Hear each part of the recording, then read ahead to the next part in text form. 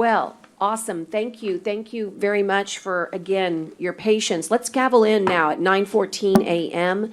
and ask that you rise for the invocation to be followed by the Pledge of Allegiance to the United States of America and to the Texas flag. Let us pray. Dear God, we gather here in your name today to ask you to do your will. We are so grateful for all the things that you have given us and all the blessings you have put in this world. 2020 has definitely been a challenging year, but at the end of the day, for those of us who are here and healthy, we are so grateful for that. We are grateful for our family, our friends, for the opportunity to serve this great county. We ask, Lord, that you continue to bless those of us who serve and those of us who work here at the county and all of the citizens of Nueces County. And we ask that we continue to do your will and remember that we are here to do your will. We thank you for all you've done for us. And as we enter the Christmas season, Lord, we ask that you help us remember that Jesus truly is the reason for the season. We thank you for all that you've done for us, all that you've given us. In your Son, Jesus Christ's name we pray. Amen. Commissioner Gonzalez, would you, sorry, it's right here now. Would you lead us in the pledge? To the flag of the United States of America and to the republic for which it stands, one nation, under God, indivisible, with liberty and justice for all. I honor the Texas flag. I pledge allegiance to thee, Texas, one state, under God, one and indivisible. Move to regular, under purchasing. Timothy, would you give us our safety briefing this morning? Actually, you know what? Let me do my housekeeping first. The time, as I said, is 9:15 a.m., and we are in the third floor of the Nueces County Courthouse. And it is, the address is 901 North Leopard. We are completely full here in Commissioners Court. All commissioners are present, and so therefore I do certify that a quorum has been made. Timothy, would you give us a safety briefing? Yes, ma'am. Good morning, Judge, Commissioners, ma'am. Once again, we're meeting here on the third floor of the Nueces County Courthouse. For those who are located in the atrium, the restrooms are down the hallway from the Human Resources Office. Please note there's a fire extinguisher here at the rear of the courtroom. In addition, for those in the atrium, there are 5 fire extinguishers located on the third floor. In the event of a cardiac emergency, an AED is located on the right wall past the Human Resources Office. Participants responsible for dialing 911 in the event of emergency will be Tyner. Participants currently in attendance who are CPR certified are Dale and myself. In the event of evacuation, and for those in the atrium, the egress route will be down the atrium stairs, exiting the LaPont Street entrance and assemble in the parking lot across the street. Should there be a need to shelter in place, participants within the courtroom will remain in the courtroom. Depending upon the severity of the incident, the courtroom's double doors will be secured and remain secured until given further instructions from the Nueces County Sheriff's Office or other law enforcement agencies. Upon review this morning, the Nueces County Commissioners Court is in compliance with COVID-19 preventative measures as well as safely maintaining proper social distancing standards. And that concludes my brief. Thank you so much, Timothy, and thanks for all that you're doing to help us and help the judges. Tomorrow we have a Board of Judges meeting, and you've been intimately involved with our presiding judge in getting the courtrooms ready, and it appears that we will be having, some semblance of, cross your fingers, some semblance of courtroom activity in the new year. So thank you for that. Yes, ma'am. Okay, super. So with that, I'd like to ask if there's public comment, and here he comes. Perfect, on cue. Thank you, Michael. We do have public comment this morning. Also, Judge, Yes. on Zoom as well, just FYI. Great. So I think what I'll do is, since you guys are here with me, let's take our Zoom caller first. That would be Garner Buford. Okay, Mr. Buford, welcome. If you would announce your name and your address for the clerk, and we'd like to hear your public comment. Yeah, my name's Garner Burford. I'm with Westside Helping Hand. My address is 3146 Highland Avenue. I'd just like to express my thanks to all of the commissioners in the county for their support of our organization this year. I'd like to encourage any of you to come and see our new facilities at 3146 Highland Avenue so that you can see the great work that you're supporting with children in the county. Without all of y'all, we wouldn't be able to do what we're doing. I'm greatly appreciative of it. And I just wanted to express my thanks to all of the commissioners for supporting Westside Helping Hand in our mission. Thank you so much for your public comment. And just to remind you, during public comment, we don't comment back, but we'll have an opportunity to address it, I'm sure, in the future. Thank you. Thank you. I also would ask Tyner if there's anybody else. I just want to make sure we have Paul Bain on in support of Garner Buford, and just wanted to make sure, Paul, nod your head no if you don't want to say anything. He's saying no. Okay, well, thanks, Paul, for tuning in. And if there is nobody else on the virtual room here, I will ask Tyner. You signed up first, and then to be followed by Dale Atchley. Thank you for allowing me to address the court. And I have an announcement to make about the government affairs position in my office. Just wanted y'all to know that the first posting required a JD. We, in fact, received 5 applicants with JDs, very qualified candidates. As the court recommended, I did not act on any of those. We changed the posting to a master preferred. That drew in 10 additional applicants. So the first 5 applications rolled over for a total of 15. The day before Thanksgiving, last Wednesday, I went over all 15 applications and pretty much spent all day. Very qualified applicants. HR is able, and Scott Cross can tell you this, they're able to get these postings out nationwide.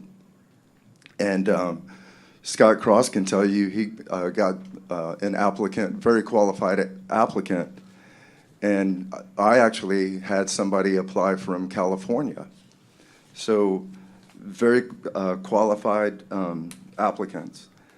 So I had to make a decision. And the decision I made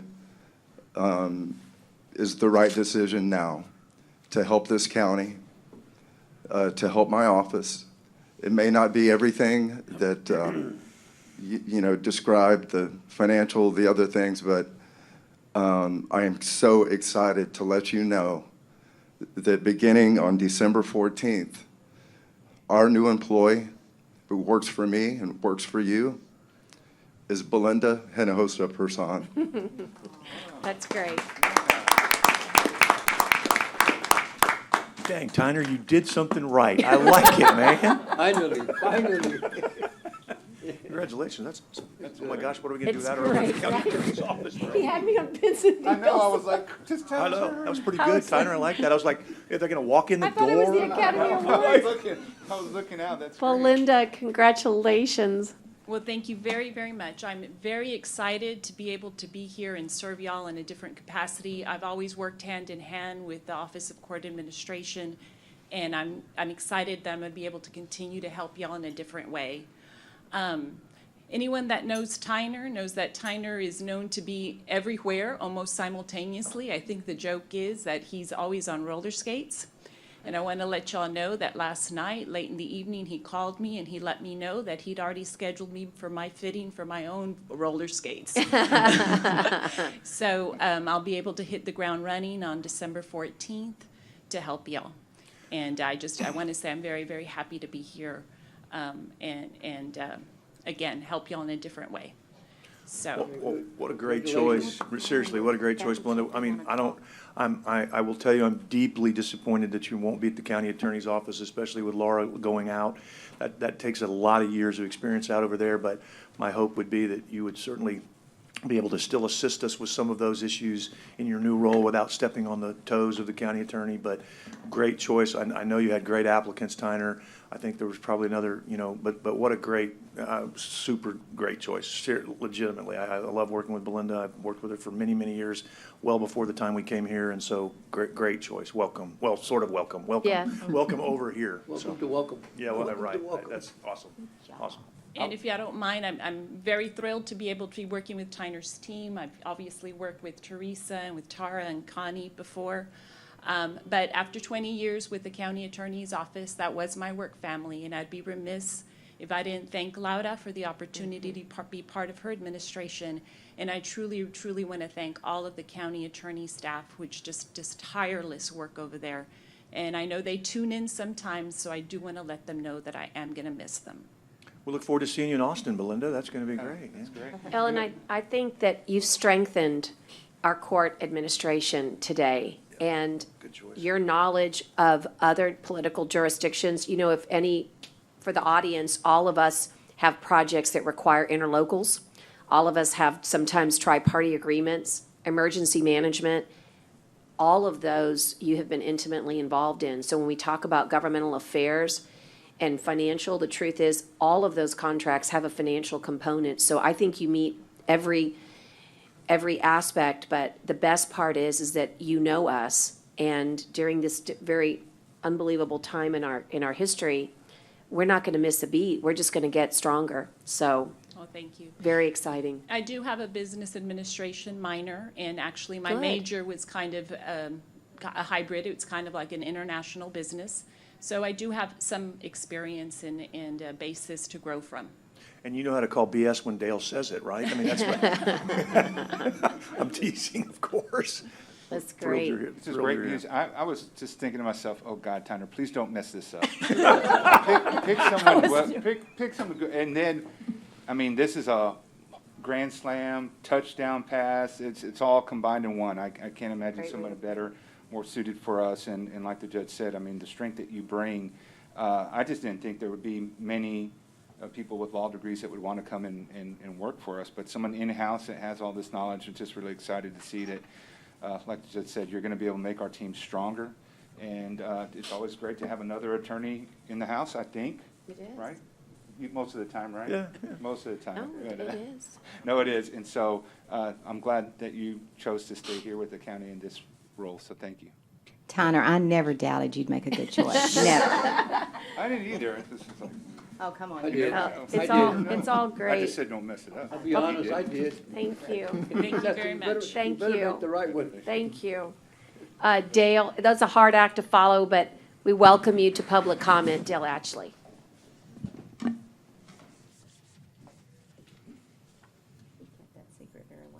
Well, good morning, Your Honor. I just didn't have a chance to get this on the agenda, so I just wanted to kind of give you a quick brief on our budget process. Our budget book's in the process of being printed now. We're getting the covers designed and printed, so within the next few weeks, we should have the entire digital copy for you. It's currently on our website. However, as we did a few years ago, my staff, ID to be exact, went ahead and get a budget brief, which you should have. Right now, you only have one copy. Before the end of the day, you'll have 19. And we can print this easily, and it just shows you the 10 best things to know about the budget. It shows you everything we have to do with our budget information.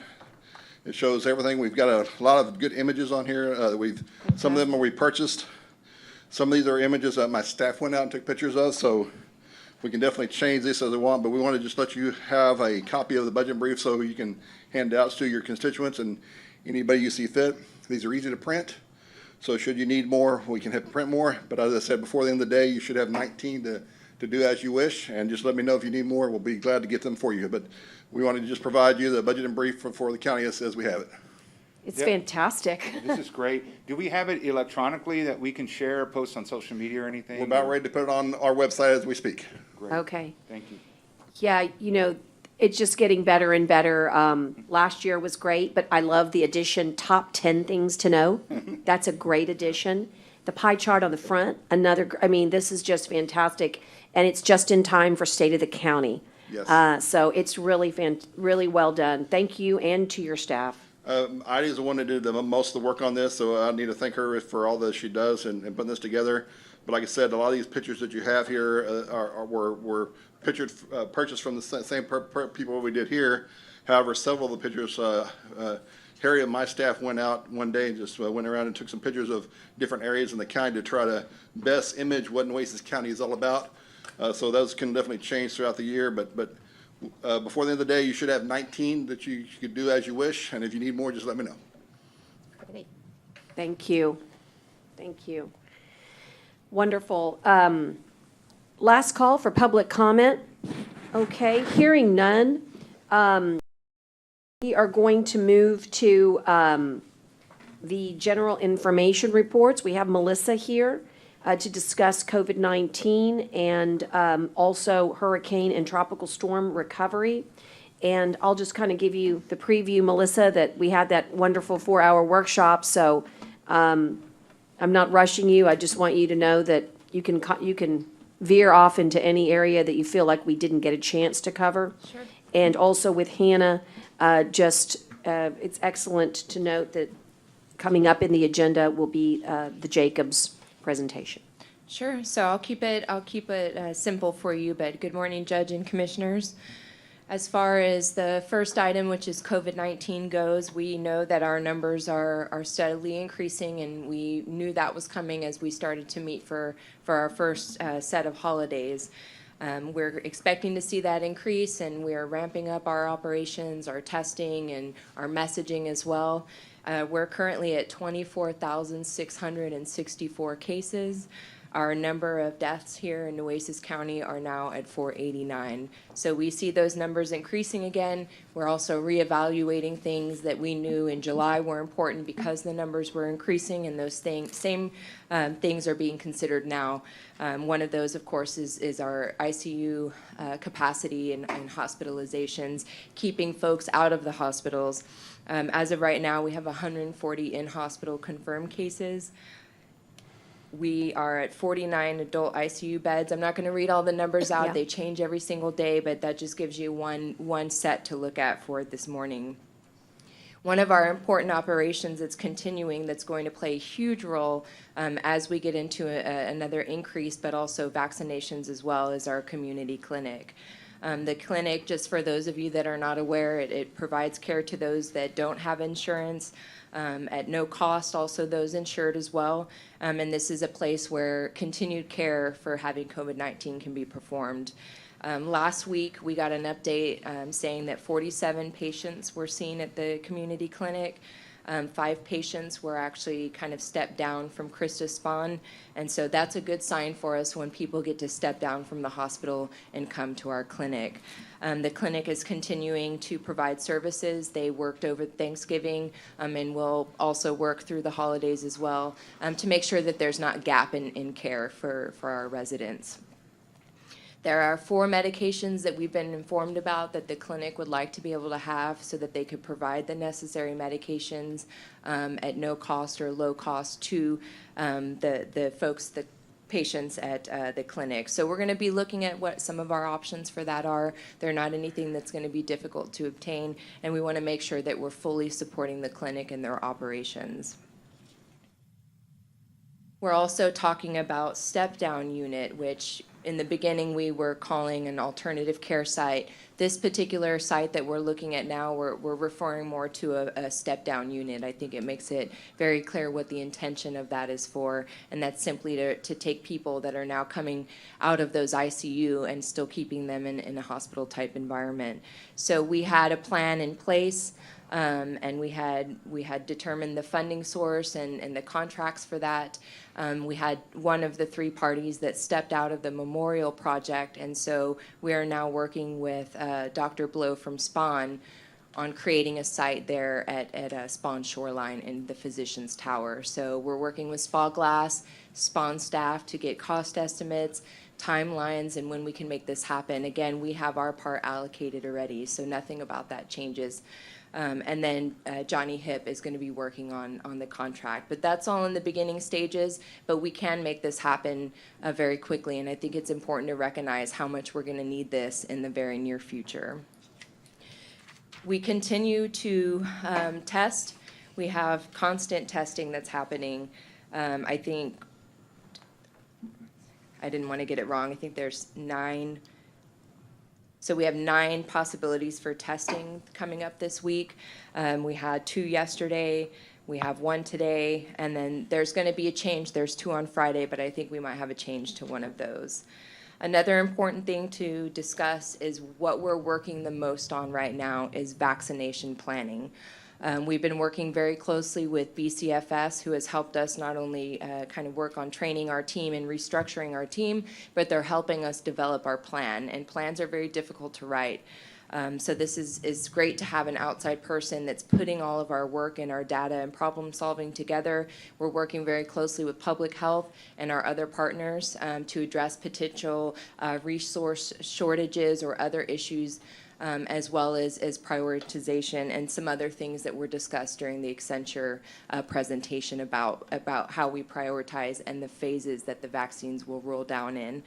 So vaccination planning is at the forefront right now, and we're preparing our community and messaging and all kinds of actions to make sure that we're fully prepared for this. And again, the timelines for when this exactly is going to happen changes from day to day. So we're just preparing the best we can as a community. I did want to kind of brief on Hannah. I know there's some other presentations that will happen today that will discuss some of this in better detail. But I know that I spoke with Scott Cross, and purchasing is about to do an IFB for debris removal. And we're also working with OEM and Coastal Parks to discuss where we're at currently and where we need to go moving forward, some of the action items that we have. Hagerty is continuing to work with us and finding additional funding sources, working very closely with Maria and grants, and meeting all of our deadlines and our timelines and the documentations that needed for recovery and reimbursement. And again, we're still working the disaster, Hannah, and trying to get that approved as a disaster, meeting that threshold. And there's communications going on with the state and other partners about how something like that would occur if we are denied and we try to do something about it. So we're working on all these different operations right now. Our biggest one and what's at the forefront really is the vaccination planning. It's going to change a lot about COVID moving forward, and it's going to give us that one kind of glimmer of hope that we're going to be able to slow COVID down and change the impact that it's having on our community. And that's all I have, unless you have any questions. I have a quick question. Sure. You said we had 24,000 plus cases. How many have recovered? Do y'all know? So I glanced at the recovery number. I think it's 21,000. Okay. I can't say That's the correct. additional numbers, but I do think it's about 21,000 Something. and some Okay. numbers, Thank yes. you. I apologize for not having that number. And I have a question. What's been your assessment of the ISDs, the school districts? I know some have closed down at certain points within the last month or two. I'm seeing a lot of the schools are starting to have an uptick or 1 or 2 cases in almost every campus for CCISD. What are we doing with just the local superintendents, or is that part of your regular call, Judge, or is that something Melissa's handling? Or Yeah, so we actually have a scheduled meeting this week with the superintendent and some of the Educational Service Center folks. One of the things I'll be bringing up to them is that they have not accepted the state's offer to get fast testing units, and I want to know why, because if there's a logistics problem, maybe we can help them solve that. So that's going to be my issue with them, is that I know it was discussed. There was a principals meeting yesterday that I was aware of. I asked a principal to please, kind of be on the lookout for that. I asked her if she had been approached. I think it's very important that we have rapid testing inside our schools, and I think our nurses can be trained. They are frontline workers along with our other frontline workers, and we need to protect as many folks as we can. So that's one of the big things. I think that you're seeing what we thought was inevitable. When you have this many people mixing, you're going to have cases. I want to say that the robust testing we're doing allows our schools to, in any day of the week, almost any day of the week, including Saturday, we send them for testing. I always try to prioritize, one that's kind of uniquely ours at the county in case a teacher calls or somebody says, hey, we need to know now because it could affect 30 others. But I think one of the things we've done better than most is our robust testing. I don't want to jinx anything because there is so much tragedy going on all around us in this country. But if you looked at our cases the last 2-3 days, you know, the real test comes next week, okay? But, you know, we're about as steady, we're pretty steady right now. And we need to keep that. And the way you keep steady is you keep testing. Why? So that you can isolate and you're not affecting 20, 30 people in a classroom. So that's really key. The one question that kind of piggybacks on that is we want to make sure that I got quizzed a lot yesterday about our vaccination management plan and when it's due. And there is no due date. I found out that this morning, the call I was on earlier. So there is no due date. We just want it to be due Right. before the vaccinations come. Yeah, That's and our, so- that's our deadline. And I spoke to Annette, and I got quizzed on this, and so I can announce to the public and you that she believes, based on her conversations with CDC, that we will start to receive vaccine in very limited quantities on December 14th. Let's not hold ourselves to that date. This is just what she was told yesterday. Now, our vaccine management plan, according to DISHES, the state agency managing this disaster, from a health perspective, that is, they think that we are one of only a few counties that have a plan ready. I have to say that I don't want to say we lucked out, but we happen to have BCFS that had come down and commit to our team, and they're able to help put this plan together. It gives us so much time to run around and solve the problems that aren't in the plan yet while someone's actually putting the plan together. This has put us so much farther forward than a lot of our partners around us. We had a meeting yesterday. We worked together with Public Health and BCFS on some of the last minute things that haven't been addressed, and Public Health had finally gotten the chance to review and their edits, and so I feel like we're very, very close based on the conversation that was held yesterday. So- Correct, and I had one this morning, and they basically said that sometime today, we're gonna get another, you know, kind of opportunity to look at another final form draft. We'll edit that. By the way, we're gonna publish this to all of you, commissioners, but there's no doubt that we are leading our region. We like to talk about our region. We're leading our region in this vaccine management plan. When we finish ours, my goal is to present to the COG so that our neighbors can benefit by our work. There is no reason we should not be sharing information. So we're going to finish, it's like the oxygen mask, okay? We put it on ourselves first, and then we put it on those that are in need. And then we need to reach out and touch someone because we just had I'll tell you what Annette says, luck had nothing to do with it, but I know what you mean. But it's BCFS being here allowed us to capitalize. But you, commissioners, pat yourself on the back, because when it's an agenda item and you give us the blessing to be able to hire them to do what we know we need to do, it pays dividends. So we're going to be the first in the state to produce the management plan, and it'll be in before we get the vaccine. Who wants a plan after you get the vaccine, right? So I think it's really good work. But back to your schools, by having the plan, we'll be able to, I want to work with the schools to say, in the list of tiers, all we know right now from the CDC and from the state is healthcare workers, first responders, and assisted living center residents. But I'd love to see teachers and administrators be in that next tier. That's the first line of defense. Phase two. But they haven't said that yet. But what we're advocating is by putting our plan forward, I'm saying we need local control, state. Give us some local, after you do your top tiers, let us handle our own prioritization. And again, they may or may not let us, but if you don't have a plan, I promise you they won't let you because you don't have a plan, so. And I definitely think it's easy to justify prioritizing them towards the top because we can't vaccinate children. So, but we can good point. vaccinate the folks that are working with them every day. So it is a priority for me, I think, and should be for the whole community to make sure that teachers that are taking care of our children who cannot get vaccinated are vaccinated. And I think, the local control is something I'm always normally in favor of.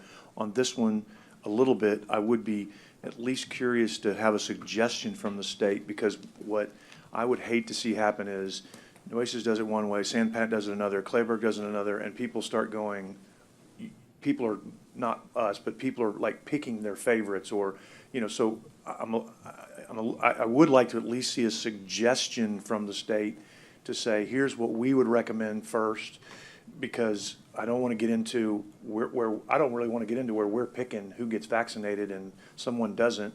But I hear what you're saying. Right. So maybe there's some middle So ground or rest something. comfortably, they're gonna give us at least 20 categories. The state's already given us like 20 different categories, so they already are definitely gonna take the lead. Let me give you something to really consider, that it also came out of this morning's conversation that really shocked me, but shouldn't, okay? It's just that I'm always like, oh my gosh, it shocks me in that I always feel like we have to do something.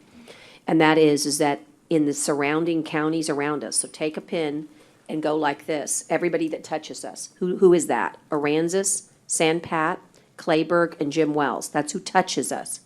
Not one provider in any of those counties has signed up for vaccination. So when I talk about local control, I'm talking about helping our COG. I'm talking about having a vaccination management program, Gotcha. for our folks, but also to recognize that our folks around us, they just don't have the providers. Now, that's going to change when Christus gets the vaccine, because remember, Christus has Christus Clayburgh, Christus Jim Wells, Christus B, right? So I think there's a little bit of a false sense of, in other words, I think they will have vaccine in those communities because of Christus. But I just want you to know, we have a lot of work to do, but trust me, Dr. Hellerstadt, I know he's going to give us a lot of guidance. I just mean that when we get to the masses in the springtime, and we only have 10,000 coming in a week, you certainly want to get people who want to take the vaccine, but we also, out of those people, our wounded warrior that came and saw us the other day, he's an example of why I want him first in line. But You one know. of the good things about us being able to be at the forefront with our plan is that if it is solid and we have put it together well and it begins to work, it's a guideline for somebody else's jurisdiction to follow. And I hope that the surrounding jurisdictions partner with us. We are here to help. We've been since the beginning. So this is an opportunity for them to kind of take over our plan, maybe readjust it a little for their jurisdiction, I'm sure, but I think that if we put a strong plan forward, it really can be a regional vaccination plan. And yesterday I saw it where they actually had phase 1, 2, and 3. Phase 3 was all the rest of the population, right? Phase 1 and 2 were really the essential that needed to 65 and over, and the veterans, or that anybody that has any underlying conditions. And number 3 was actually all the other population, to try to reach out to everybody. So he's talking about maybe like in March or April, right? But still, if we get phase 1 started in phase 2, we're that much ahead. So I think there'll be a phase 3. And I got a little message, so I'm going to make this announcement. A lot of people don't really know. We say BCFS. We're so easy on acronyms, Melissa. I just want to acknowledge that BCFS is a system, a global system of health and human services. It's a nonprofit organization with locations and programs around the globe, including Eastern Europe, Latin America, Southeast Asia, Africa, and of course the United States. And what's really special about them is that they've been literally the leaders in the state of Texas and Louisiana on the COVID-19 response. So TDM trusts them, and so do we. So I just want to acknowledge, we say it like, everybody knows. Just something we get used to, I guess. We have our Like own. FEMA and everything Yeah, else. like it just- FEMA, but that's what we mean by BCFS. These are experts in emergencies, and the incredible woman that's helping us, Dee Grimm, is a mayor of a community who also contributes to the emergency response. And their organization is, I don't know if I've ever could have even dreamed anything like this. Right, Melissa? I don't even know. It's the closest I can compare it to is how I feel when I'm in the Pentagon. It is that incredible. Their structure, their discipline, their knowledge, and they're working all over our state. And so they are available to us by contract. But just so you know, TDM sent them initially to us because we had we sent up a request to TDM. They sent BCFS to us initially and for free, and then we've expanded them to do extra work for us on contract. So I just want to give you a little background because UCFS is a great organization. I worked for them. I deployed with them, so I know what their deployments and their resources are capable of doing and providing a community that they're working in. So we're just looking forward to seeing the vaccinations come down and seeing the impact that it has on our community. This is not a disaster that we ever could have expected or really planned for. And I feel like as a community and as a county, as a team, we've been doing a very, very good job. It's not been easy, but we've been doing a very good job. And I'm glad to see us kind of at this nexus where we're about to roll into what looks more like the recovery management side of this particular disaster. And Judge, can you just, and I know you Yes. touched on it, but I think Yes. it's kind of, people are asking a lot about it. Can you just kind of look in your crystal ball, because you have these conversations all the time. What do you think happens with this vaccine as far as how it comes? And I know I'm not trying to put you on the spot, but you just are involved in a lot more of this than we are. You know, these initial ones come, we get 5,000, we get 100,000, then we get 4,000 more. I mean, how do you think based on what you know right now? This is, and Melissa can help chime in, but the very first conversation we had as a team, I'm thinking about that one where 1,000 of us were on the call, I think was the most informative because they were the most honest at that exact moment. It was built as an exercise. That's why it was so honest. It was so We needed honest. to flex the worst case scenarios. And so what we believe, let me work futuristic and then come back. By May of 2021, we expect that Texas will have at minimum 500,000 vaccines a week. A week, okay? That was, they said 450, but at that time, we only knew that one vaccine was in the process. We now know that Pfizer, Moderna, and now AstraZeneca all are basically in the pipeline with 2 pending FDA approval next week. So you're saying in Texas, In Texas. 500,000 a week by 2020, May By 2021. May of 2021. Now let me work backwards. Okay. In a few weeks, we're going to get a couple thousand vaccines. And that's going to go to healthcare workers. And they will continue to give allotments in a week by week basis. How you get your allotment, of course, is determinative about the basics, right? Population, surge. So look for El Paso. Yeah, right. Okay? Wow. To be They've our got to be target first. in Yeah. Texas. Also look to Hidalgo. So, having said that, we're Texans, right? So we want that, you know, but we expect that there'll be minimum or limited allocations in the thousands coming in December. And let's say when it's streamlined in January, February, we know we could see continuous weekly production sent to us. The trick is that these vaccines will be transported by the state of Texas in refrigerated trucks. And I'm sure there'll be some that are, you know, by airplane as well. Our goal is to do no waste, and that waste is a really tricky thing. And so the only crystal ball I have is that I want to make sure, and there's pushback on this, right? How much data do you really need? You know, I had this little fun conversation with Annette where she says, the way it's going to work is, you know, we're going to say, we've got a lot of vaccine for the masses, and you sign up, right? First come, first serve. And I'm more of the mind that, you know, I want to create a prioritization, right? So she's right and I'm right. We got to get it to as many people so we don't waste. And we need to make sure that we're covering the bases, because what helps us is when the teachers get vaccinated, we got to get these kids back in school, you know? So I think there's going to be a little bit of both, but I will tell you, December 14th is a day we should mark on our calendars. We'll be in court on the 16th, maybe we can ask Annette to come by on the 16th and let us, she's really the incident commander here for receipt of the vaccine. And I will tell you, those folks are just working like And where are they crazy. where are they gonna do the vaccines? At the health at department? health department. Okay. Well, But and I will obviously- say that the first vaccines will go to the providers, the Hospitals? hospitals. Right. So, and they will But, be. excuse me, but she's also a healthcare provider, so she'll get some for her Right. folks as So well. it would be health, like and that makes total sense. I mean, the first responders and the healthcare providers and the people that are on the front line of this, I would think that's gonna take up Most of it. the first month of maybe what we get, just getting all of those people taken care of. If it sounds like there's small increments that Yeah. we're getting, and that's great. And I think as we continue, talk about that, and I know we talked about that the other day in the Accenture workshop as well, but I think the more we talk about that and the more we let people know what's going on, because that is definitely the topic that is on everybody's radar. I mean, Everybody's. Without a doubt. So I think, it's important to I'm gonna beat that dead horse a little bit and No, talk I about think that it's one. So- good, and that's why I said to Melissa and Kathy this morning on the call is, hey, I mean, we've been burning the midnight oil on this plan, and then it dawned on me, I don't even know the due date, because for me, the date is today.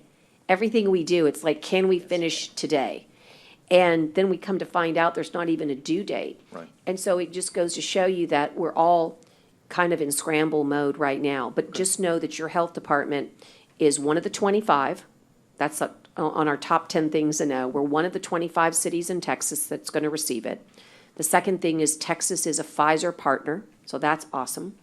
And then third, we have signed up quite a few providers, but we need more. And Melissa and I are going to talk later about how we in emergency management can pick up the phone and see how we can get more providers signed up. So I need to call Judge Krebs and San Pat and say, Judge Krebs, you have nobody listed here. How can we get somebody in San Pat to be a provider? And by the way, Cheniere can be a provider. If you have 2,000 men on site, or Exxon, GCCV, you can be a provider, right? Our meatpacking plant here, they can be a provider because they have clinics inside their employers. Valero, Citgo, and Flint Hills can be providers. Now, I'm not saying they're all going to get it in December, but they'll be ready to vaccinate their folks because they all have these little clinics.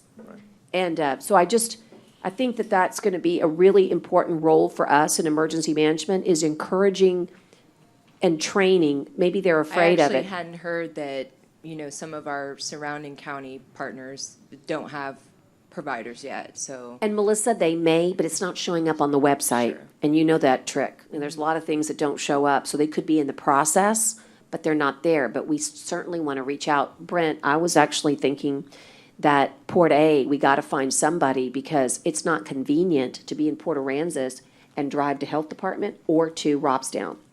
And so we've got to find somebody over there, which shouldn't be that hard. Probably the city would be, I think, the biggest In order employer. to figure that out. Or even somebody on the island would be fine as well, because there's lots of urgent care clinics there. Spawn has a place there. Maybe we could, anyway, the point is that we got to start way in advance here, because once it comes, you only have, Melissa, remind the court, how many days do you have to use the vaccine? I believe it's 10. 10. 10 days, and then it's no good. And then you can only open this box so many I times. think it's 4 times. 4 times. And then once you open the box, inside the box, only 1 minute. So if this is, you got to be laser focused on this. And I have a feeling that waste will be an issue, and we got to make it not an issue. By the way, every time we said this in the Accenture workshop, but just as a reminder, when you hear that we're getting 3,000, please divide by 2. Remember, everything is, it's not really 2, we're getting 3,000, but You can only half vaccinate. you can only half vaccinate. Okay, just as a thought. Okay, Melissa, that's a good report. Anybody have any questions for Melissa? She's available to you anytime you want to email her, reach out to her. Thanks to you, and thanks to Brenda and to Kathy and to The whole EOC team. the whole EOC team and our new fire marshal who was on our calls. I really do appreciate him being a part of our new emergency management team. Thank you. Absolutely, thank you. We're going to move to resolutions, Tyner, and I like this first one so much. December 8th, 2020, Special Hearts Day. Do you have a resolution to read? I do, Judge.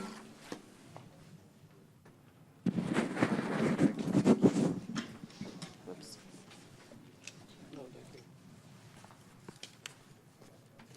Thank you. Oh, great.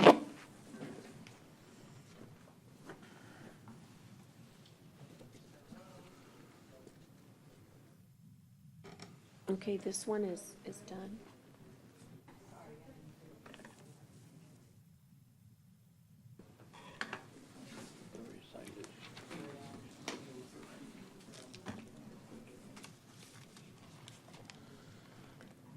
Good morning.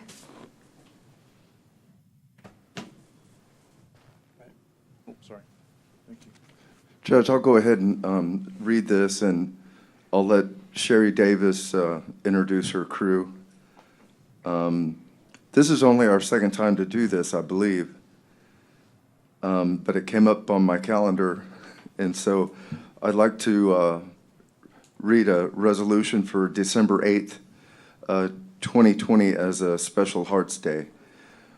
Whereas Special Hearts in the Arts provides individuals with special needs the opportunity to explore art, music, dance, and theater, which gives our community the gift of experiencing the unique and special abilities each talented special heart expresses with joy.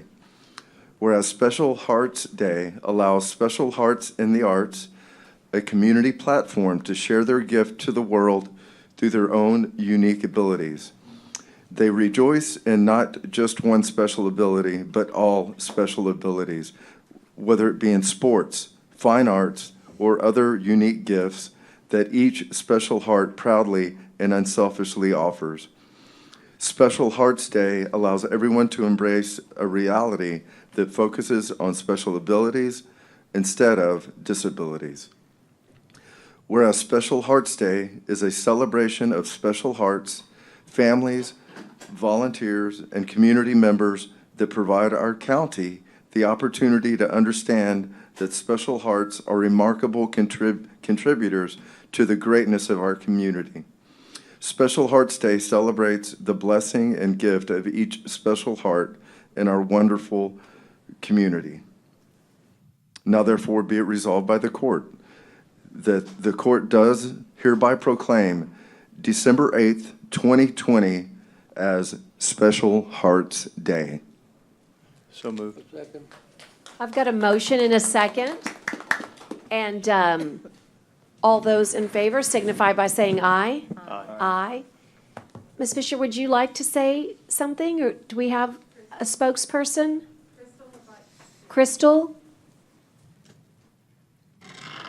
First of all, I just want to say we're very thankful to be here, and we thank y'all for allowing us to be here. And what Special Hearts is about, we go and we do dance, art, and theater, and we do other events, we go and perform. But we just want to thank y'all for allowing us to be here. It's our honor for you to be here with us. We're so happy that you are, and you really are special in our heart. Yes. I can talk louder than the mic. Okay. And I just want to say, two things that you put in there that we want to point out is our special hearts are called special hearts. They don't have a need. Their need is the same as all of us. Where's the bathroom and what's for snack? And the other thing you put in there is they have special abilities. We do not use the word disabilities. That's something that needs to be put away, hidden, because our special hearts have many special abilities.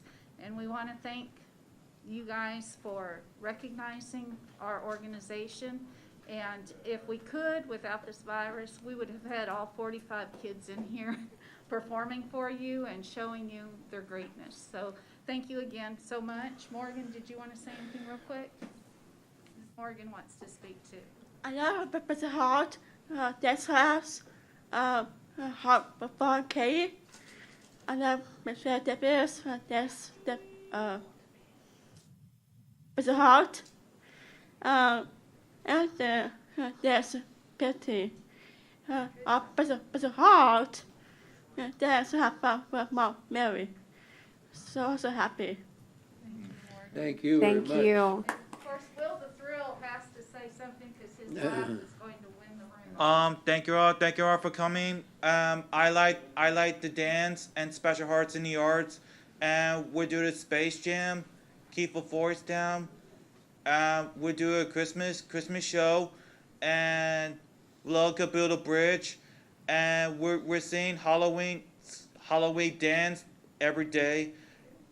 Thank you, Will. That's He so also great. has an ink pen for each of you. I don't know whether he can approach you or whether he needs to give them to someone. He can give them to, Connie, would you take them from him? And Connie will bring them to us. Thank you very much for being here. Thank you. And Judge, as a reminder, Yes. we had them here earlier We in the year, did. actually, or I think it was, Yes. before all this. Yes. And they were having a fundraiser, so it was a reminder also that Yes. if we have any outside agency funding that we're looking at, as Teresa's walking in, this would be a great nonprofit to support that provides services I think that the county is not able to, but that they are able to help serve. So just something to consider if we haven't finalized our Thank you. outside agency funding. I think that's great. And for all of you, I'm on a new program right now in public messaging. So I know we all waved, right, in the beginning. And so since we're all wearing masks to protect ourselves, we can't hug right now, but we can do this. So this in sign language means hugs. So, and so I just want to say hugs to you, and we love you, and we want you to stay safe, okay? Okay. All right. Thank you. Take good care of yourselves. Thank you very much. Okay. Real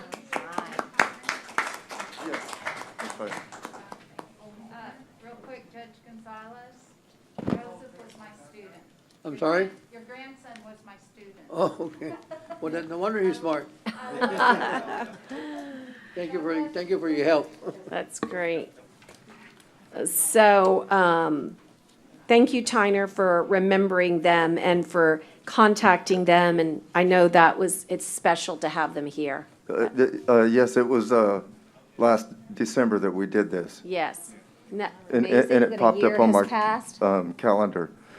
Judge, if I may, there's one phone number that's joined Okay, that I don't know if they joined for public comment. all right, why don't you check? It's a 512 area code, number ending in 668. Okay, so only if you need to make public comment, just indicate it to Tyner. If you're here just to listen in, no worries.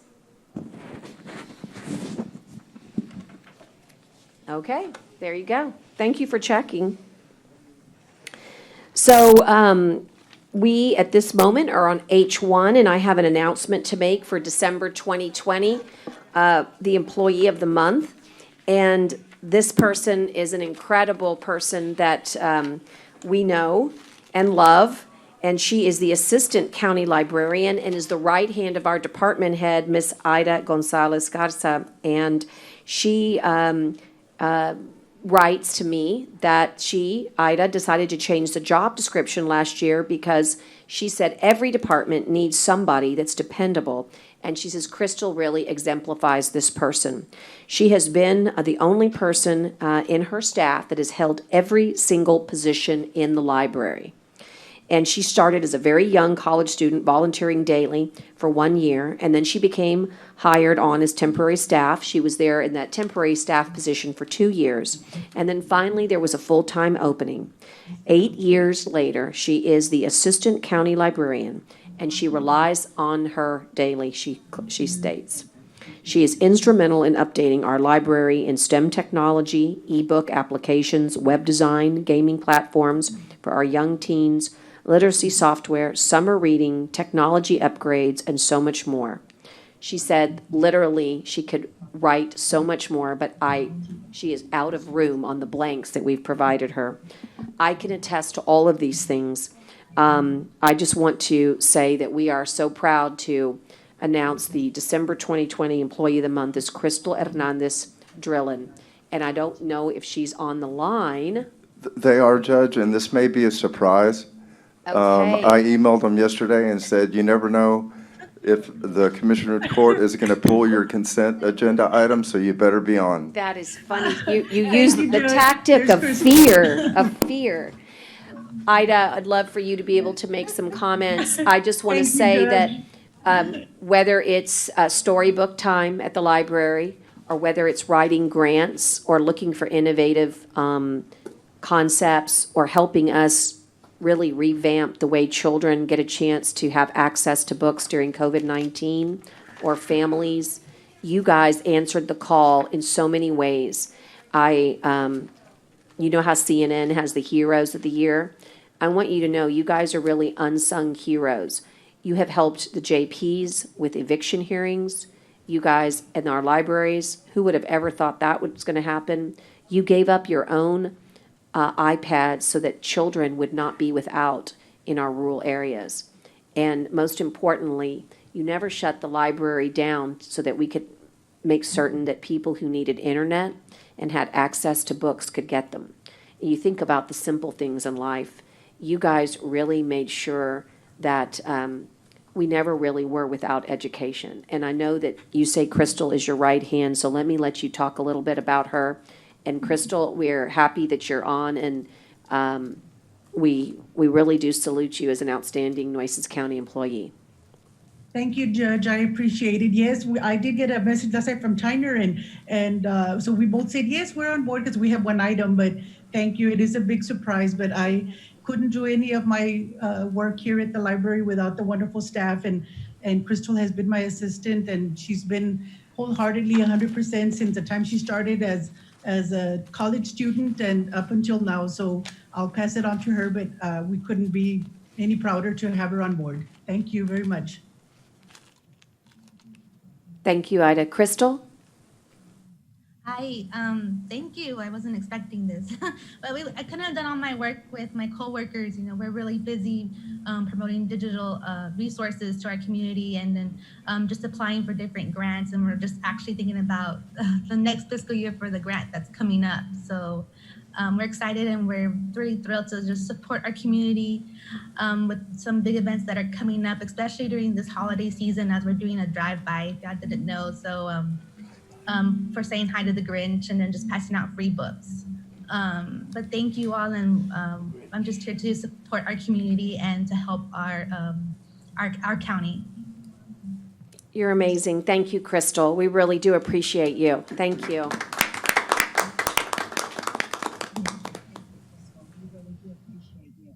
And believe it or not, if you're willing, we could eat outside, and I've been dying to go to Robstown to have some of that Barretta's fried chicken. So if you're game, I'll treat, that's part of the gig on the Employee of the Month, or wherever you want, but it's hard to beat that fried chicken.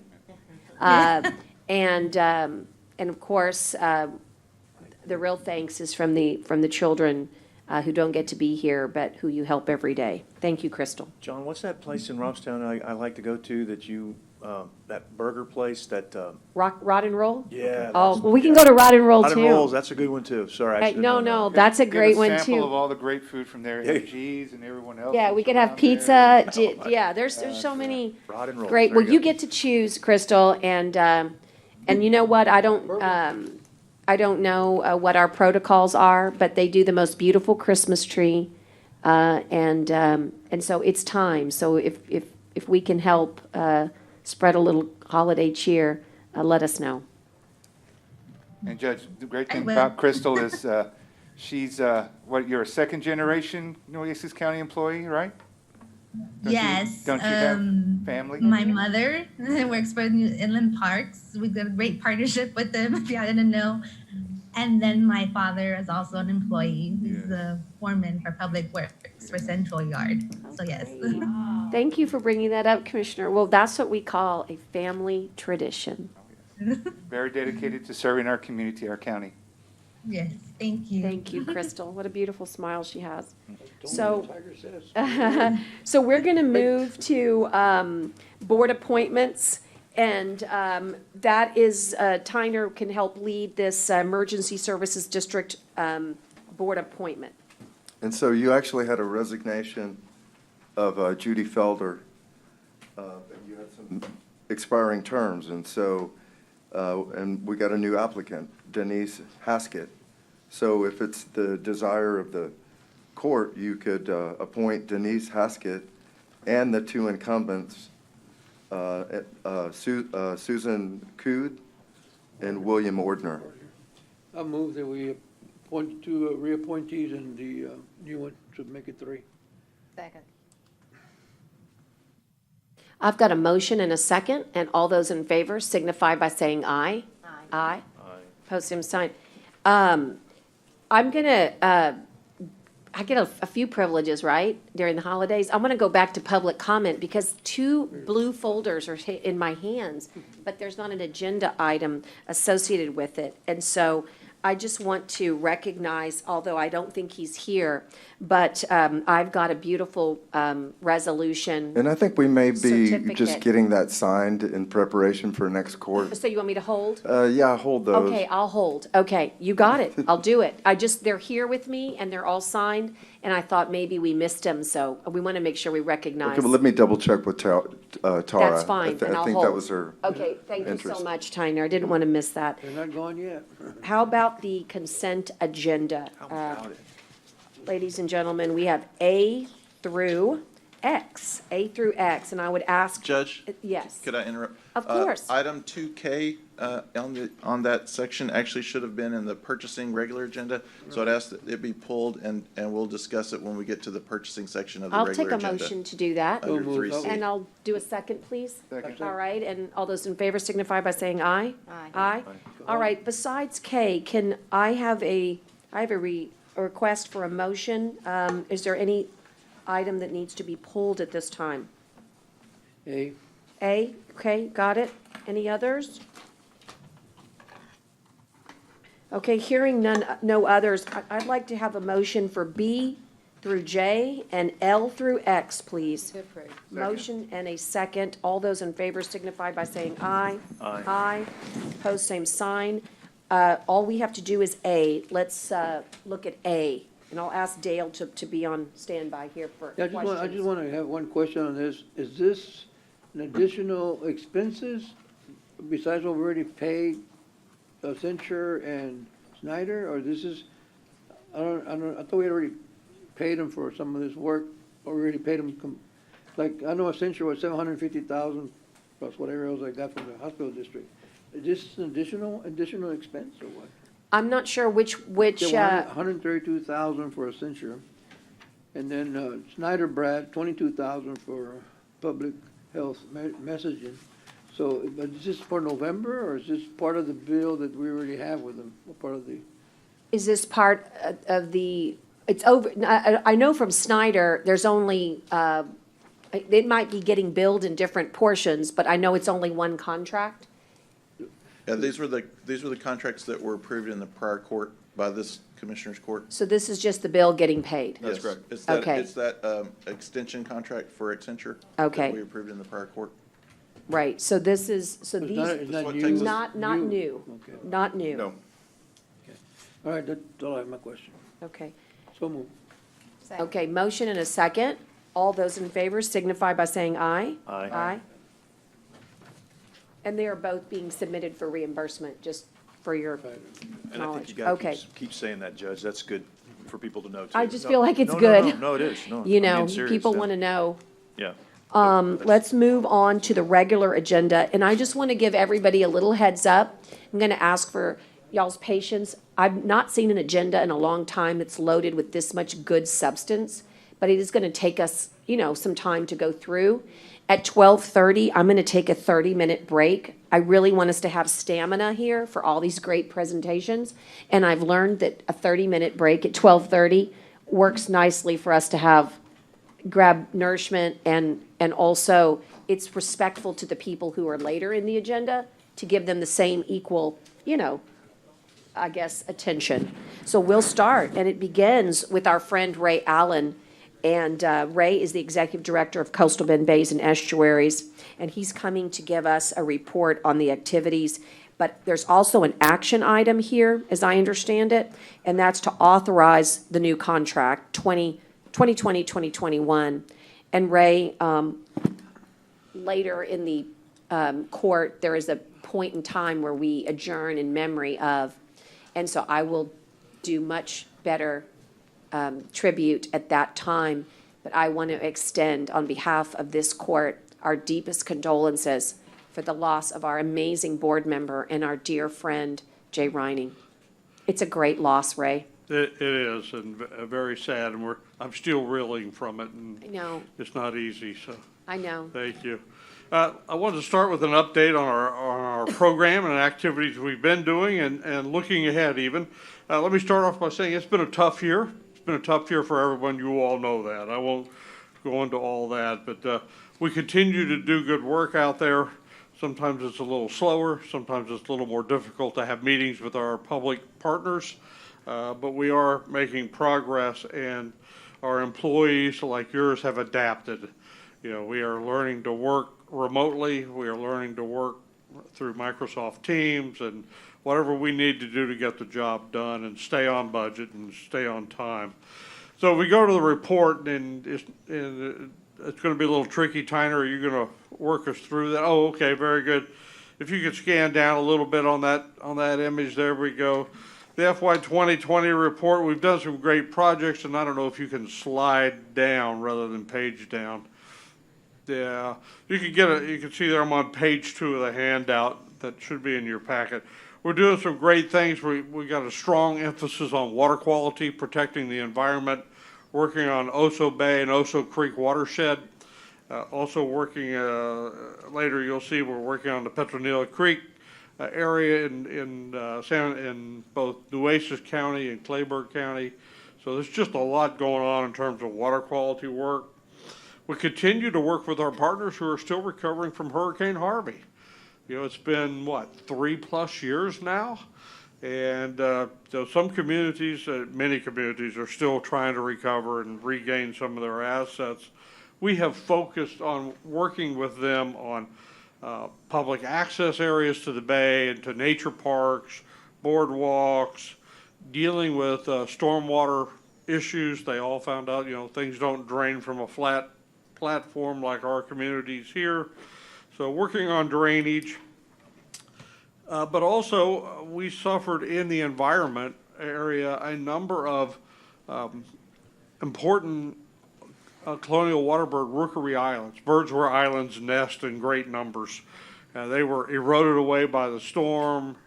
They've just been, some of the islands actually literally disappeared. Some of them were cut in half. So we've been going out and through a series of grants that we've been able to obtain from state and federal resources. Who remembers the Deepwater Horizon oil spill? We're still getting some of that money to come in to do a habitat restoration.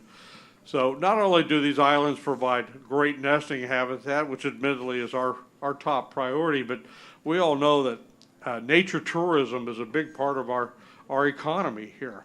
And that's why we focus on these parks, nature parks, focus on these assets like bird islands that really bring people into the community to visit and spend their money and to enjoy the natural resources that we all benefit from. If we go to the next page, there you go. Just more examples of projects we're working on. We continue to focus on nutrient loadings in both Oso Creek and Petronilla Creek, and looking at those receiving waters and what we can do to minimize those nutrient inputs, whether it's from poorly functioning septic systems in colonias or just agricultural runoff, or just whatever the source, we're trying to deal with that. And we're looking forward to some major funding coming through via the state of Texas on that, the Texas General Land Office, a great partner. I want to talk just a minute about our environmental education program. We do our Delta Preserve, our Delta Discovery program. Man, we have been hammered hard. We're just not seeing students for field trips.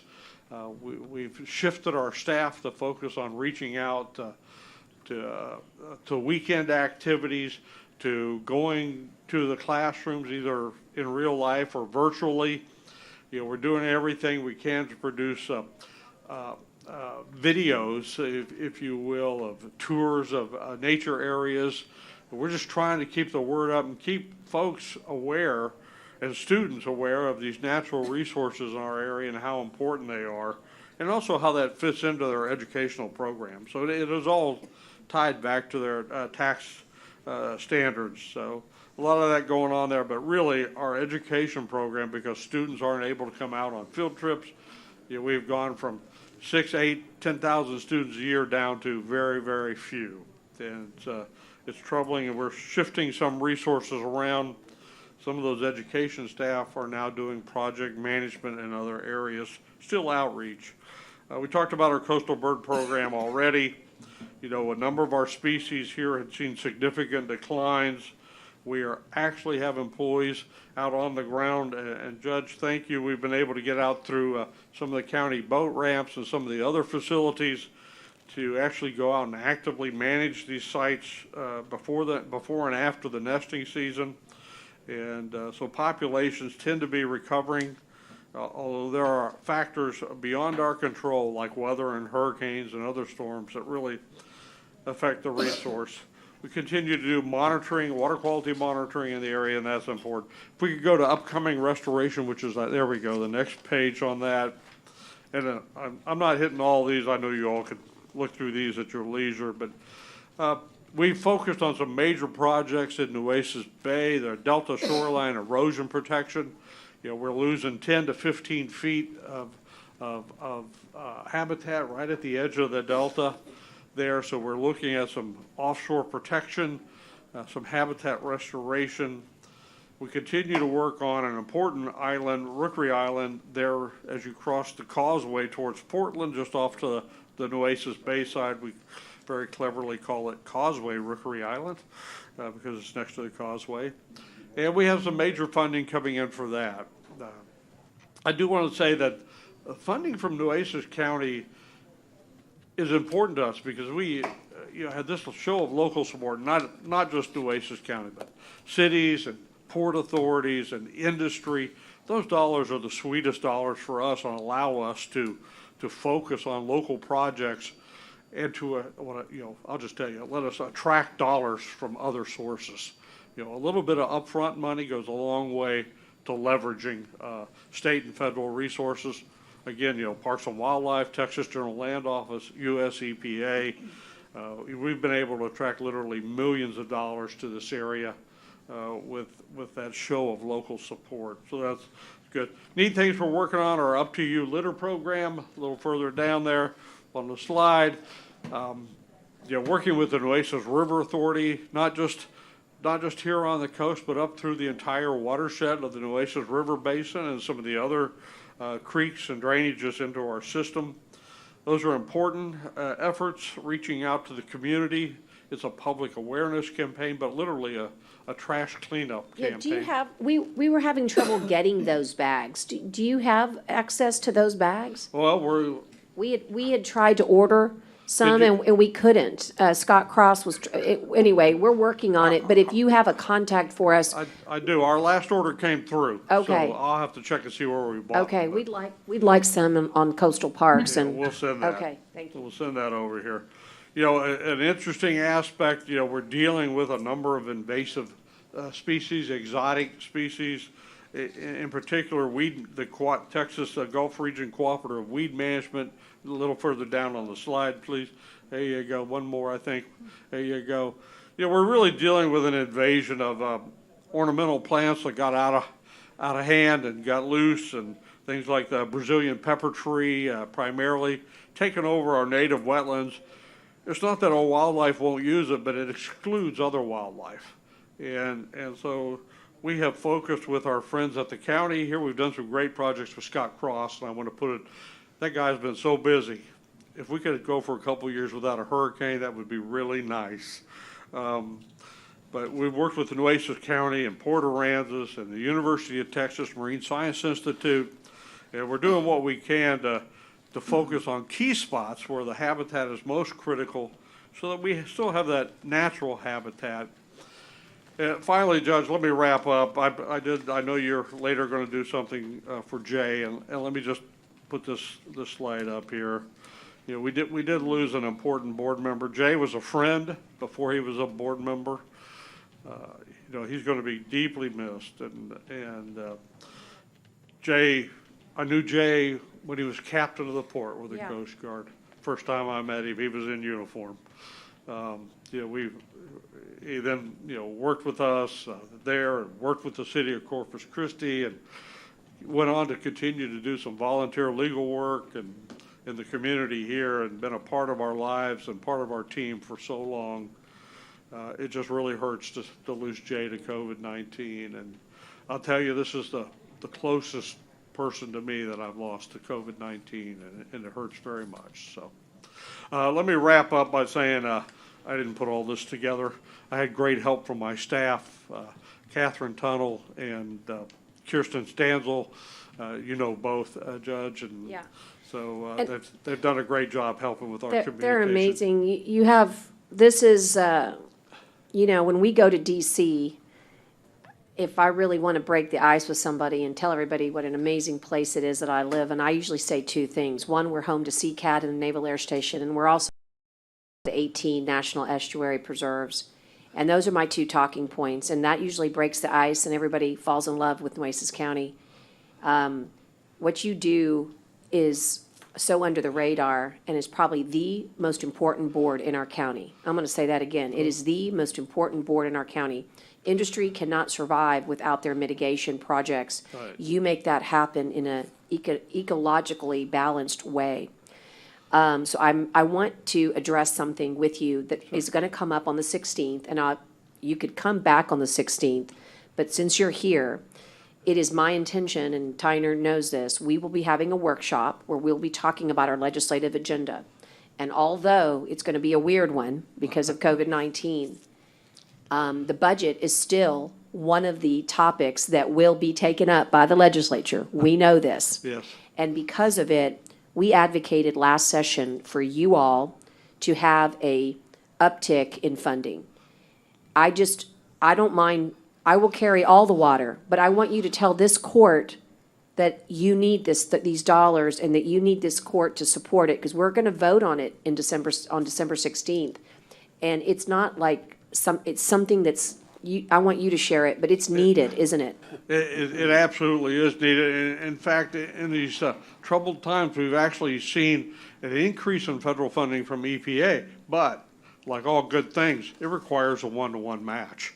So we've got to scramble and come up with the additional funding to keep that coming. The state of Texas is probably looking at a tough budget cycle.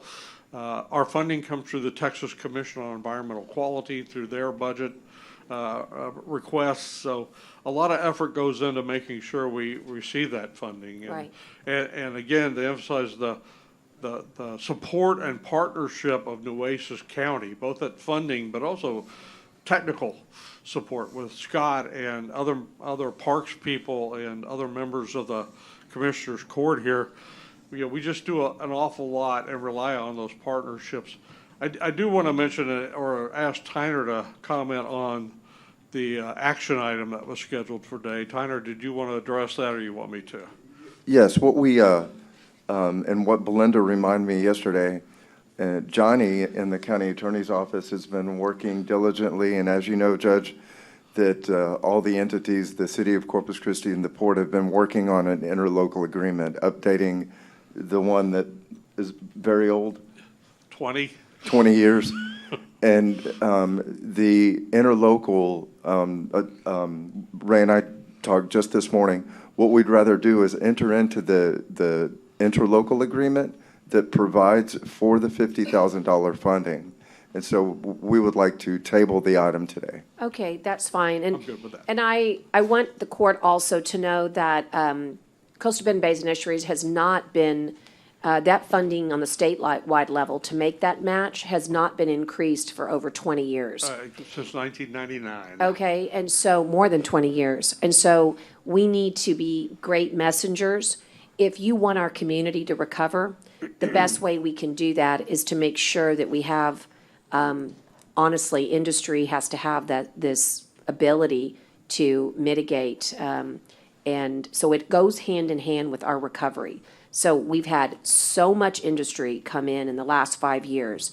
It needs to be commensurate, your funding, with all the work that we've done.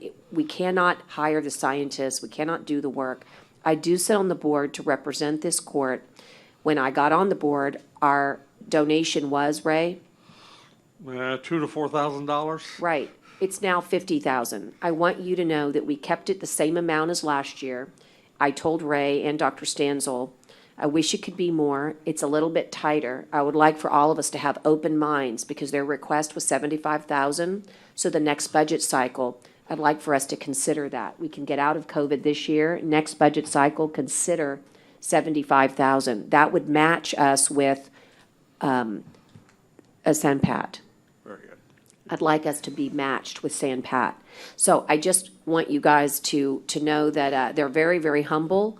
But Dr. Stanzel is now accustomed to walking the halls of the Capitol with us. And Indeed. Belinda Person is going to now accompany her. And so I just want you to know that we'll be bringing it up to court on the 16th. And I thought it was a good opportunity for you to echo that this is not just what I think as a board member. It's what you as the executive director has asked for. Thank you so much. Judge, a couple of things with. You bet. In fact, last year, I don't know when you do a resolution, maybe we haven't done one, maybe we do one to ask them to support the estuaries more, and I don't mind doing it. But I think we've always supported you, but I don't know, I never knew it was that low because I never heard a presentation before, but you said two things that really are music to my ears, I guess. And you said septic tanks in colonias. I'm sorry? Septic tanks in colonias. Right. And I need for you guys to jump over the tracks to the west side, colonias, because we have a big problem with the septic tanks in the colonias. Yeah. They're not 3 feet off the ground, so when it floods, they backflow, and it goes into the yards, and then we got bacteria, then it flows into the creeks, and of course, the children also get, get some kind of disease. So I like to see if we can do something about a grant for the colonias, septic tanks, to raise them 3 feet off the ground like it's supposed to be, according to TCEQ, right? But that's to come. I mean, I just wanted, but I support, we support it. I have no problem supporting your program. Y'all have done a lot of Commissioner, I often get focused on water quality in the creeks and in the bay, but we should always remember there's a public health risk associated with that. You're absolutely right. And protecting the public health is the most important first step. We agree with that completely. And it all winds up in the creek later on too, right? That's it. Yeah, So maybe we can sit down and talk about that, and I'd like to really, really push something. I'm looking for something now, that I've been trying to get going, so. Thank you. Maybe you and I can talk. I wonder if on December, I've been trying to figure out what we should be applying for the BRIC funding. They extended it to December 7th. I saw Dr. Stanzel is on the call. I know that under the BRIC funding, there is a Colonia Infrastructure Initiative.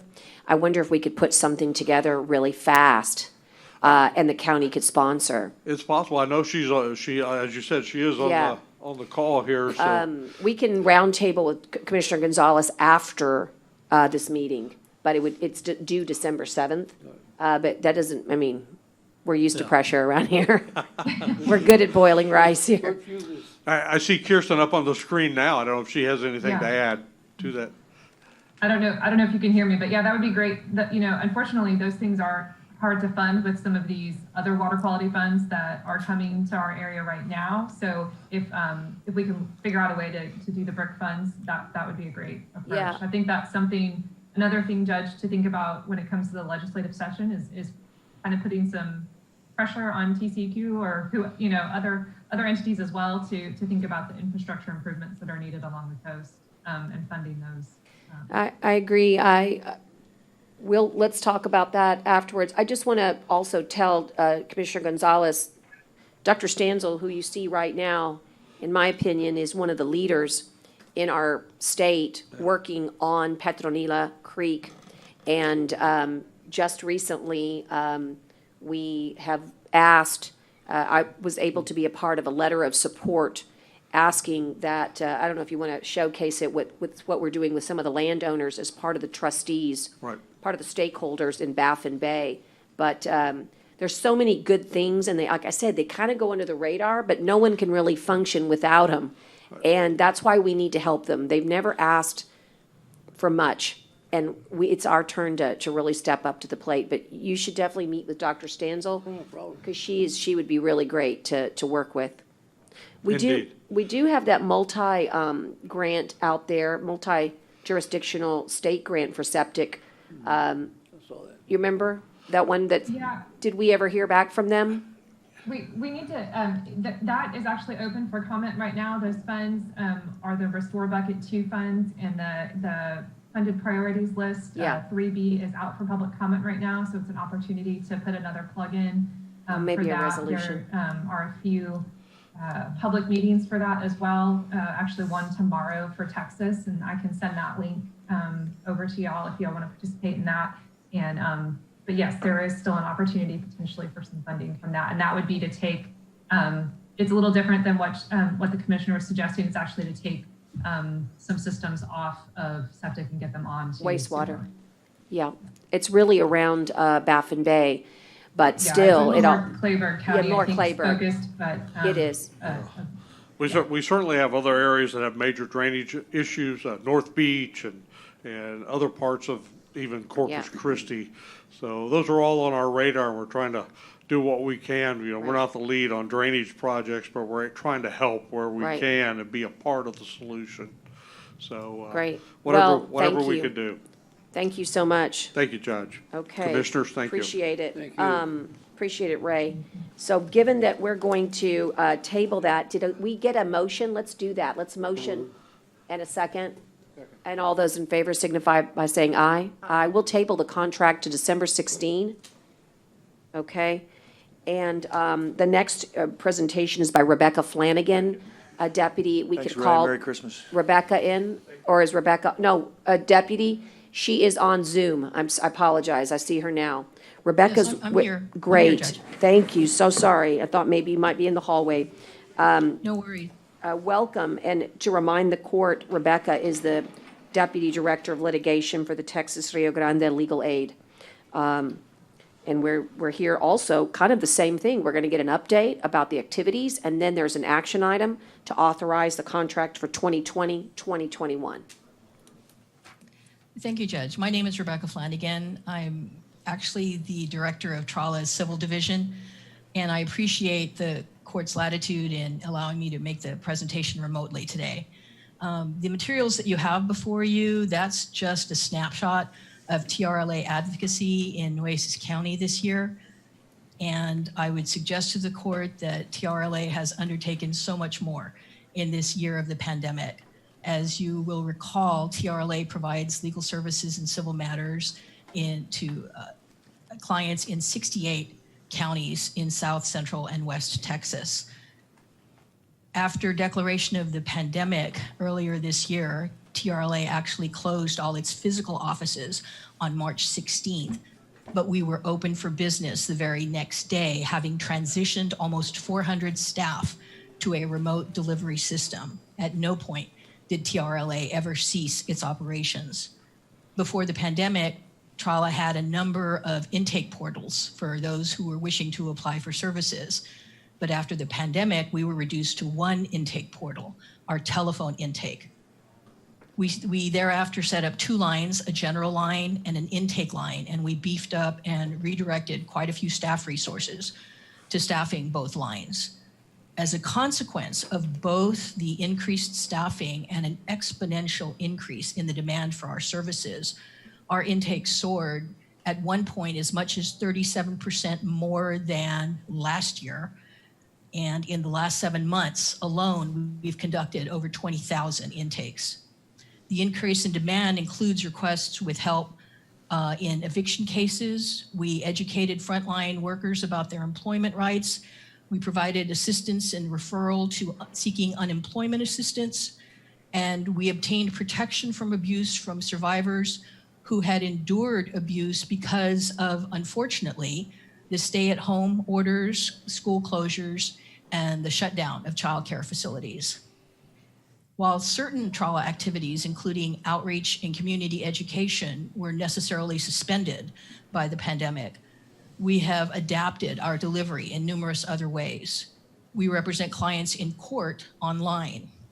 We have held and continue to hold virtual clinics in a number of substantive areas of the law, which are staffed by TRLA attorneys, law students, and pro bono attorneys. We've also developed 2 online guided navigation sites, one specifically geared to evictions, the other for disaster-related cases. We have an online placement system for direct case referrals to pro bono attorneys, and we've beefed up resources available through the TRLA webpage, which is at www.trla.org. And so that's just a smattering of how we have actually, in spite of, and sometimes ironically because of the pandemic, that we have diversified and expanded our portfolio, our delivery of services, to now provide enhanced delivery services remotely or virtually. We certainly thank the court for its longstanding commitment to the notion of achieving access to justice. And we would respectfully request that the 2021 contract for services be approved, and I'm available to answer the court's questions. Okay, thank you so much for that report. Are there any questions?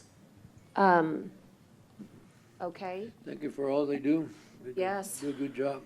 Absolutely. This is, unfortunately, COVID reveals a lot of, I suppose, underlying social determinants that can be amplified, right? When we have folks at home not working and not going, children that are home, you know, so we need you. You are a safety net for our community and really our region. I would like to have Tyner tell us a little bit about the contract for authorization and ask that afterwards to receive a motion to approve. Judge, it's a $25,000 per year contract, and we've done it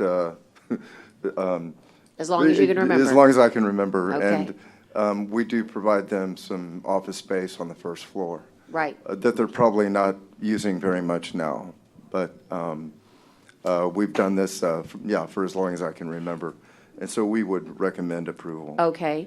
Judge, just to add to that. Yes, ma'am. We obviously collaborate with legal aid and with Rebecca and her staff, and in performing or actually doing protective orders, and we have been doing that for quite a long time. So they're very valuable to this community, and certainly very valuable as an asset for Nueces County.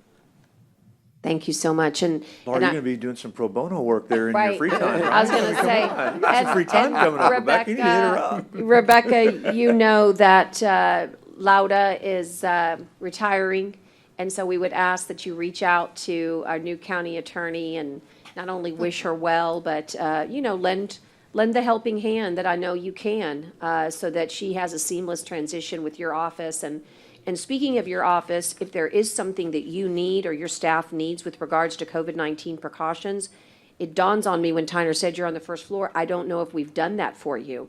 And it's not too late, but the bell is, almost about to ring on our abilities. So if you, that is to get reimbursed. We can always do good things. But if you need something, would you please reach out to my office? Because we're going to have to face the fact that COVID-19, no matter whether we have a vaccine or not, will live with us for a while. So let's get your office as safe as possible.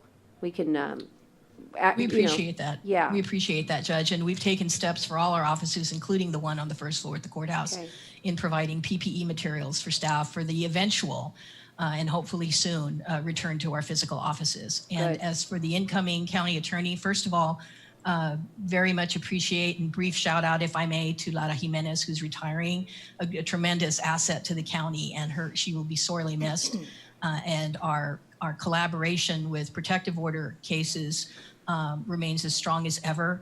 We look forward to the incoming county attorney. TRLA has developed a measure of expertise specifically with domestic violence, and I know that is again a particular interest to your incoming county attorney. So we look forward to meeting with her as well. That's great news. We're in plexiglass heaven right now. I've never seen so much plexiglass on a PO, but if you need it, Turns out we're now experts in it, so, thank you, Rebecca. With the recommendation that Tyner has given us from court administration, I'd like to make the motion to approve, and I'd like to call for a second. Second.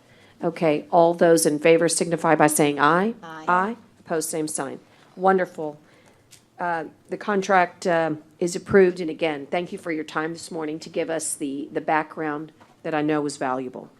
Thank you so much, Judge. May I be excused? Absolutely. At this time, we'll move to a presentation. I told you it was action-packed today. Every presentation is substantive and really important to our community, and so welcome John LaRue, President and Chief Executive Director of the United Corpus Christi Chamber of Commerce. He's going to talk to us about TWIA, but also an action item to authorize the 2021 contract. Hi, John. Judge, it's good to see you. Always good to see you. Even at this distance. I know, always good to see you. Commissioners, always a pleasure, and staff, Tyner, how are you doing? You're okay? Good. I'm here to talk about TWIA, give you an update on what we've done the past few years. I really don't have to do much of an update for this group because you have been involved at the county from day one, and this effort's been going on for over 10 years.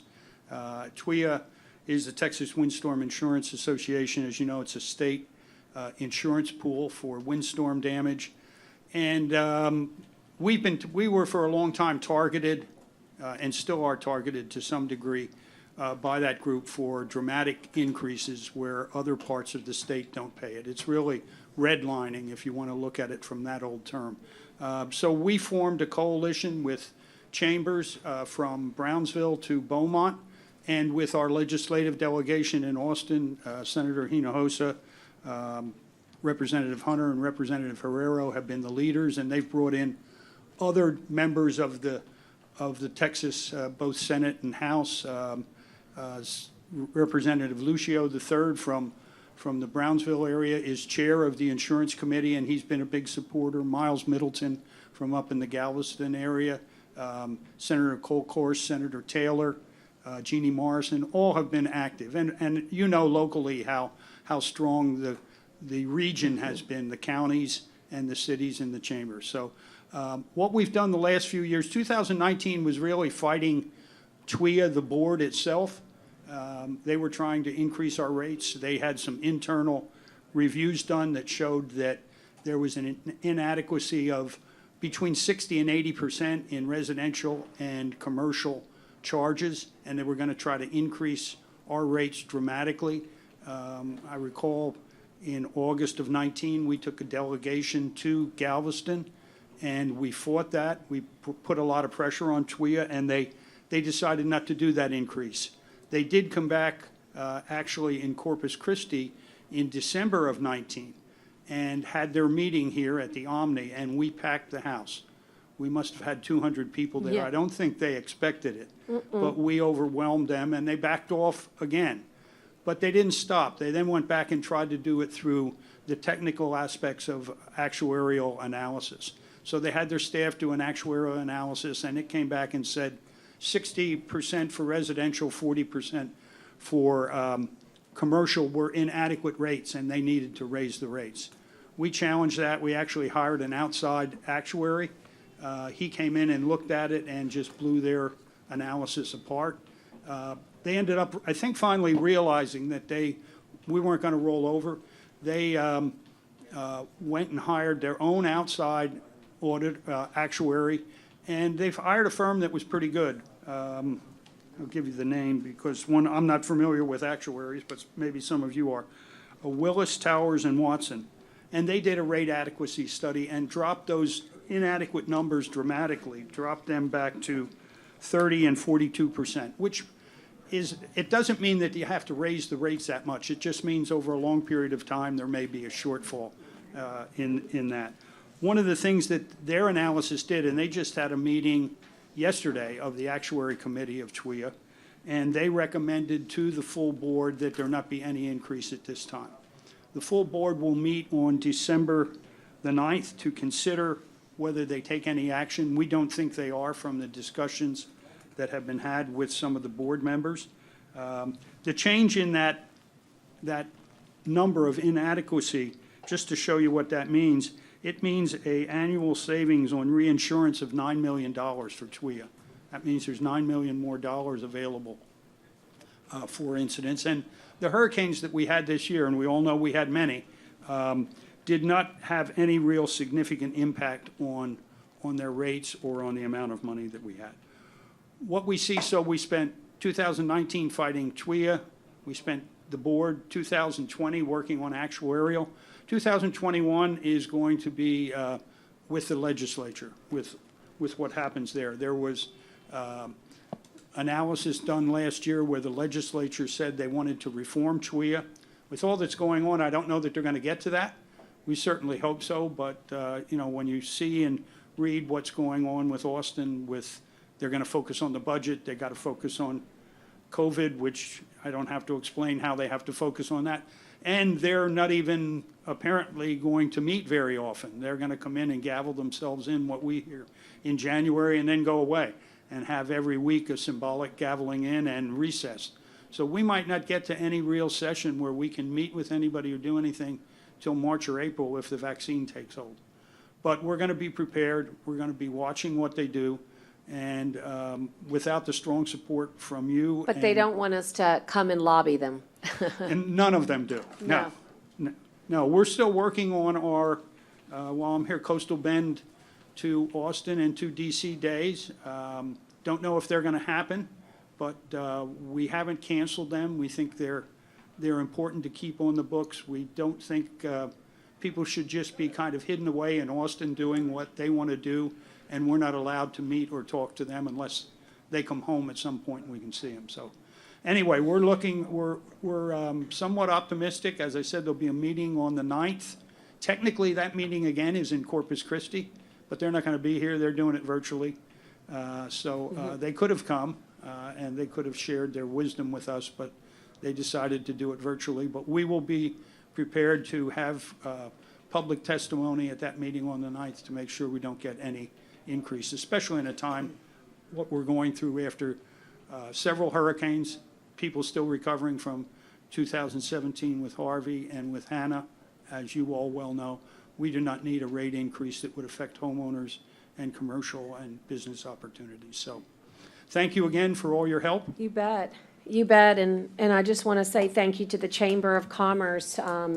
You guys have been a leader in helping us visit with our federal partners. You've hosted all kinds of virtual, they're really much more than a webinar, but because they were interactive, with Senator Cornyn's office, Senator Cruz's office. You've had just an amazing array of people to provide strong information to the business community, and I really consider it a major help to emergency management to have such a strong chamber at this time.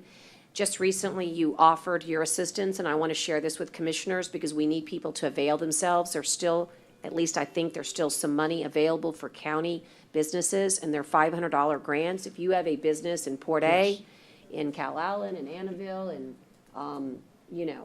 any of the smaller rural communities where businesses have been affected, we're working with the NCDC to work with the chamber to make sure those $500 get taken advantage of. I mean, that could be the difference between a business staying open one week and not. So really the chamber, just like after Harvey, they've just been a great partner. The hard part for us is that we're not meeting. We're doing a lot of virtual. We're not meeting in person.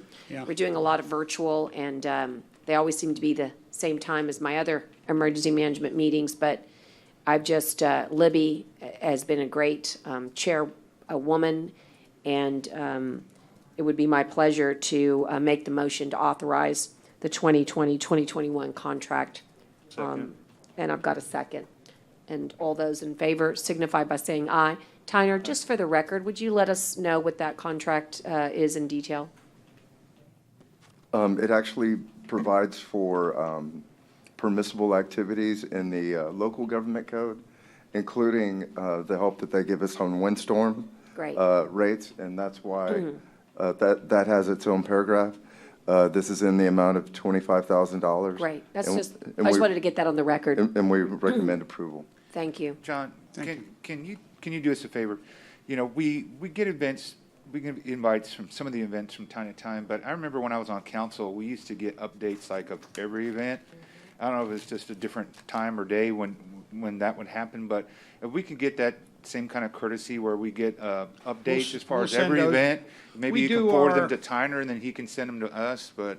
We can do that. We do almost daily now, I guess 3 times a week. We were doing them daily during the worst part of COVID. Doing them 3 times a week, an e-blast that lists all the events.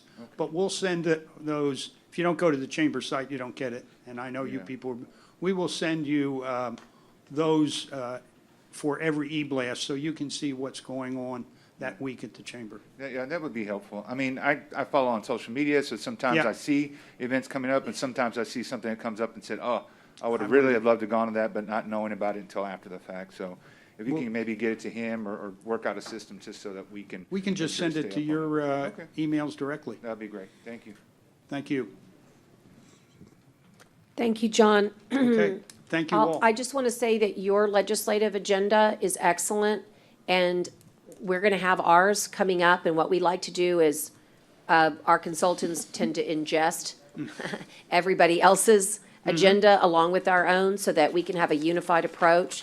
So if, just as a matter of, completeness, if you want to tune in December 16th, your agenda for the business community is also important to this court. So we've asked Joel Romo, who's running point on our legislative agenda workshop. We're going to have a workshop before we have our vote. Okay. And we'd like to, incorporate. And I I've done the agree. same thing with Del Mar and with Texas A&M and with the Port of Corpus Christi, because if we don't learn how to move together in a peloton, it's not going to work. And what I mean it's not going to work, is that we won't be successful. And so we've got to learn that your business community has important legislation. We need to know about it, and we need to promote it. So I've asked them to incorporate, and I hope that's okay, but I think it's a good idea. We can do it by resolution as well. I agree. The way they We're- know. We're not, I've said this for years, that we're not large enough, like Houston or Dallas or Austin, where they can have internal fights among Yeah. all kinds of things, and they can still get it done. If we have a fight, we've seen that when we go to Austin. Everybody just walks away from us. They walk away. So we They have walk to, away. we have to be unified. We have to agree on these programs, and we'll be Absolutely. glad to. Thank you. Thank do you that. for saying that, John. It's You're really welcome. great. I think we need to vote. All those in favor signify by saying aye. Aye. Pose same sign. Thank you so Thank you. much. Did we? Okay. Have a good holiday. Yeah, this is the big one coming up. Let me see if we're online here. Oh, Sydney's here? Awesome. So we're gonna move to number 4, if you'd call him. Here he comes. Receive a post-Hannah condition report on Bob Hall Pier from Sydney Foss, Jacobs Engineering. And And there's other pieces to this, Commissioner. We'll move them in order, but at the end, there'll be a discuss and consider a conceptual engineering and architectural phase, including design concepts and public input for rebuilding hyphen renovation. Boy, we've been waiting for this day for a Yeah. while. We're glad you're here. Thank you. And we look forward to hearing the, Right. And Judge, could I? Yes, sir. What I was kind of hoping we could do with this today, because I haven't had a chance to really even look at it that much or hear from Sydney, because I'm getting this kind of like everybody else is for the most part. We talked, I don't know, 3 or 4 weeks ago, I guess, before it came out. I was hoping today what we could do is kind of just talk to the engineer, let him lay it out, and then maybe put forth a detailed presentation on the December 16th meeting, if that's okay with you. I mean, talk about what we need to talk about, but right, not let him make his presentation, Yeah, but and then on the conceptual designs, the financing and all that kind of we stuff. might, talk we about might that do a later. split here for you, just Okay. because it's a lot to unpack all in one. But we definitely want to make sure we stay in the time zone, so we'll take that up, Tyner, in just a moment. Let's go ahead and Okay. move forward with the presentation. Thank you, Judge, Yes. Commissioners. Glad to be here. Sydney Foss with Jacobs Engineering, and this is the post-Hurricane Anna. You scrolled up too much. Post-Hurricane Anna report and recommendations. Okay, next, Connie. Our project scope, we did a visual inspection underneath the pier by drone, which is really amazing technology. We did a detailed inspection of the beam ends. We did concrete cores by WJE, and we did some concrete quality test.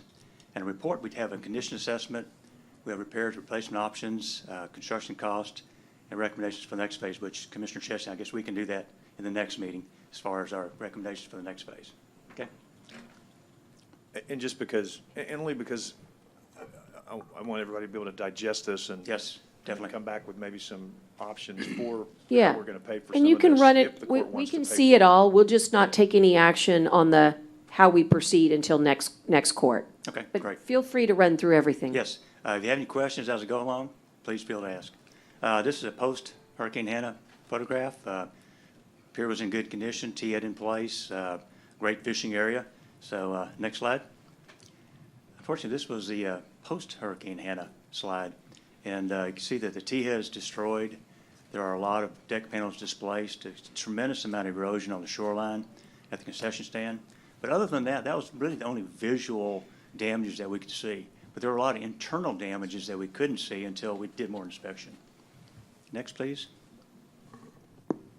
This may be kind of complicated, but this is a cross-section of the pier. The concrete piles support the pile caps. There are concrete beams that extend from pile cap to pile cap, and deck panels on top of the concrete beams. Next. This is a picture of the T-head. You can see that it's literally destroyed. The bolts that are hanging down toward the water, those actually were bolts that bolted the beams to the pile cap. And the wave, the hurricane wave literally destroyed the beams, pile caps, or the pile caps, the piles, broke a lot of the piles off at the mud line. So it was a tremendous amount of force that destroyed this part of the pier. You know, what happens is the T-head is perpendicular to the wave action coming in toward the shore.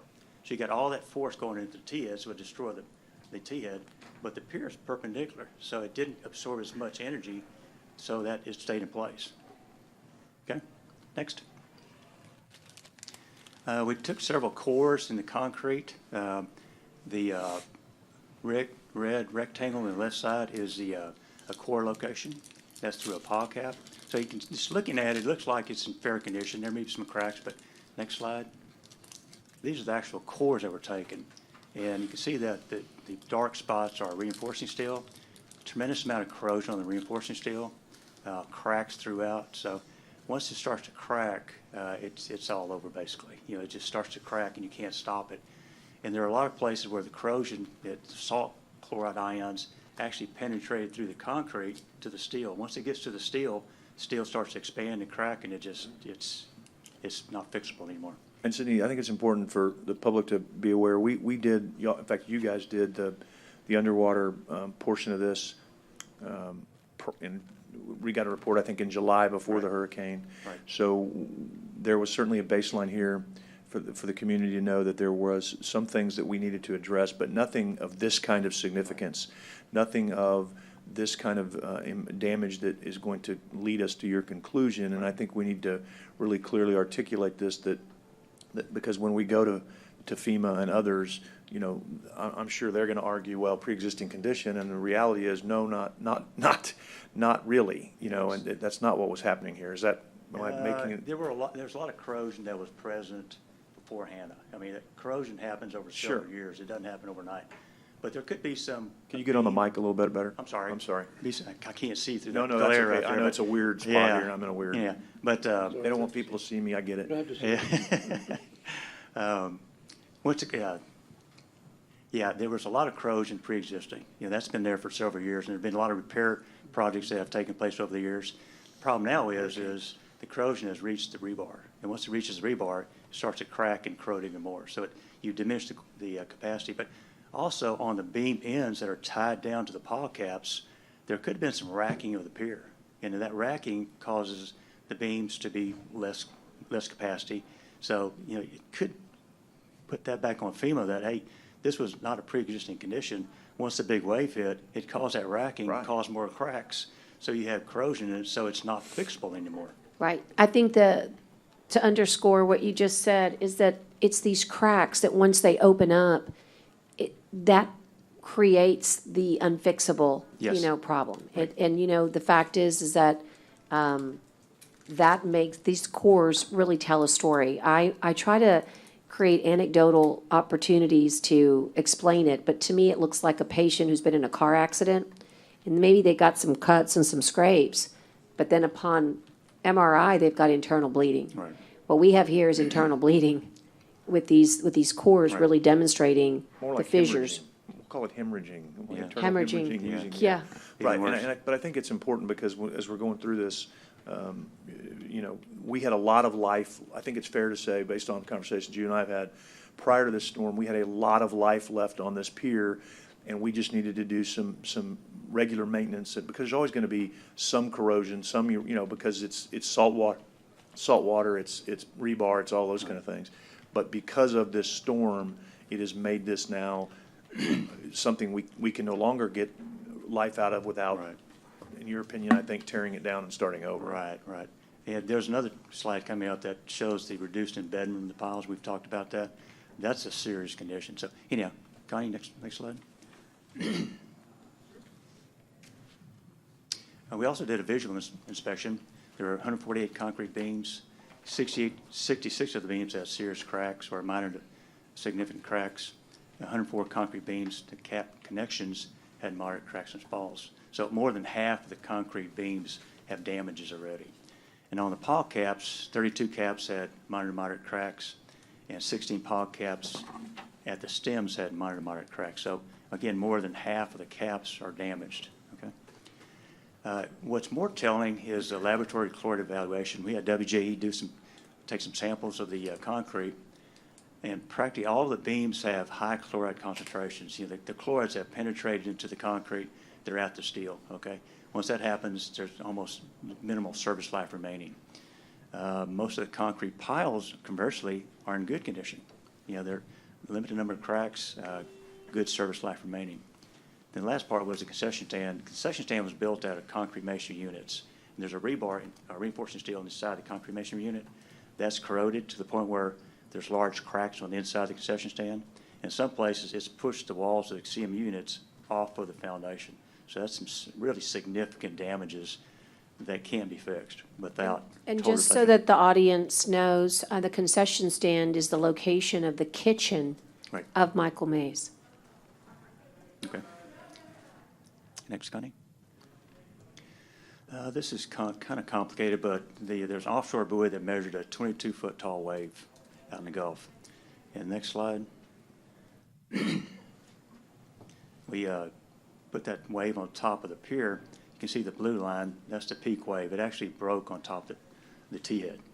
And there's actually a video from the camera at the concession stand that shows waves coming in. And finally, this big wave comes in and crashes over the T-head. Once that wave recedes, the T-head is underwater. So significant damage. Another thing to point out on this is the original seabed was minus 10 foot. The water was 10 foot deep when it was built. After Hurricane Hannah, it was 20 foot deep, okay? 10 foot deeper, okay? That's significant because you've got these piles. Piles derive their strength from the soil around it. If you remove that soil, then the piles reduce capacity. And that's really one of the things that Hurricane Hannah caused is reduced pile capacity. And that's the case, then that's a serious condition. That leads more to replacing the pier rather than trying to repair it. But there is a repair option that could be done. So next slide. Comments, seabed erosion, increased and brace length of the piles, like I just talked about. The failure of the T-head is Hurricane Hannah caused, definitely. Reduced pile embedment probably was caused by Hurricane Hannah. We had a survey done in 2010. We don't have anything in between, but in 2010 is around 12 to 15 foot deep. Now it's 20, but probably from 12 to 20 was caused by Hurricane Hannah. Okay, you can see that on the shore because it washed out such a significant amount of soil on shore. Yeah, just to pause, what corroborates that statement is the erosion that we see on the shore. Definitely. Which is actually in the process of being surveyed, but upon visual inspection, you lost a lot of beach. And you really it looks like someone took a bite out of those dunes. And so when you use that as a metric, you can then make a reasonable hypothetical conclusion that the embedment deterioration was definitely due to Hurricane Hannah. Exactly. The main pier did not collapse, but we think that based on the reduced pile embedment is in really poor condition now. The existing pier is inadequate to support additional loads. You asked about, Commissioner Chesney, about using the pier. We would recommend you not use the pier. Close it off, keep people off of it. Next, Connie. As far as repair replacement options, there is an opportunity to build another deck on top of the existing deck. The piles are in good condition, just the beams in between the piles are in poor condition. So if you built a new pier on top of the existing pier, of course you got a new pier on top of an old pier, but that is an option to do that and replace the T-head. The other option is obviously to demolish the existing pier and build a new pier altogether. But when you do a new pier, it gives you an opportunity to do more than just what's out there now. You can widen the pier, observation areas, wider deck, all that kind of stuff. that If could you come. repair the pier, I'm so sorry, go ahead. And then if you do another pier on top of the pier, the weight wouldn't make a difference on the? Actually, what happens is, right now, the beams that span from pile cap to pile cap are deficient. So there's nothing to hold these pile caps in place. So they're unsupported length. But if you build a new pier on top of it, or a new deck on top of it, you actually drill down into the existing caps, so you fix those pile caps in place. So that even though it has a significant amount of erosion, it fixes the piles in place, so that it's structurally. So you have to go back and recap it, I guess? Yes, sir, right. How do we solve the issue of the embedment, though? You know. Well, that's Well, see, but the problem is right now, like I said, there's nothing to hold the pile caps together. So the Correct. piles So they're kind of moving. exaggerating, they're moving, Yes. okay? But if you had a structural member on top of that tied these two with long rods going into the pile caps, you're drilling holes 3 foot deep in the concrete, structurally connecting these two pile caps side by side, then it's okay to have that embrace length. And would we be limited, though, to the T construction? No, Again? well, you do the deck and the Yeah. T-head replacement. But the T, We're coming up to that, the Okay, numbers. got Yeah, it. I think the numbers tell the story. got it. Yeah, and provide a new concession stand, obviously. Next, Connie. Opinions of probable cost as far as replacement, repair, or repairs to the existing pier. Replace the T-head is about $2 million. Repair the pier is about $7 million, so total about $9 million. To demolish the existing pier and build a new pier is about $12.9 million. So there's, $3.9 million delta, but you'd be getting a new pier with the new pier, obviously. And construction new concession stand, about $1.5 Would we million. be getting a new life as well? Oh, yeah, From the, definitely. and do you believe that the replacement and repair would give us the equal life? Yes, because the chloride penetration into the piles is minimal. So WG on the report, I think it was like a 50-year service life. Right. So you got a long life. And by the way, guys, WJE is a forensic engineering company, Wisjasny Elsner, is that Yes. right? Wisjani Elsner? Yes. And they are actually going to be on our program later. They're also doing forensics engineering, structural engineering for us in another capacity, but they're widely considered one of the finest in the world for forensic concrete structure engineering. Definitely. Can I ask a question? Yes, ma'am. Commissioner Vaughn?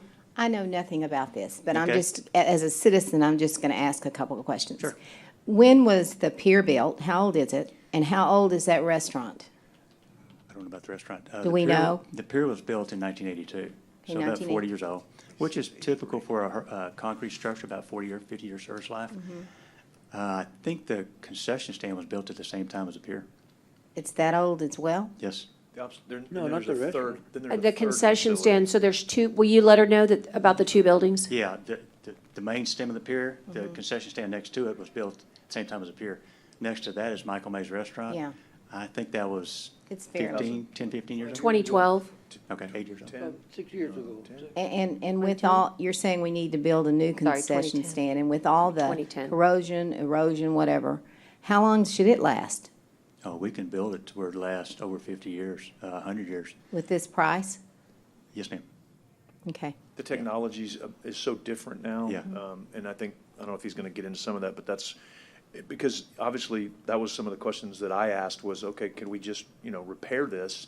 And if so, what does it do for us? And this is, what he's come up with is, what did you just say on additional life if we just repaired it? The piles, 50 years. No, on the repair, not on the replace. Okay. To repair would mean building a new deck on top of the existing deck. Well, He said it would have the same life. Oh, okay. Yeah.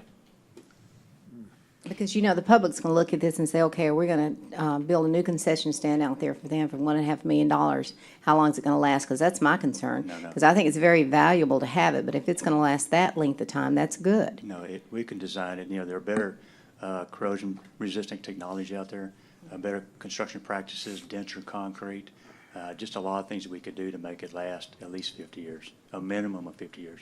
Okay, thank you. You're welcome. I'm still concerned about the T design and really why it failed and just the idea of the displacement. On the repair, are we limited to a T design? No. you Okay, can so do that's the whatever good news. you want. Probably would be more of a D shape. Yeah. Kind of an oval What shape. shape? V, a D. A as D. in D, dog. D as in David, yeah. Yeah. Okay. It would allow for a lot, well, I mean, it'd do a lot of things. Yeah, it would be, the existing, well, the T was like 20 feet wide. The new D head could be like 40 feet wide, okay? So you have more mass out toward the Gulf, plus you would raise it up if you went that route. In other words, we don't want to go back with a T construction. It would be vulnerable, I think, all over again. Well, and okay, so wait, obviously, the total new pier cost would be 12.9, and the difference primarily is, it looks like, is the demolition? Demolition, Cost exactly. for the most part, plus Yes. a little bit more, not a little bit, $1 million more. I mean, Yeah. the demolition plus about $1 million more to construct a new pier from scratch. Right. And the replacement would be 50-year life on Minimum. top of that, the way you could redo okay. Minimum, yes, sir. That's why we're digesting this, because this is all news to me, too. Yeah. So, Good. Yeah, yeah, we have not, for the audience, we really let Jacobs Engineering work. When they said they needed more time, we gave them more time. This is what you get when you put a first-class engineering company on the job and you give them the time to give you the right information. So this is the first time we're all seeing this, and it gives us an opportunity to, think about it and ask questions. And, I mean, I think the obvious, question that we're going to hear is, well, what are the advantages of getting a new pier? And, we'll need to weigh those in. Well, it may also factor in, Judge, because, the judge and I have had several conversations on trying to anticipate what worst case, best case, and some of the things we're going to talk about on the 16th are things that we want to let the court digest this and then talk about them. But as you said, I mean, this is I didn't anticipate this because this didn't where I thought it was going, so it definitely gives us all something to think about, and it might be something also to maybe, run up the flagpole with FEMA. Which one of these is more, are they more amenable to support easier? That might also Yeah. have something to do with So our decision. I don't FEMA, know. just so you know, They may not like any of it. but- they don't like any of it. I'm just trying. They just don't, it isn't about us, it's about the state of Texas. I If we could meet the threshold as a state, they would talk to us. They're not talking to us because we haven't met the threshold as a state. So that's our problem. Yeah, or as well, anyway, we won't get into that. Yeah. Insurance like you're supposed to have had. Well, they refuse to insure these properties. AmRisc refuses to do it, and they're the only game in town, unfortunately. So they just won't do it. That's why, to me, the construction that we build, the time value of money will pay for itself if we can do what I think is good for the next 50 years. It doesn't, this is not that's going to be the analysis that we'll delve into maybe a little further with you is, if there's no advantages, it's an easy decision, but there must be pros and cons for us to weigh. Correct.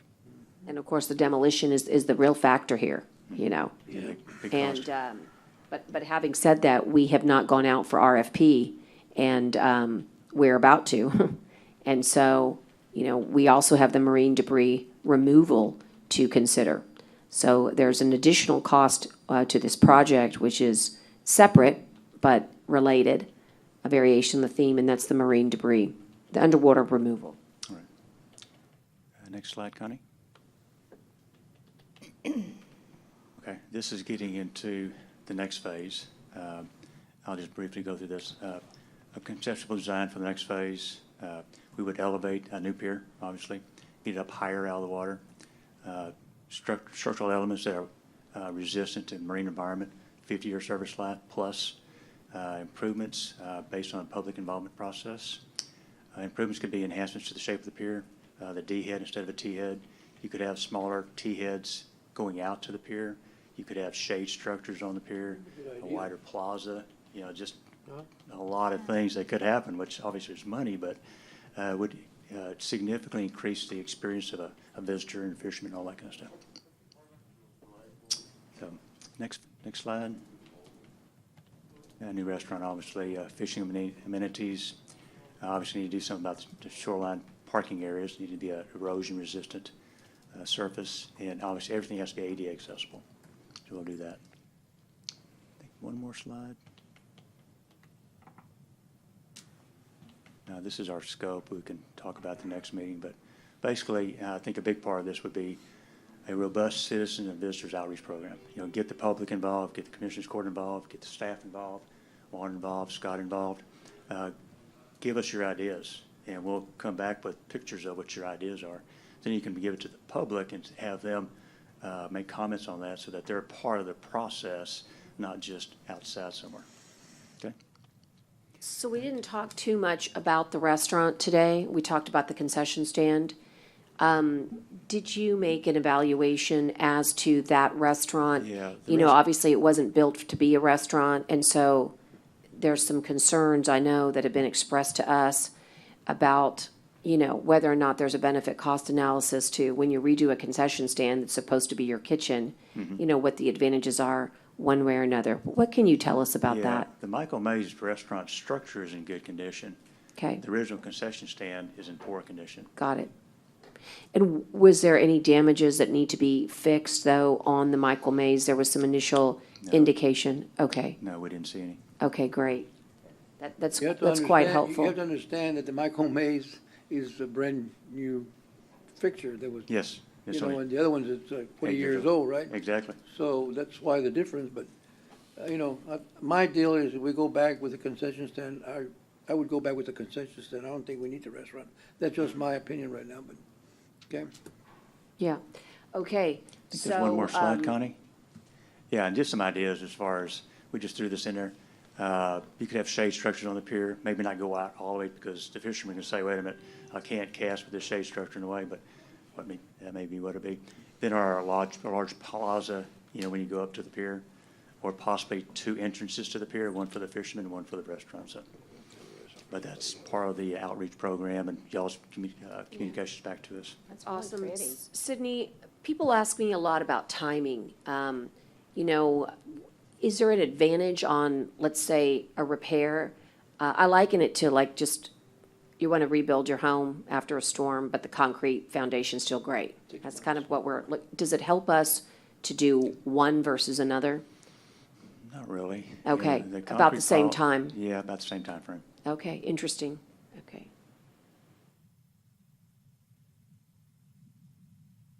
For me, and I know that, we're not talking funding right now, but in discussion of the overall cost to the county, we always want to see what the return on investment is. And so based on what you said, Cindy, perhaps 50-year timeline, time frame, lifespan of it, that makes sense that, we can kind of pay ourselves back over time. I mean, I know it's about the cost that we see that comes in with the entertainment value, the recreational value of going out there, just enjoying nature. There's so many draws to it that I think are important. For me, overall, I think that that's an argument that can be made. My concern would be just that we be able to justify and show those numbers, right? And the I think revenue it that's generates That's also. important. Yeah, and the revenue. And that I'm it glad the judge mentioned the design, because I was worried. I was just thinking, let's just go straight out design. We don't have to worry about any kind of T-head, but I love the D-head design and the kind of conceptual that you kind of can give us an idea of what that may look like. Whatever, you all recommend, whatever is best structurally to withstand. Hopefully you don't get another one like this, but we just never know. But that would be my concern, would be the design and, the cost over the timeline or over the time frame of this expected, shelf life of 50 years or so. I think that most people in the community would support this, no matter whether they're from the western part, southern part, and especially, like you said, getting input from those that visit regularly. This is definitely a destination. It's a draw. It's unless you get up to it, you don't really take in how big, how long it really is, right? Yeah. And so I love that this is a feature. I love when I go to the beach. I don't go fishing on it, but when I go to the beach, I look at it and see everybody enjoying themselves. So I don't want to take that away. So at least for me, that's not going to be an argument. But I think a non-starter would be that we can't justify the cost, the investment what we're putting in, and seeing our kind of us paid back. And we can include not only just a monetary, ticket at the gate to get in, per reel that we pay or however, but also, beyond that, right? What kind of draw, how many people that we expect that maybe Scott can give us, how many visitors we have coming from outside the community on a yearly basis, and how much economic impact that they bring to the community. That, I think, is also important to go into the numbers as well. So I think original gut feeling on this was, no way, why are we going to invest in something that, potentially can be torn down again, especially because we can't insure it. But with the design work that can be put in, and technology I'm sure has improved since 40 years ago, that it will be better, more suited for that. But Yes, it would be. that, for me, and to be able to sell to Precinct 3 constituents who say, well, that's not in my precinct, but I may want to enjoy it, is I got to see that. I got to be able to have that. So whoever, whether it be you, Sydney, with Jacobs, or our staff, or whoever that can help sell that number to me, obviously to the community when we do go forward on this. Yeah, and I think it's a great point, and we'll start working on our side with Scott Cross and court administration. But if you just sort of think of dollars being constant, which you shouldn't, because they're not, okay? That's the whole time value of money concept. But let's just pretend they are. That means we'll only get the same amount of money today that we will 50 years from now. That's a terrible economics, but let's do it so we can be ultra conservative. That is $32.5 million based on our real dollars today. If our pier and our restaurant were up and running, those are the dollars that we would bring in every year. And if you extrapolate that over 50 years, it's $32 million. So on your benefit to cost analysis, it's there. And it's there so many times over because you have a realistic expectation that 650 will grow. In future years, we could see $1 million, right? And so the idea is a greater design gives you a greater opportunity to yield greater revenue. But even if you just stuck to the same design we have and the same dollars, it more than pays for itself. And I also want to say that there is no good thing about a hurricane, but the silver lining of when the hurricane occurred is it occurs at a time in our lifetime that money for municipalities and counties to borrow is very, very good. And so the ability to have your interest rate set and fixed to be able to borrow these dollars to attack it is better than it ever will be in our future. Right. So because it's good to borrow now, and you could pay it off in 20 years, but have revenue for 50, and have those kind of values really will help tell our story to the community. And so I look forward to presenting that, because that's where we should concentrate, John. And John, I've already sent an email, in fact, I was typing it while you were talking, to Dale addressing exactly that, to see if he could maybe help us with a cost analysis of doing exactly what you're saying, because I think, as the judge alluded to, and that doesn't even include the economic impact, it's just But that's no jobs, right, that's no nothing, right, it's just pure you know. dollars to us. Sure. It doesn't even include all the other stuff like the jobs and everything else. And it's not going to be a science, but hopefully Dale can help us with that. And we can probably get the EDC to help us with that, Dale, to Yeah, throw in I was some gonna of say, those it's numbers. probably, I mean, Dale's like, I don't need more work over here. I But, know, I mean, but I the wanna truth be is fair to that the it's court. really more of an economic impact analysis. And why don't we just ask the NCDC? That's what they do. Sure, they could- And they can ask CCREDC and Dr. Jim Lee, and they've got all these people, amazing people on retainer. That's what they do. And, We'll ask him to do it between now and the 16th, because we're going to bring it back. Well, next. And that's it what may I was, be- and that's what I was saying, earlier, is I know it's more beyond than just charging you per pole or per person to go on there. There's more. There's heads and beds that we look at, people that are stopping at the gas station or whatever, bait stands, all these places that they're needing to go to. So I know it's a bigger number than just what we see on our return. And I agree also, though, with Commissioner Gonzalez said, as far as the restaurant, but if it's structurally sound, if it doesn't need to replace, and we can keep it and incorporate it into the, the new design, then that's great, because that's one less cost that I think we shouldn't have to take on. But definitely the concession stand, because we need that, or at least a scaled down version or something like that still there, but. Well, the restaurant, just so we're clear, cannot survive without that space because that is the kitchen. Okay. And so but it can be, we can work together conceptually to create this new space that is much more, obviously you could incorporate, all the amenities. Again, anytime you take a project on, particularly from a county's perspective, there's so many times where you do it because it's the right thing to do and it's a service that you're providing. You get no opportunity to get $1 back. This is a great opportunity to address an infrastructure damage that has upward mobility to bring in 20 times what you put in, Well, not 20, but quite a bit. Over a lifetime, it could be easily a $100 million impact. If I had to guess, I'd say, you're looking at a $100 million impact over time. And that can be quantified by Dr. Lee. So I think we've got some good marching orders. I don't know if Holden is on the call, but he now has a new assignment for the next 2 weeks. As Commissioner Chesney says, he has to do it and do it quick.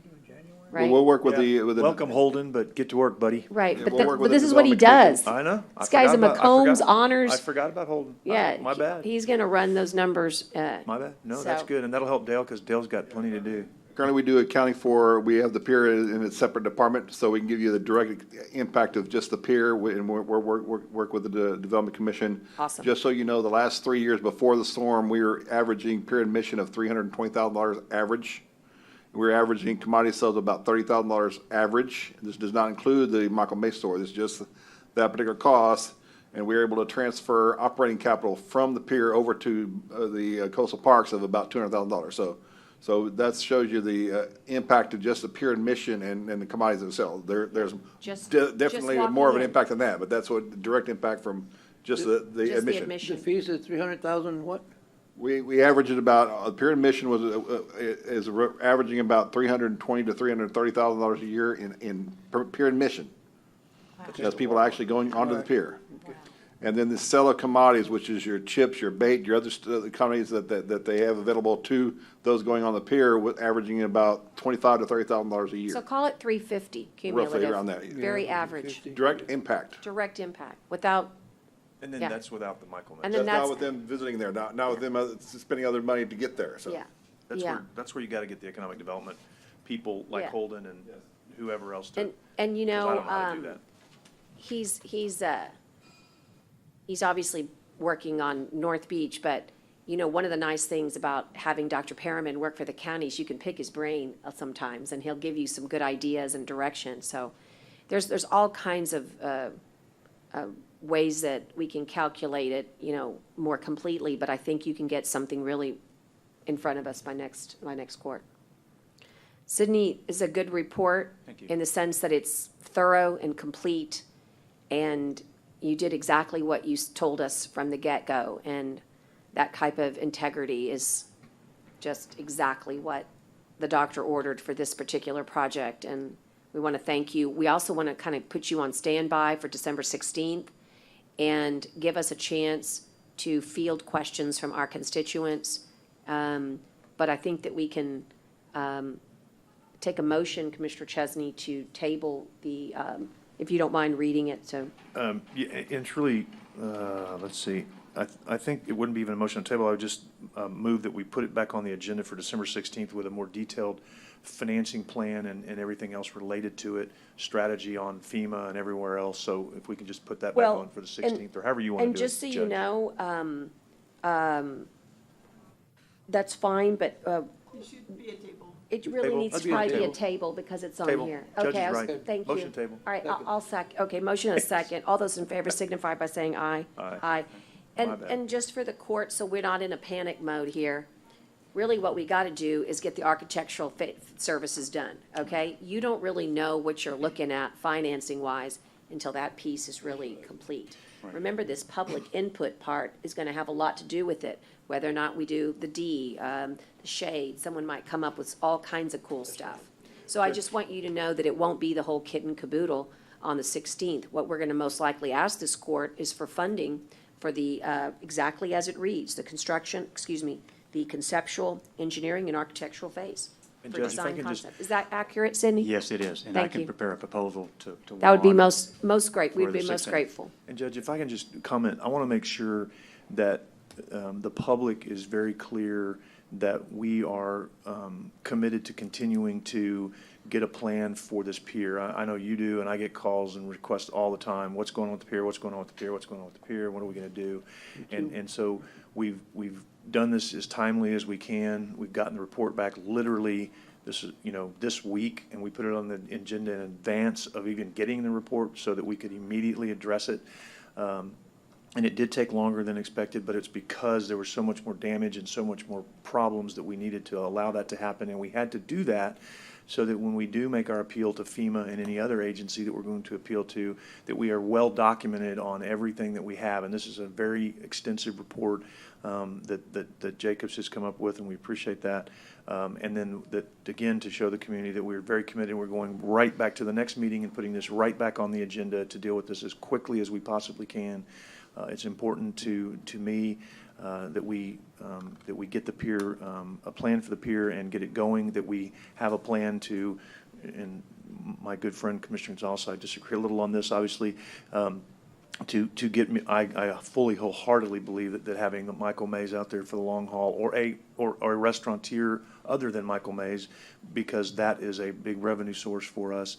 And so, and no, I know, I mean, and I'm not trying to pick a fight, I'm just saying, I think we need to do everything we can to get everything going, and so we're doing that, and that's all I'm trying to say. I'm not trying to get into an argument today. I'm just trying to, maybe that's on the 16th, but I'm just trying to say we are committed to making this move forward. We are committing to making a decision. I personally am committed to getting this pier back again. I'm hoping the court will continue to support those efforts because they have so far, and I appreciate that. And we will continue to move forward with the economic impact on that. But I want to make sure the public knows this is a high priority. Yeah, the pier is. Yes. I agree with you. You said it best. So, in the perfect world, we'd be out there at every event, talking to different organizations about this, but we'll do our very best to relay the information. But if anybody got a chance to look at the Cole Park input, it was fantastic. Okay, I don't even know how else to say it, how fantastic it was. And so we're going to be working, and I'm excited about this because we need to be more digital in our acceptance of comments for all projects, right? The way you make a great project is when you listen to people, because if you really want to know what people need, ask the people that use it. Right. That's what North Beach Fight is all about. You need to ask them, and so I think that being able to create and I've been sending Connie stuff like at crazy hours, right? At the night, Connie. I need to stop looking. But there's all this really cool ability to receive comment digitally, and in order to organize these comments. And we do expect, because of the excitement that Bob Hall, people love the tradition of Bob Hall, that we're going to probably receive 1,000 comments. We're basing that on what the city got. So how do you handle all that? How do you decipher it? We don't have the manpower, to be able to personally reply to each and every one of them. But if we design something correctly, we'll be able to have, we'll be able to handle it. So, and I know Sydney knows exactly what I'm talking about. So we're excited about that. It is. Any questions at this point? You're going to be back, so we can give that.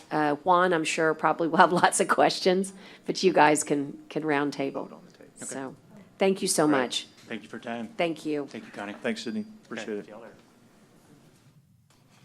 Okay, that's number 4. I'm going to go to my next page. Number 5 is discuss and consider selection of Health and Associates for Northwest Nueces County Drainage. And Juan is going to begin, but really I'm going to let Commissioner Vaughn talk about the need. I'm going to have her kind of tee this up. She's got some very good concerns, and they need to be addressed. You can go first, go ahead. Okay, Judge, Commissioners, we've been meeting with Commissioner Vaughn and Edward. This is for a drainage study on 1889 and County Road 52 and 624. Is to look at the watershed that drains from the west towards the east.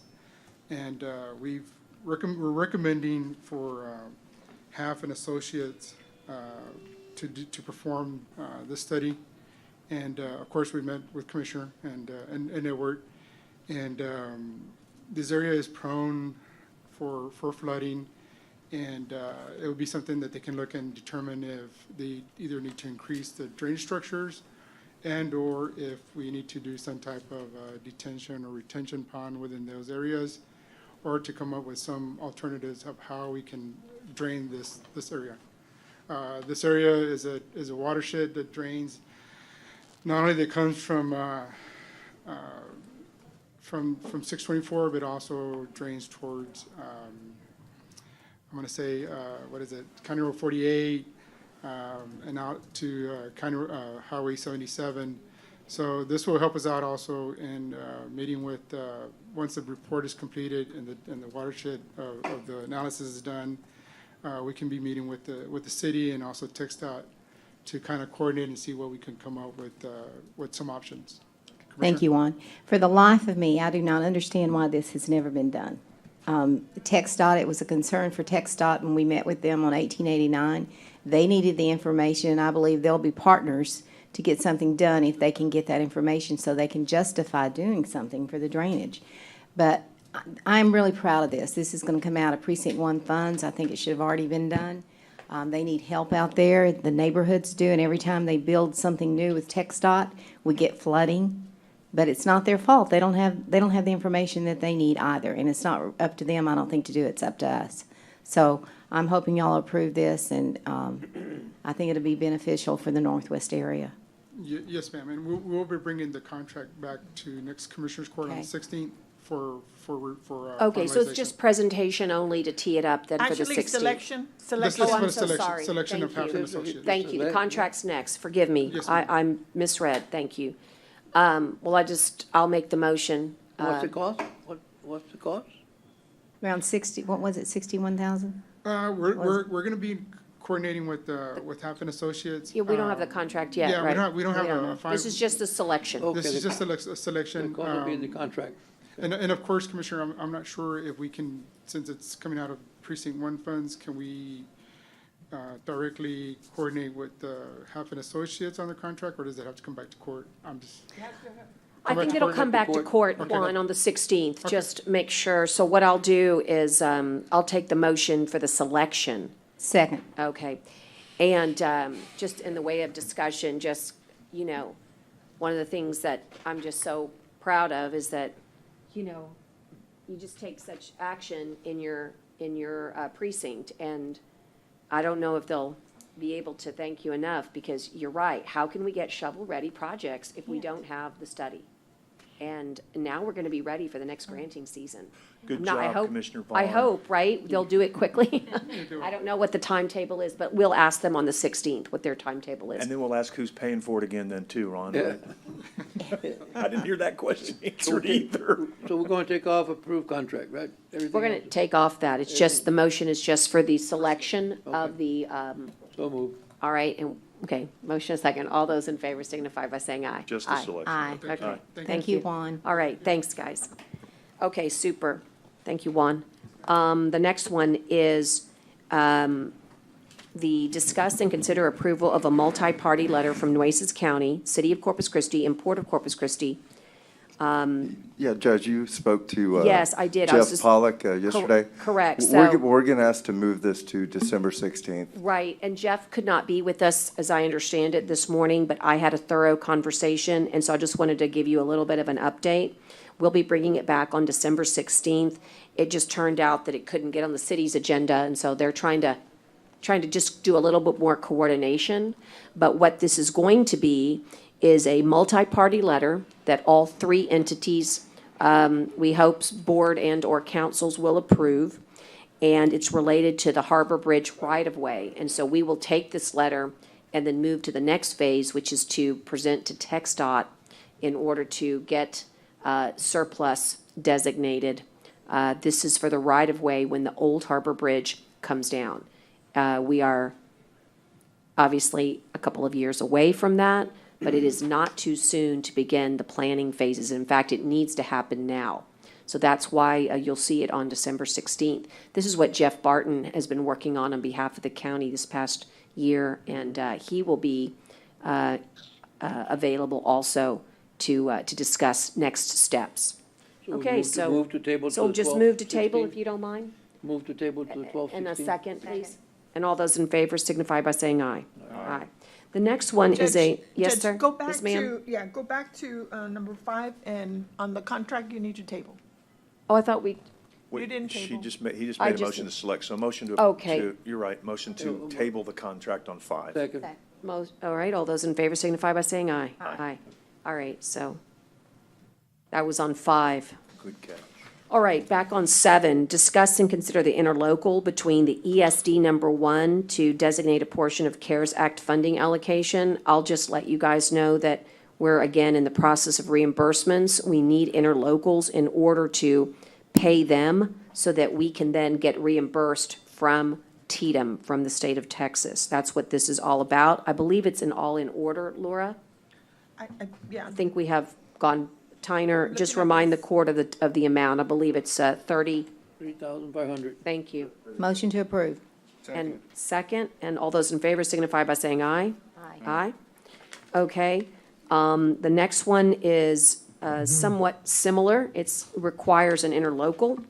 It's the execution of supplemental agreement number 1 to a CARES Act interlocal cooperation agreement between Nueces County and Nueces County Hospital District. Motion to approve. Okay. Second. Motion and a second. All those in favor signify by saying aye. Aye. Post same sign. Okay. And then this one is something that's always important every year. The next item, it's our dates for our courts. And I hope you guys have had an opportunity to look at all of the dates that have been set forth. And, we're pretty, I think we work really well together when we see conflicts and conferences. And so, I mean, this is not a Rosetta Stone, but it is a pretty good, we vetted it pretty well. Tyner? So Teresa worked hard on this I and know got she did. an email out to the commissioners. We're still trying to tie in the budget planning calendar, and we're going back and forth on that with Dale's help and the tax office. But this is a good starting point. Things may change, and so we would just ask that you adopt this. That way we can get this posted on the website and make our calendar. And, as you know, things change, but this is a good starting point.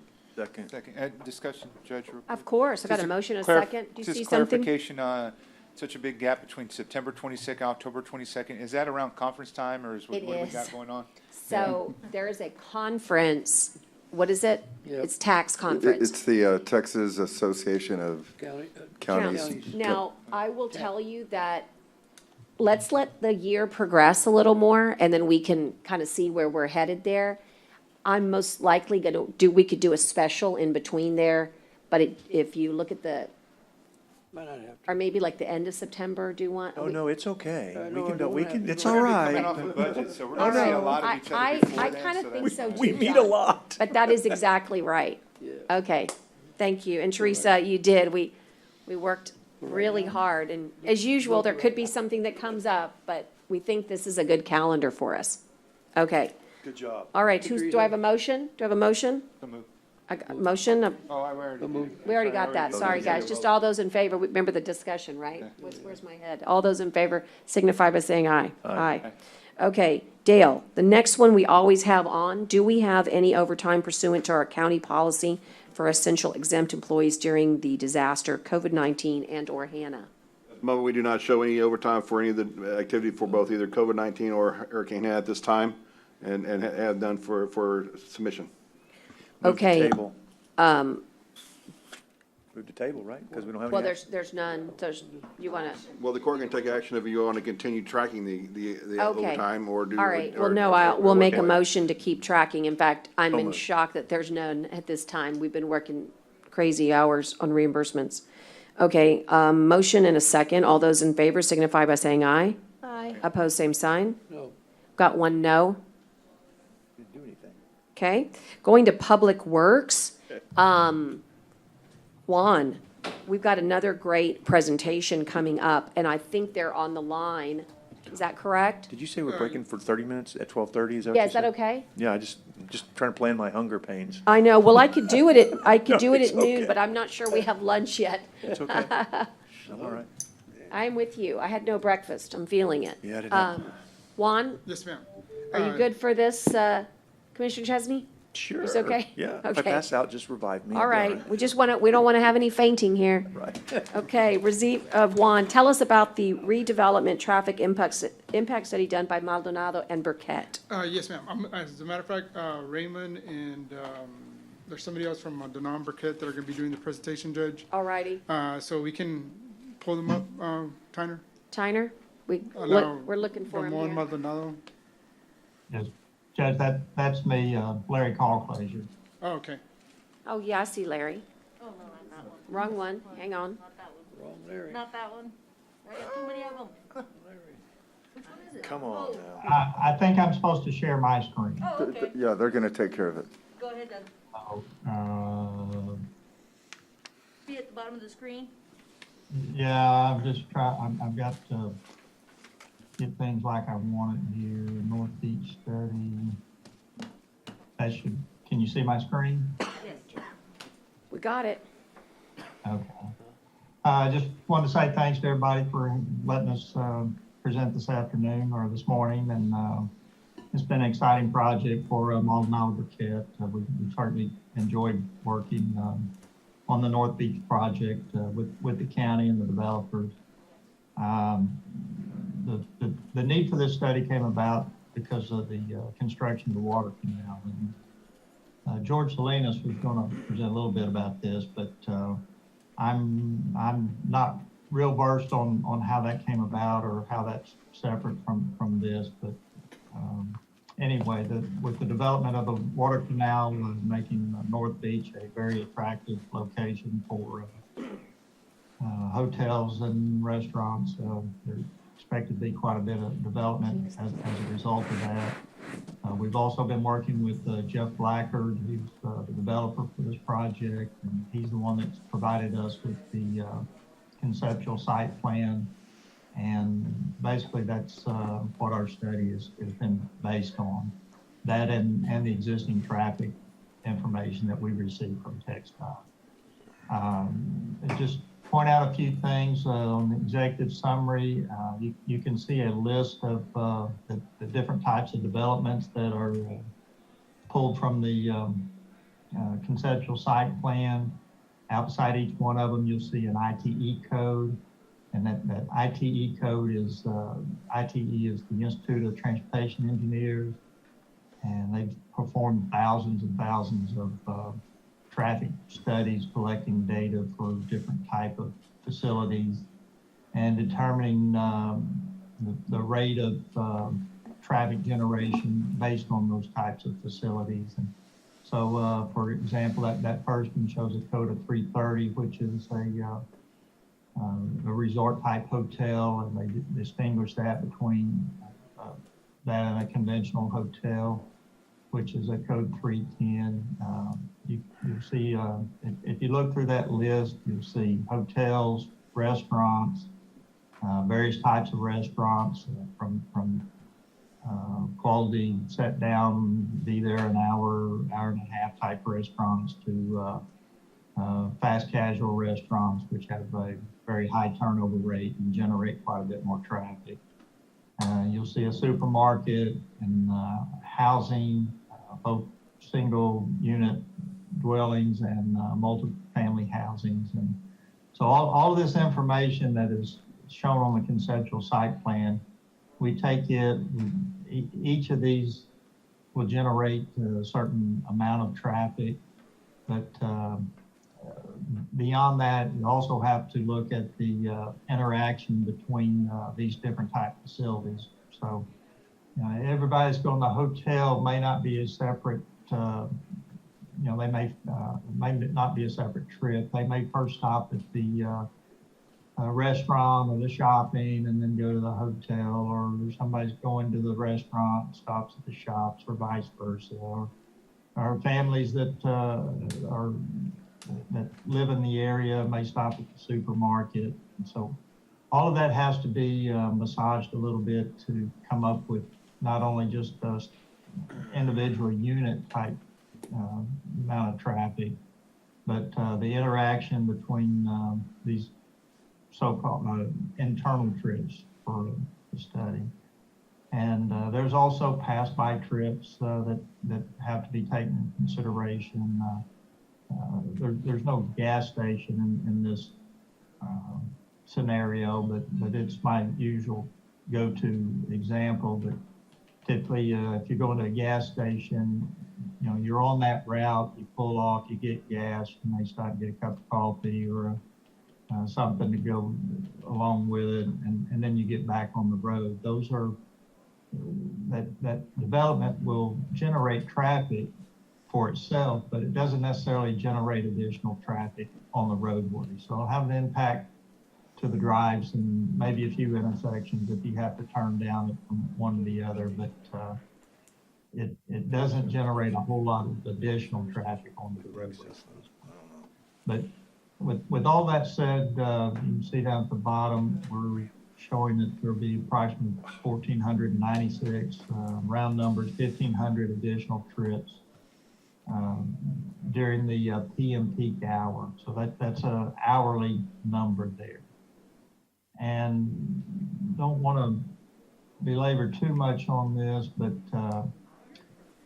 we did look at the opening day traffic and the what the level of service would be on the system at that point, as well as 2035 future traffic.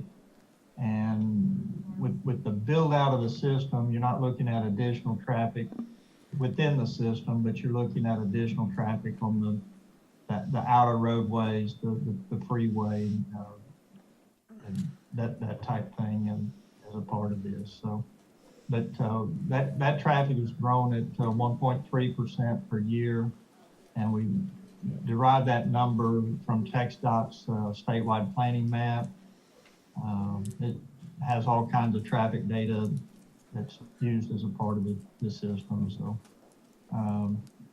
throughout the state, and that's what it showed for this area.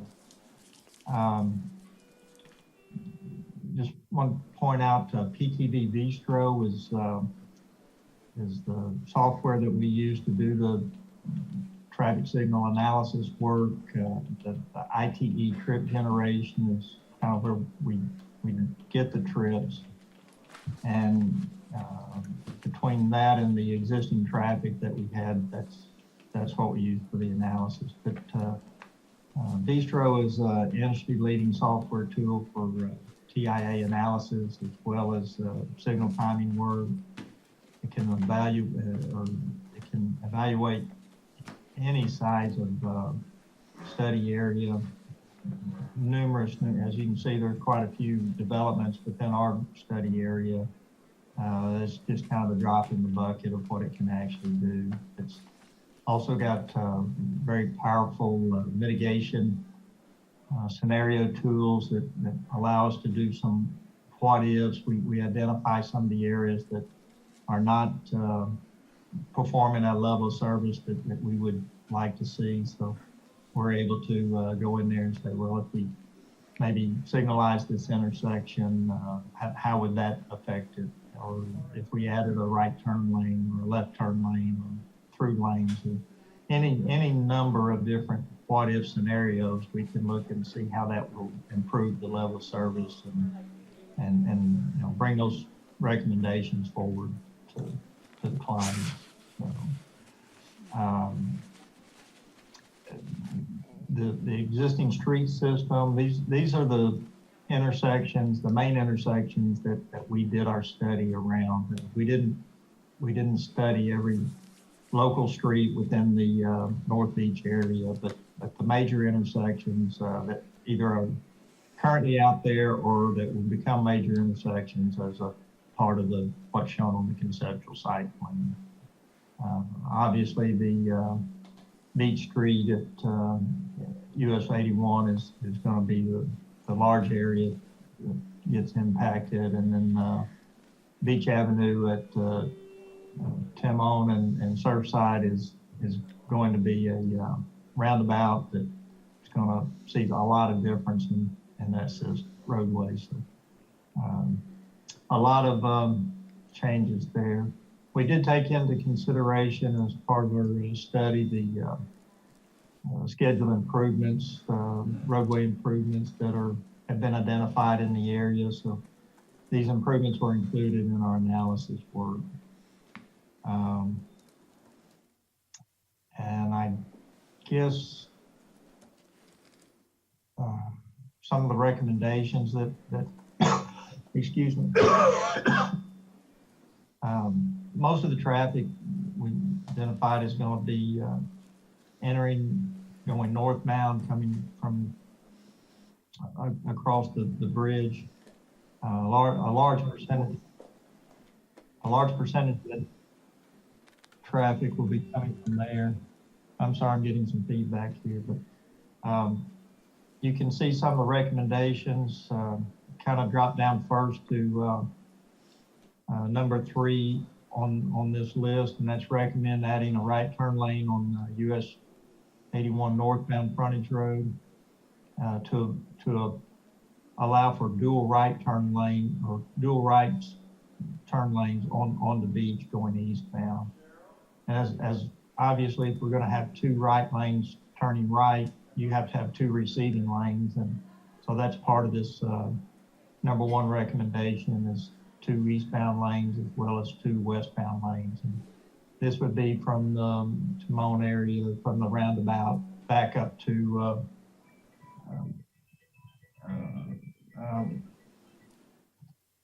I've got another meeting starting in a few minutes, but they're checking with me.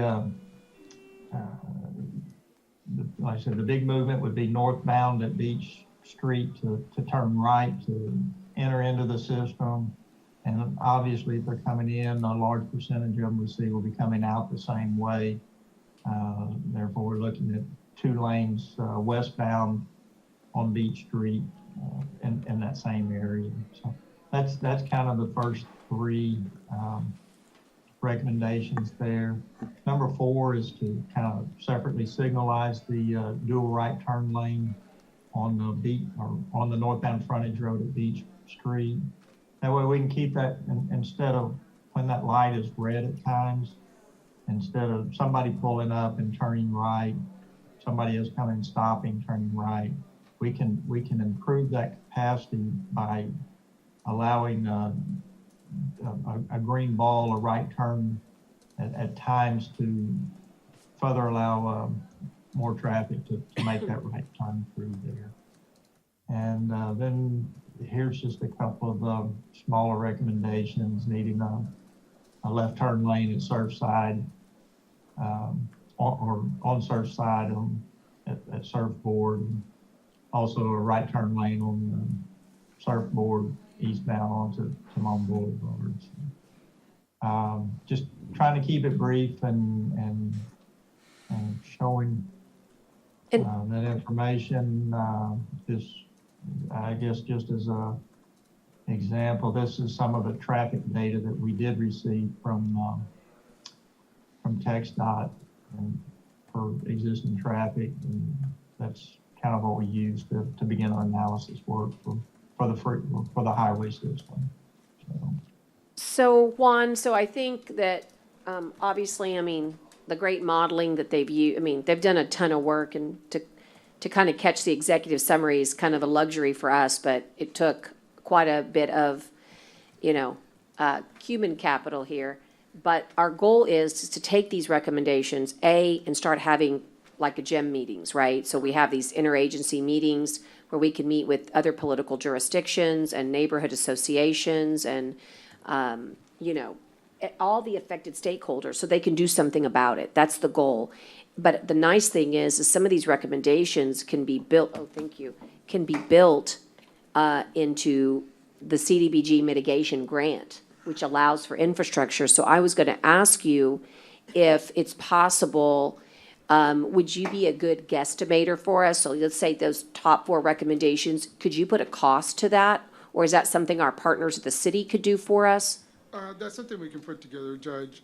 It's just a guesstimate, We can put an opinion of probable cost for it. Opinion of probable cost. Yes, Okay. ma'am. Commissioner Vaughn, this was also one of your, really listening to your constituents on North Beach. This hadn't been done. You took the leadership and got this done. Do you have any questions for Juan, or just what are your comments here? Well, this is so important for the drainage over there as well, and if they continue to do, if they even do the canal, but they'll fix the drainage if nothing else, but I'm hoping they do the canal. I appreciate all the work. I want to ask a question, and you guys may know what it means, but I cannot stand acronyms. What does LOS stand for? That's the level of service. Level of service? Yes, ma'am. Such a simple thing, but how would we know that? Yes, ma'am. The level of service, as you see on the report, if you look at them, I think initially the level of service in these locations were at level C. And they've gone up from, based on the future, what is it, in 10 years from now or something like that, you're looking at the level of service going from a D to going from a C to a D and an E. So your traffic, I guess you're gonna start backing up traffic, because your lights are gonna take longer to switch over. You're gonna start backing up traffic. So that means that it's gonna increase the, how can I say, the storage areas of your lanes. And you're gonna have more cars stopping because it's gonna take longer for them to go from this intersection to that intersection. So that's the reason why your level of service starts going up. And for traffic signal, for Is that correct? intersection, the level of service is based on delay for vehicles. And so the more delay. Traffic jams. Or the Traffic jam. Based on level delay. of service. And obviously, the more delay, the longer the queue length for the vehicles that. And Larry, we already know that we're highly limited on our exit ramp, right? I mean, that's already negative for us in our deck of cards. And so your recommendations, what I really like about them is that they help us achieve, some fluidity once we get off into these frontage roads. Is that correct? Yes, ma'am. If I can go back and share my screen again.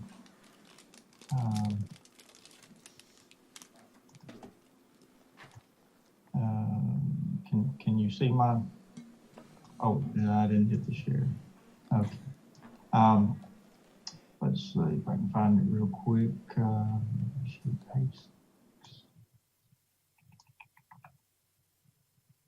There we go. So the 95th percentile queue lengths shown here on page 6. And for the northbound frontage road, okay, the frontage road is expected to be 750 feet. You kind of figure 25 feet per vehicle, so that winds up being about 30 vehicles in length. And this actually is for the right turn lane. The through movement is less than that, but this gets back almost to the exit ramp, but not quite. But here, the Beach Avenue, this is westbound people trying to leave the facility. It gets back to 963 feet. And what the 95th percentile means is 95% of the time the queue length will be that length or less. You can't just put a hard number and say, hey, it's gonna come back to here. But 95% of the time it should be 963 feet or less. Which also means about 5% of the time it'll be more than that. In all practicality, that's the number that we use.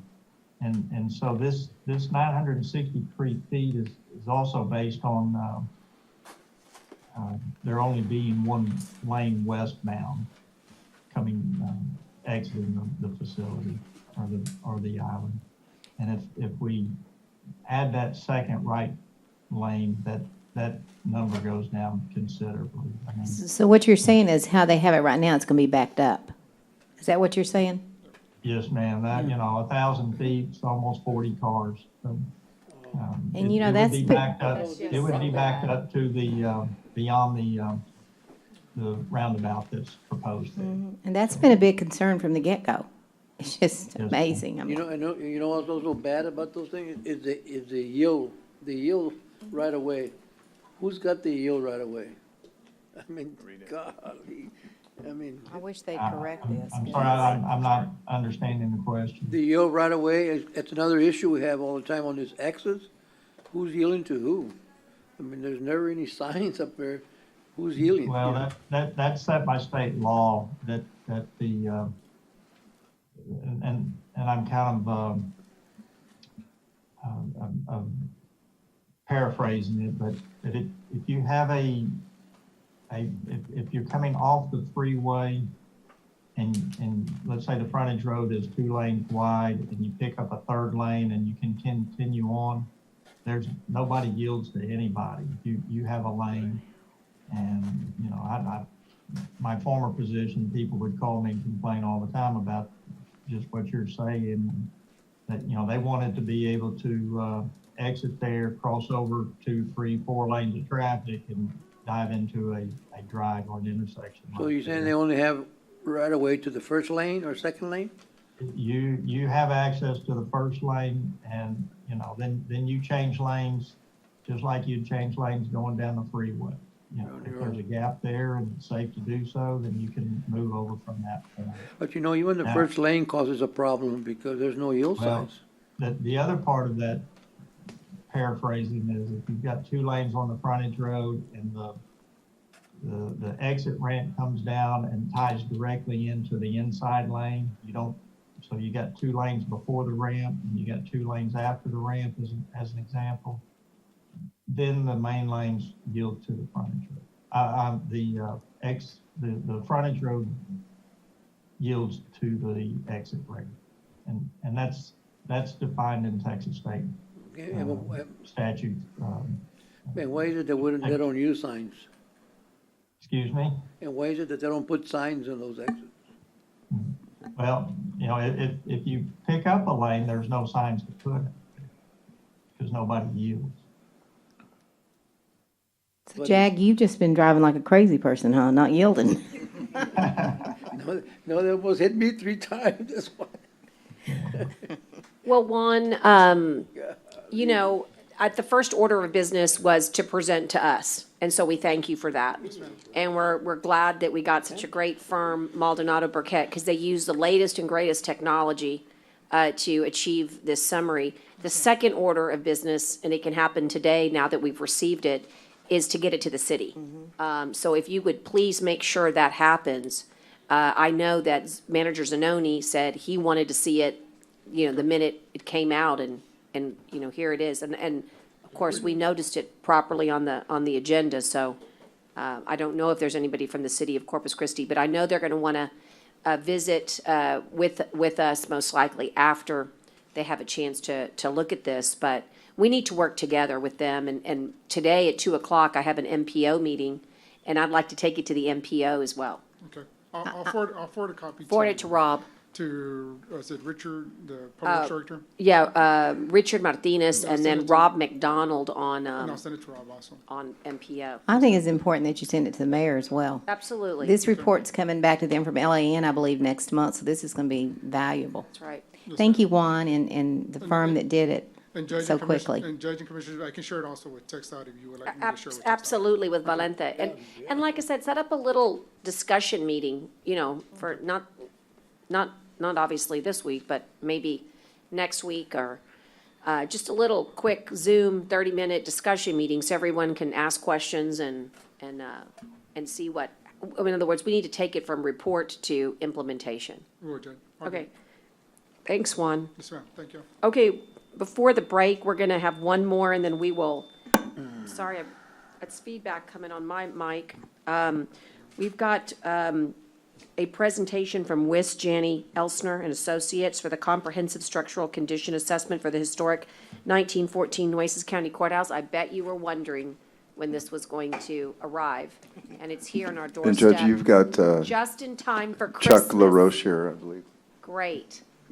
Well, you might remember that we mentioned WJE earlier in today's conversation with Sydney and Jacobs Engineering, and this is the same firm. It's a different project, but it is the same firm, and we welcome you, Chuck. And I just want to remind the court that this was funded by a grant that we received as a result of our efforts here in our grants department, working with Texas Historical Commission and the National Park Service, the Department of Interior. And so we, after many months of diligent work, we are now ready to hear the presentation.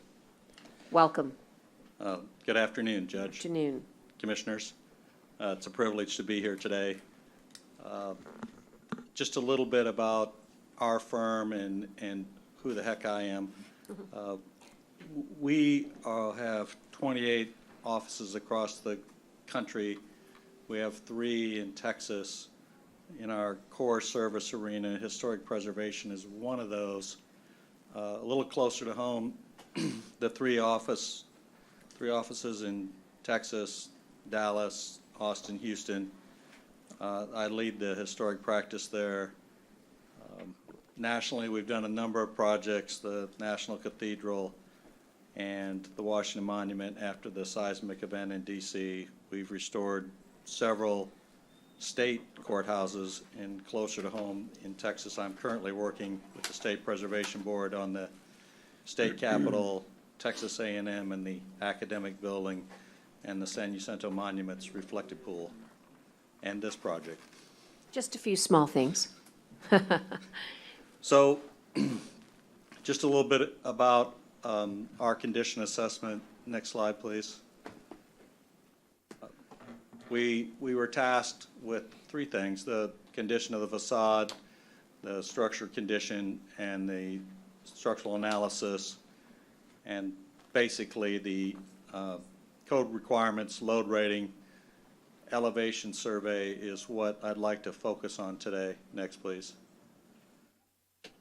And next slide. So just to kind of go through some chronology for you that I'm sure you're all pretty well versed in, but I think it's important to cover. Next.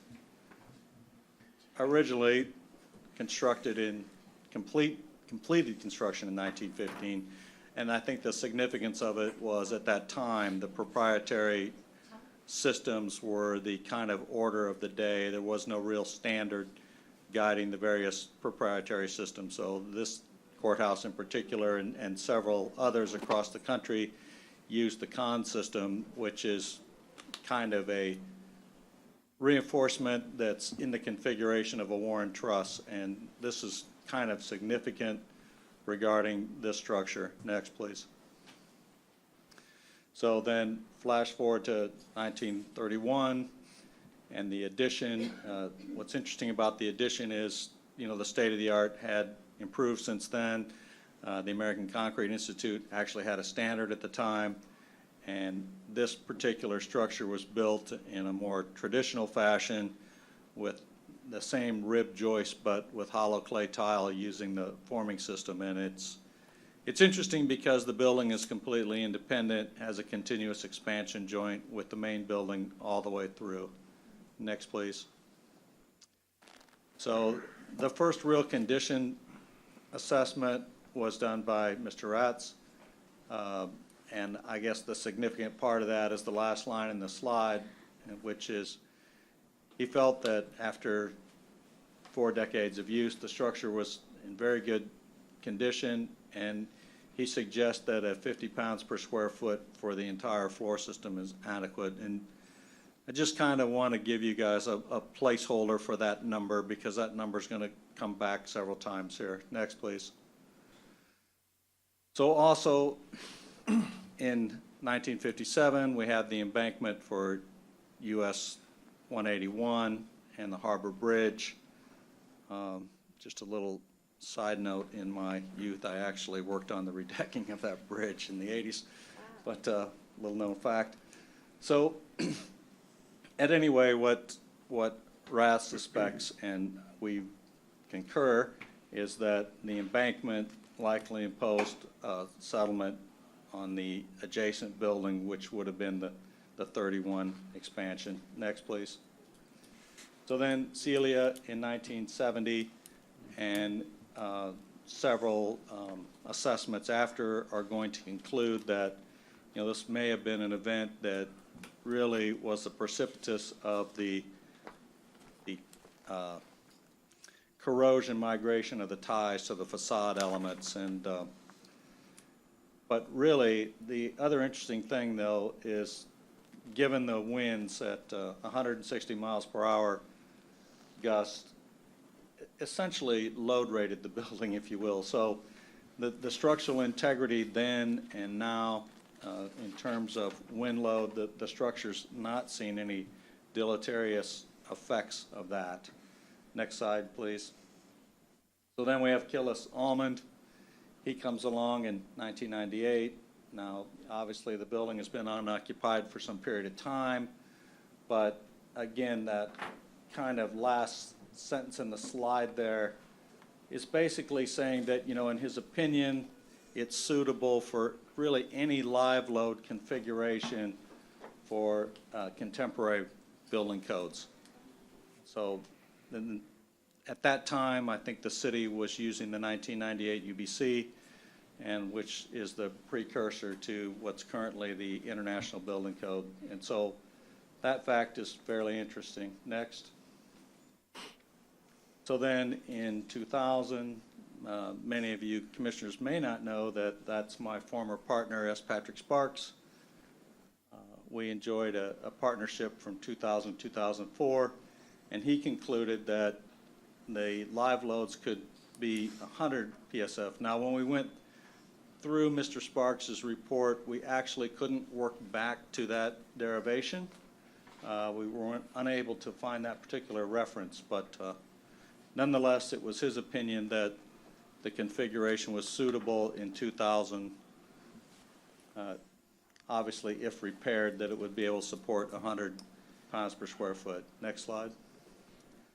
So then the latest report and assessment was conducted by a local firm, L&V, and their concern was that rehabilitation would be required to meet all current and adopted codes, including life safety hazards. And this might certainly be up to interpretation of the current building code, and I'll discuss that a little further in the presentation. Next slide, please. So the next element is our elevation survey. Next slide. So the blue box will be a point of reference for you as the survey we did around the entire perimeter, and the blonde, the interior survey. Next slide. What's interesting here is you see that the dashed line represents the north face of the east and west wings, and the solid line represents the south face of the similar east and west wings. And the takeaway from this is that that settlement that Rod's noted in 1957 is pretty much the same settlement that you have today. So I found that interesting, and that really, although there's a little bit more in our data, when you see the atrium and the stair, there's a little higher line on our part. We believe that's a little bit of heave, given that the elevator shafts, hoistways, and areas have accumulated so much water over time that it's actually, the soil's actually expanding a bit in those areas. Next slide. And so then we wanted to go back and look at the LNV data, and so the lighter line is their data, the bolder line is ours. There's a little bit of nuance there in the atrium, but I suspect that that's just we collected more data points than they did. We obviously have convergence in the west addition, so, and which is fairly consistent with RAS in 57. Next slide. So, the takeaway from all of that, commissioners, is that really the building hasn't really moved a whole lot since 1957, but we do note that there is some minor heave along the north and south walls, and primarily, and again, this is just going to be a continued theme, but it's water infiltration in those areas. I note the jail elevator and particularly the expansion joint, and you'll see that later on in my presentation. Next slide. So looking now at the structure itself, next slide. What we do traditionally for all of our assessment work is we do it on an element by element basis. And so we'll walk you through the truss elements, the beam elements, the slab elements, the column elements, and you'll see in just a moment that the column elements are really the primary focus here. Next slide. So kind of the damage mechanisms that we want to be able to separate is foundation movement, environmental movement, and that would be wind, force, events, versus deterioration mechanisms, corrosion, carbonation, those types of things. We do that because we're looking at the structural adequacy of the building. Next slide. And so we do this in somewhat of a systematic approach. We have basically CS stands for condition states, and we have 4 of them that we use to rate the structure. CS1 would be basically in sound condition. CS2 would be there's a little bit of cracking, dilatation associated maybe with shallow cover, and some. CS3 would be a bit more pronounced where the cover is gone, the reinforcement is exposed. And finally, CS4 is where we have significant section loss greater than 10%. Next slide. So just to kind of walk you through what I mean, there's CS2 on the left, and then CS3 in the middle, which you can see the cover's gone, but the bar is largely intact, and then CS4 on the right-hand side, where now we're experiencing significant section loss, and that's a structurally compromising issue. Next slide. And now the columns, very similar. So CS2, if you saw this in your basement, you might not be all that concerned. CS3, now we're seeing some fairly significant spalling, and finally CS4, again, significant section loss in those columns at the building's exterior. Next slide. So, to kind of wrap your head around all this, we just color mapped it for you. And then you see in the upper left side of the building the deteriorated fraction, 40% in that case. And so the numerical values of percentage of deterioration are in the boxes. And the 5th floor is by far and away the worst.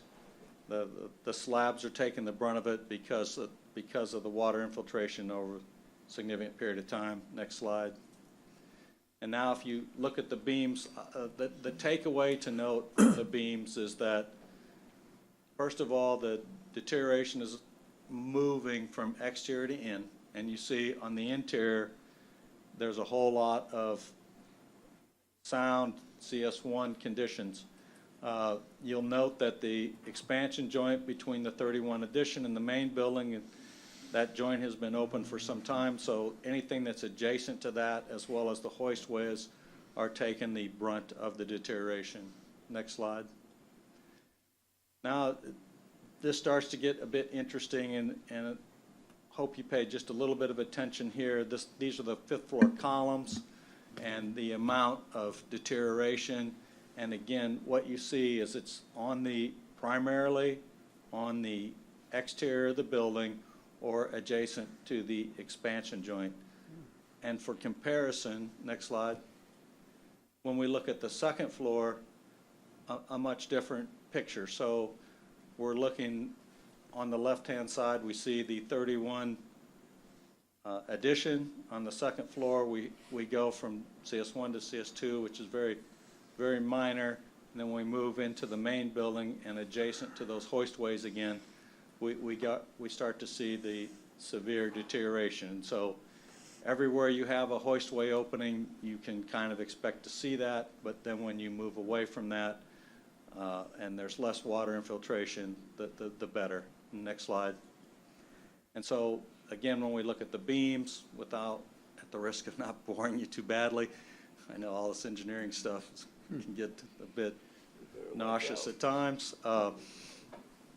We see, again, the same type of trend, but a lot less deterioration and damage. Next slide. And then finally the columns, and now very few columns are actually in that CS4 category, and that's important to note because the columns are the principal lateral resisting system for the building. Next slide. So in summary, through all that, and I appreciate your patience, we've basically the lower elements, there's less than a third that have that severe deterioration, but when we get to the fourth and fifth floor, then we have more than a third, and the extent or the significant portion of it is greatest in the floor system. I would note, though, that the floor system is probably also the easiest to repair, so that's somewhat encouraging to us. Next slide. So really didn't see any real damage caused by gravity loads or environmental loads of any time. It's all really limited to this lack of cover, ongoing chloride intrusion that's exacerbating the corrosion, and although that it was pointed out to us in the L and V report about the roof column separation, we really couldn't find that exact location. It's not to say it's not there, it's just we looked at several and we didn't find that condition. But as I said, you know, the bottom line with this building over time, and this is a recurring theme, that it's a building that's fraught with corrosion brought on by fluorides induced by the salt air in the coastal environment. Next slide. And, you know, if you look at the fourth and fifth floor, and we were here shortly after beta, and you can see where the accumulation of water is, and if I brought you back to those same color-coded configurations, they would line up nicely with that distress that we noted on an element-by-element basis. Next slide. So what does it all mean in current configuration? Next slide. Well, here we are today, several years later, and almost 20 years since I was last involved in this particular building. The City of Corpus has adopted the IBC and IEBC, and the IEBC, which would govern in this case for existing structures. Next slide. And I think this is important, is that for a change in use, the building would have to satisfy these conditions. If you looked at any type of hotel configuration or private rooms, however, the live loading is required as 40 PSF. I started the presentation by suggesting you pay attention to the 50 PSF that was reported previously, and that's been a consistent theme with most everyone that has reviewed the building. There is the corridors serving those are 100 PSF, and likely that would require localized strengthening within the building. You know, depending on the configuration and who might use the building, that could be anywhere between as little as 15% to as much as 40%. Next slide. It's important to note that the IEBC in particular has taken note of the country's need to rehabilitate and adaptive reuse, and so they have several sections in the current code that allows and permits changes. Occupational controls would be one example where, you know, you may want to limit live loads and building occupancy. This is limited to historic buildings, and the historic buildings are defined in the IEBC as those that are listed on the National Register of Historic Places. This building has been on that register since 1976. Next slide. And there is also the requirement for repair, and in these two bullets here, we're talking about substantial structural damage, and this is in section 606.2, have to be restored to their pre-damage condition. We have the next slide. So really, what is substantial structural damage in the eyes of the code officials? Well, it's the lateral load carrying capacity of the structure that I highlighted for you that has to resist any horizontal force and can have not been reduced by more than 33% from its pre-damage state. And you see in the preceding statement, it's the vertical elements. So if I took you back to the columns where I showed you that damage, presently, as the building sits today, this would not meet substantial structural damage. There are not enough columns in that deteriorated state to satisfy this definition. Next slide. So as you can see, you know, I brought this back from the 5th floor, and even in the very worst floor, and you tally up the percent loss in those columns, you don't get to 33%. Next slide. So then there's the issue of unsafe or dangerous, and dangerous is defined there for you. I won't repeat it, but note that the building code, particularly for rehabilitation, notes that no work is required beyond that needed to remedy the dangerous condition. Obviously, you know, that if you look at the building in its present state, certainly the facade elements are well into that dangerous condition, but I would not say the principal structural elements of the building itself is in that condition. Next slide.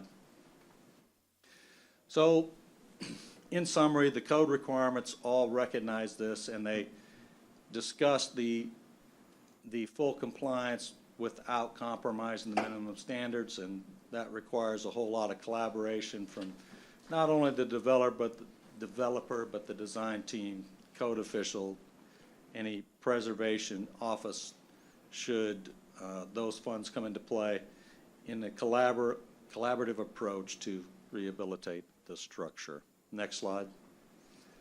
So then boiling that down back to the load rating as the building sits today. Next slide. There are really two provisions here that one could look at from a code perspective. One is the allowable stress design under the proprietary system in which the building was built, and the second is the ultimate limit state, and the two prevailing codes there are ACI 318 and ACI 562. I currently chair the ACI 562 committee. Next slide. So in looking at these, either way, we took the lower bound limits, very conservative, and we also said, well, shoot, let's not count on any additional shear strength from the com bars, and let's just see how it comes out. I know there's a lot of engineering stuff there, so I won't hit you with all that. Next slide. So, but we used both of these, and we made some really conservative assumptions. We assumed that everything was simply supported. that we had 30 pounds per square foot of dead load, that the floor system and beams were non-composite. That would certainly change things significantly, and that we neglected the shear capacity provided by the con system. So when you boil all that down, essentially the controlling element are the floor systems. Next slide. And we went back, Texas A&M Corpus Christi, we went back through their archives and we uncovered all of these documents, and you can see there's quite a bit of detail in these documents. We don't believe in our document review with the LNV report that it doesn't appear that they had availability to these documents. Next slide. So if we look at it, first floor, second floor, and we just try to give you some numbers of where the building sits today, you can see that we're right back to that 50 pounds per square foot live load, which will certainly be appropriate for adaptive reuse for residencies, hotels, things like that. Next slide. And just continuing on, you know, kind of depending where you are, obviously those corridor areas in the lighter green would require strengthening, and I alluded to that earlier in my presentation. Next slide. So again, even the most conservative calculations indicate that a minimum live load of 40 PSF would be pretty much everywhere, and so it's unlikely that we would need strengthening for those types of occupancies. However, the corridors and the 100 pounds per square foot live load would require some strengthening. Next slide. We did note that LNV's opinion of strengthening would be required based on a first floor live load of 180 PSF live load at all other interior floors. And I think that really boils down to what a developer or owner would want to use the building for. I'm not necessarily taking issue with this. I did show you several examples where the building code would permit various uses that would be far less than this. And in addition, I think you could go quite a bit farther and really sharpen your pencil and raise that significantly without a whole lot of strengthening. And as the bullet says, often in these cases with these proprietary systems, what we found is the best solution is just come back and load test them. Next slide. And just an example, you know, this was a Columbia system on a restoration project we did, where you can see that at the very bottom row there that it calculated out to be 22 pounds per square foot, but when we measured it via load testing, we got to 50. And so we were able to satisfy the building officials that 50 PSF was appropriate for that particular structure. So just an example of what one could do to kind of address some of these concerns. Next slide. So to wrap all this up, what are our thoughts prior to issuance of our report? Next slide. The current condition, facade and structure, you know, the building has been left neglected for over 4 decades. The facade elements are no longer serviceable. You'd have to do it in a manner that you did the south wing in, which was completely remove and reinstall. And then a geotechnical investigation may be warranted once the bridge is gone and the US 181 removal has changed significantly. That may impact the structure. I'm just not sure at this time. I don't have enough evidence to suggest one way or the other. But it has been pretty consistent since 1957. Next, please. It doesn't really exhibit any evidence of inadequacy due to lateral loading. And as we said, it's pretty much the perimeters and the upper floors, but we feel like applicable building codes can provide you with enough flexibility to accommodate changes in occupancy. And while you may have some strengthening or operational controls, it really kind of depends on what the building's intended use will be. Next. So again, the 40 PSF is fairly consistent, although we could probably get higher if we just did a little more evaluation. Strengthening if deemed necessary and developed by the developer. We could do that on a strategic basis. Basically, any engineering firm could do that to strengthen locally and get there. And the final bullet there, the summary, is that at this date, at this point in time, it's still a very viable candidate for rehabilitation. Next slide. So what potential opportunities are out there? We'll give you a glimpse into a couple of things. Next slide. This is the historic El Paso Hotel, which was abandoned in 1991. We became involved in this recently, and the photo on the left is how we found it. The photo on the right is how it sits today. Next slide. This one a little closer to home. The deterioration mechanisms are very similar. The building in the foreground is the federal building, a very nice structure, abandoned for a very long time. Commissioners, I don't know how familiar you are with Port Arthur, but it's a somewhat neglected downtown area. The building in the background is the Adams Building. If you look at the two photos, the lower right-hand photos are the pretty much state of disarray that both those buildings were in. You can see trees growing out of the windows in the federal building there, and Motiva has come along and decided that they will put their corporate offices there, and so they are refurbishing both of those buildings. And it's kind of, if you have that vision, it can happen for you, you know. And I think we're involved in this project. We're pretty excited about it, and we find that particularly with the federal building, there's a vast number of similarities. And with that, I promise not to bore you anymore. Next slide, and address any questions that you may have about our presentation or our study to date.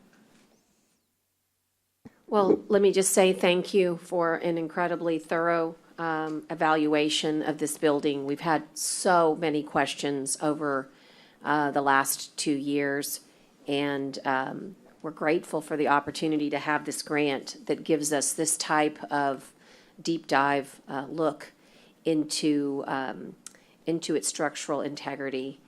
And I guess the adage does apply: you should not judge a book by its cover, because clearly the cover doesn't look so nice, but it reads beautifully. As far as subsidence, I was concerned about that, and I agree with you. It'd be wonderful to have the geotech, which I think we could arrange with TxDOT at some point in the future. But the commissioners, I'd like to open it up for them. I just want you to know, again, this would not have been possible without, the help from the National Park Service. And believe it or not, Hurricane Harvey made this possible because they gave us this opportunity to look. Interestingly enough, the city of Corpus Christi has hired the McDo Preservation Company to come in and look at historic preservation sites in our community. Last night, super late, happened to see the Asakura Robinson executive summary, which actually references quite prominently this particular subject matter. We just needed the right company to have the right expertise to really look at this in a different, in a more in-depth way. And you've done that, and so now we know that that it can support rehabilitation. And that's what a developer wants to know. And so we thank you for that good work. Commissioners, Commissioner Vaughn? This was an absolutely wonderful report. such great history there, and the results came out really good. I'm really excited for that because I know there's a mixed opinion up here on what we need to do with that courthouse, but if there's any way it can be saved, and you're telling us that it has the possibility to do that. I think my question to you is, in the meantime, because it's been sitting for a long time, which is a shame that it's set and there was no maintenance, no effort whatsoever to take care of it, none at all. And we probably wouldn't be to this point had the court done some effort to take care of it, to maintain it in a different state. Is there anything we can do now? Because it's probably going to be a while before we can find anyone to take it. Is there anything that we could be doing now to preserve it? Clearly, there are things that. That's a loaded question.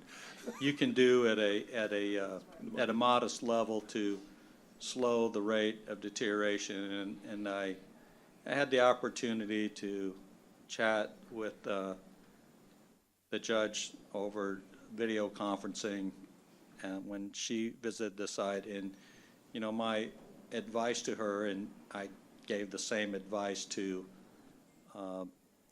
Port Arthur community, is no different than when you're staging a home to sell.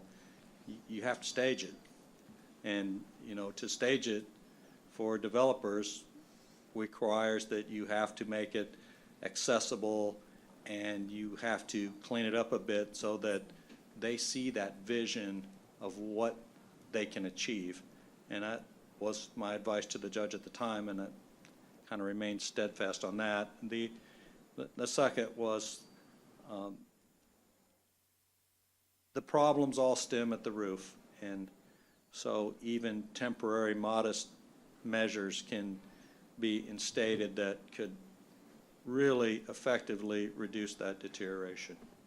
And commissioners notice that he said modest, so that's a good word. I He's told not saying Juan to get expensive. Flex Seal up there, didn't I, Juan? I said, get that Flex Seal and get it up there. On a serious note, we have asked Juan to take a look at that, to really stop the weathering. We could do some very simple, I think preventative measures, like make sure all the windows are sealed. They're not, and that's something that's simple that we can do. And it's also, I'm glad to see Alyssa Barrera Mason here from the DMD, because I truly believe that we need to be working on a public safety initiative with this courthouse. This is not just our responsibility. We have a serious issue with transients that come into the courthouse, and then the perimeter. There's no temporary light. The windows are open, and Juan and I have had great conversations, and we have challenged him to bring us a plan, and he's working on it in the next week or two, so that we can go to the city, who has plenty of initiative dollars given to them by HUD for this very, very thing. And if that wasn't enough, there's actually that brick fund that I spoke about this morning that unfortunately it's a December 7th deadline, but that brick fund also has a downtown revitalization component to it. And so I think for modest dollars, we can get some, simple Band-Aid on that roof. And on the flat part, we could probably do it for under $1,000. And on the steep part, Chuck, I'm not so sure, and we need to look into that. But, the most important thing is that over the past 2 years that I've been here, we're not quite on 2, but we're getting there, we've taken I think a smart approach to this, and that was get us some money. We didn't spend $1 of money here to get us this evaluation. And I'm certain, commissioners, that today is for presentation only. But the goal, you should know, is to move towards, an RFP that would get us the ability to host developers, to see what they can accomplish here. They needed this. They did not have this opportunity. And L&V, in fairness to them, they did not have the data points that they needed, that Chuck was able and WJE were able to utilize. So I think that where we're headed is an RFP, in the spring. Depending on how quick we can get it together, maybe it's late spring, early summer, where we can actually host developers to see what they can do. But this building because of that slide that you showed us, that it's on the National the National Registry of Historic Places. It lends itself to two important aspects. One is a historic preservation tax credit, both at the federal level and the state level. And you need a building to have that. And that is what developers are looking for. They're looking for the layered cake. So the building itself is very important. Plus, as they say about all great things, you just can't build them like that anymore. And that's the truth. And it's so grand, you could never afford to build like that. One of the things I wanted to highlight, because you mentioned it, is that there is no imminent danger of it falling down. There's no imminent dangerous condition, but I'm certain that all of the debris on the pediment, do you have any thoughts about the stabilization of that pediment? We see a lot of debris on the floors. What is it? The stairs. Yeah. The stairs. And floors. Yes, Your Honor. We owe you that, so we owe you a bit of a stabilization plan as well as Okay. the full report. Some of that can be pinned back, but the majority of it should be selectively removed and stored. Stored, okay. In our opinion, that particularly that face, the prominent pediment should be disassembled. Yeah. And for the audience, the pediment would be what I would look as the triangle, right? It's Yes. that beautiful piece that, it's the very top. The pediment refers to that triangular piece of architecture. And it's pretty wonderful. There is one piece, though, that's fairly damaged because we have debris coming from the top, so. Do you have any questions for Chuck? I know I promised you a break and I didn't give it to you, but you got a cheeseburger, so you can ask a question. I can, but I don't want to, go ahead if you want to go first. Oh, go ahead. Commissioner Montanez, I you know, don't, trying to go out of order. I want to respond to Commissioner Vaughn's statement a while ago. And I don't mean nothing to offend you, Commissioner, or anybody, but you know, it bothers me when we in the Commissioner's Court say, nothing has been done, when things have been done. I've been here almost 12 years, and we have done. I mean, Commissioner Zeskin was here, and we had developers, we contributed some money. Well, I didn't know that. Yeah, we did a lot of, we gave money to the Historical Commission to try to do more things, and, it just kind of really, almost, but nothing has been done only the last 2 years. Okay, Jack, I take it back. But I just want to let y'all know that we do things and things were done and, and nobody wanted the building to be teared down, but we were hoping to get it. We had 3 developers on the line, but one of them was ready to go do the hotel. He backed out at the last minute and one couldn't provide the money. So, I just want to say, if it's salvageable, great. If it's not, I think it needs to go, but I'm just saying, this is the things that we really need to be upfront with ourselves, we hurt them for money now, so unless we get a grant to do it, there's the only way we're gonna be able to do it. Or get a developer to do it, there's the only way we're gonna be able to do it. So, but we have done things with it, I just wanna let you know that. Thank you. Thank you, Commissioner Chesney. Okay, thank you.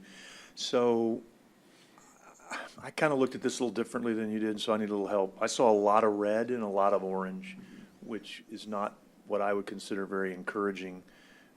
When I look at this report, I'm glad it's not dangerous, and I'm glad it doesn't meet that level, but I guess my question is, when you did this report, did you look at what it would cost, or is that not what you do on this, to put it back in its, let's just say, prior glory? I mean, how much would it cost to forget the hotel and all that? That's because that's pie in the sky until we actually get someone to walk in the door. If we wanted to make it a courthouse again, do you have any idea what it would cost to restore that building back to where it's an operational building?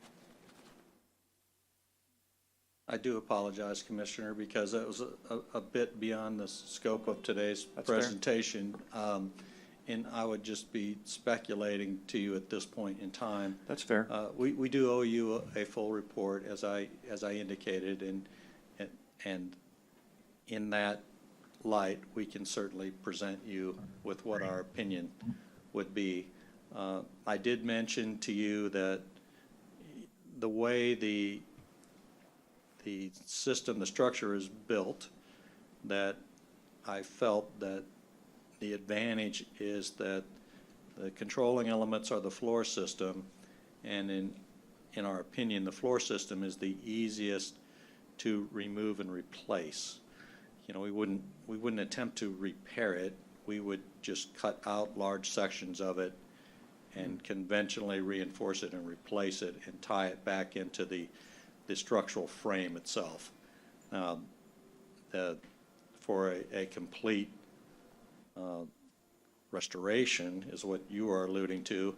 You know, there would be some care in ensuring the integrity of the remaining structural system. You know, we would repair the columns, we would repair the framing system. So, and you saw that essentially in the south wing. Saw that where? I'm sorry? In the south wing. I mean, the building structure itself and just the way buildings were built back in this particular decade is they are very, very stout from a lateral frame resisting system.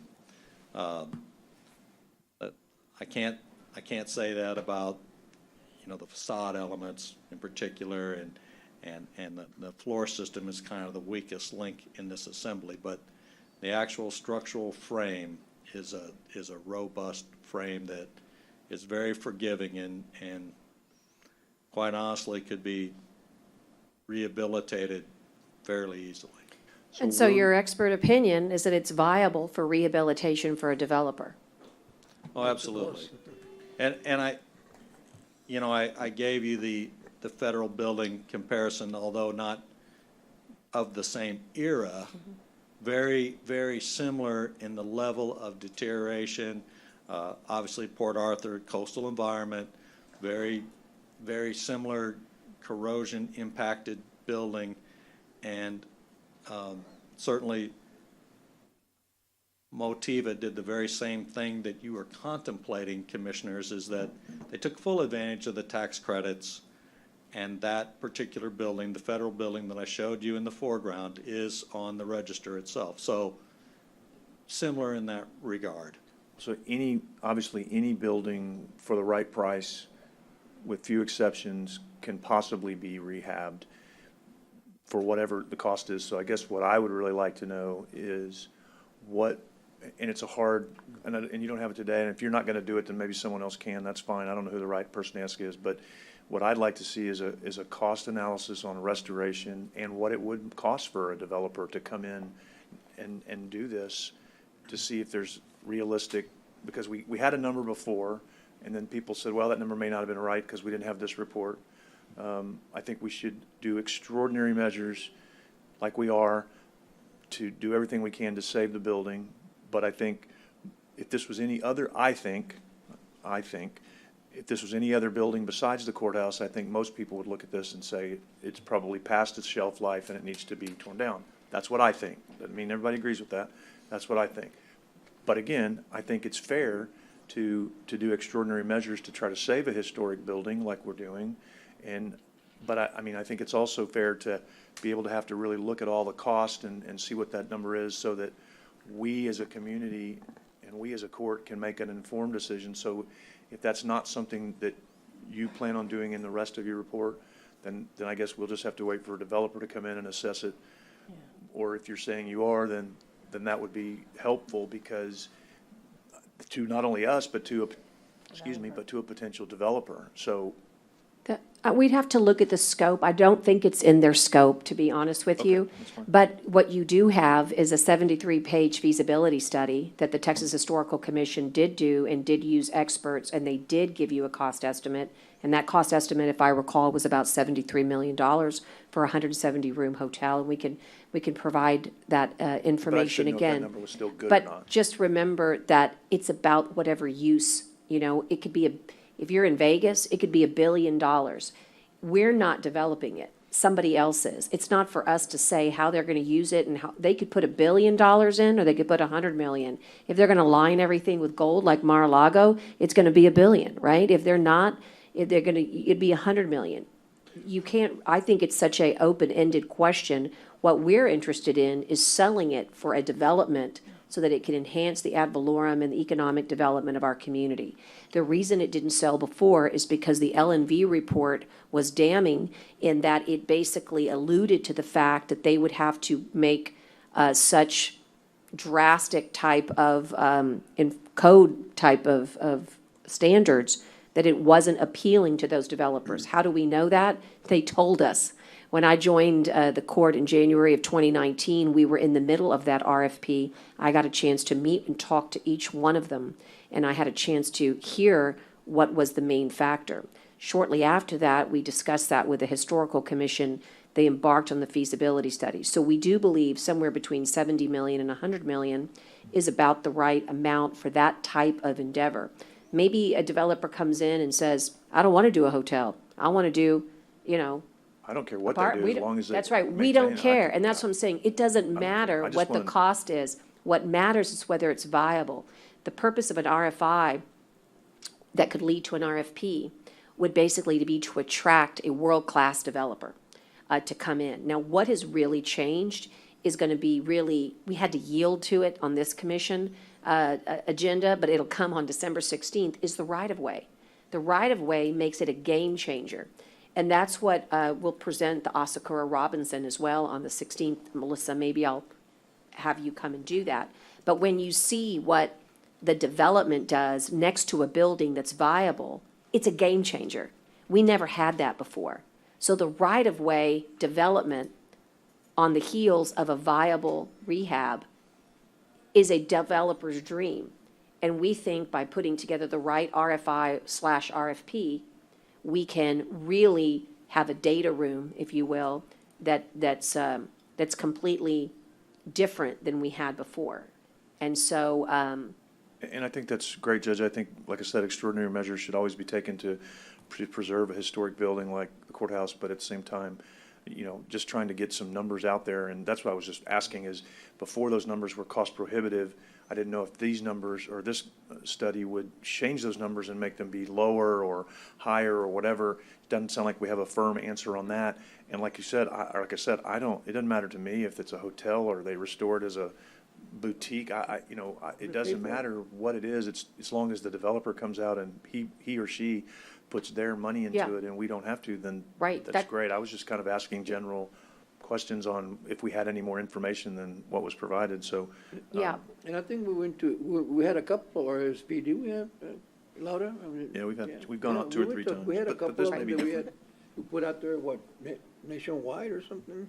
Yeah, and I think the judge is right. I think the right-of-way could be a game changer. I think, this report could be, obviously, whoever comes in is going to realize with respect that LVN's out there and this one's out there. They're gonna see flaws maybe with both of them, no offense, and they're gonna get their own engineer and then have a third one, but hopefully they'll have two studies now that they can look at, and then they can have their own, and maybe with that right-of-way property being there, that they could potentially use that, or, yeah, I think They'd have I to think go it's a get, totally new like, door. they'd have to go back into a time traveler and basically get a couple Greeks, because, forgive me, I'll just brag on you a bit. WJE is the world's leading forensic engineer. There's just not going to be anybody else. Any developer is going to say, thank you for getting WJE to do this. And I didn't, and I just think they're gonna do their own, I doubt it. diligence too. There's nobody better in the world than who just did it. And that's just lucky on our part. I'll be honest with you, when we did the RFP to get this, I didn't know who WJE, I did not have that breadth of experience. But because we did do the RFP, it did attract the best. And thank goodness Juan put together a good committee and chose wisely. But we have now been, we talked about luck in the morning. Well, our luck was good in this round. And I think that we are going to have, and we already have been contacted by major developers who are waiting for today's presentation. I expect that we will have a very different outcome. The RFI process is an interesting one because it could yield you those dollars and cents. If we were going to try to make it a courthouse, I'd say, hey, we got to figure it out. But we're not doing that. We want to pass it on. We just don't need We just don't need to have, Yeah, we- an empty, you know. We can't do it, yeah, you're right, we need to pass it on. Yeah, we just need to pass it on. And, by the way, we cannot just write off, just to remind you, we can't write off the taxes, so we have to sell it to somebody. But look, this is, as they say, big, big news, and we should have a smile on our face, because we've never before had the investment of Asakura, never had the investment before of McDo and WJE at the same time as the right-of-way. It's kind of like all the stars have aligned. But like I said, unless you wanted to throw caution, you know, to the wind, we really have done the best we can here. The modest preparations that I think you're advocating for, that you shared with me, I think are sensible. But you don't have to do it because you want to preserve a courthouse. We need to do it, just so you know, because it's the public health and safety that's concerning me. And that has to do with the needles that are around the perimeter, has to do with the broken glass, the people living inside. That is a public safety issue, and I have brought it up with the appropriate authorities, and we have a really good coalition of police and fire, and I just need to visit with Alyssa so we can get the homeless initiative on board. Judge, maybe we could, and they should pay for it. Yeah, I certainly respect the. They should pay for it. I'm going on record. I certainly respect the opinion of the county attorney on those taxes, but at the same time, maybe we need to do some sort of declaratory judgment on that and get a real ruling, because, and no offense, but an attorney general's opinion is just an opinion. A county attorney's opinion, respectfully, is just an opinion. Maybe we should find out and find some law on that So to see if we could. If we I'm don't- all I can't all remember. for It's it. been a while since we've talked about Well, this. let me just There tell may you be this. good case law, I can't It's a remember. great thought. I did consult a tax attorney, and they consulted the Texas tax code, and it's just not possible under the Texas tax code. And that may be accurate. However, this court is about to review an abatement policy in the next 60 days, and there are so many ways you could literally give a developer an incentive equal to the taxes over time, over 20 years. That would be the same thing. Let me tell you, I don't, and I would think the Right? city It's the would same thing. participate in that, or maybe you could go Yeah. to the type A board and ask for them to participate. But I'm going to in tell that you way. I don't something. know. There's But just when gotta you be a see way. the right-of-way, we're not going to give this thing away. No, not the right of way.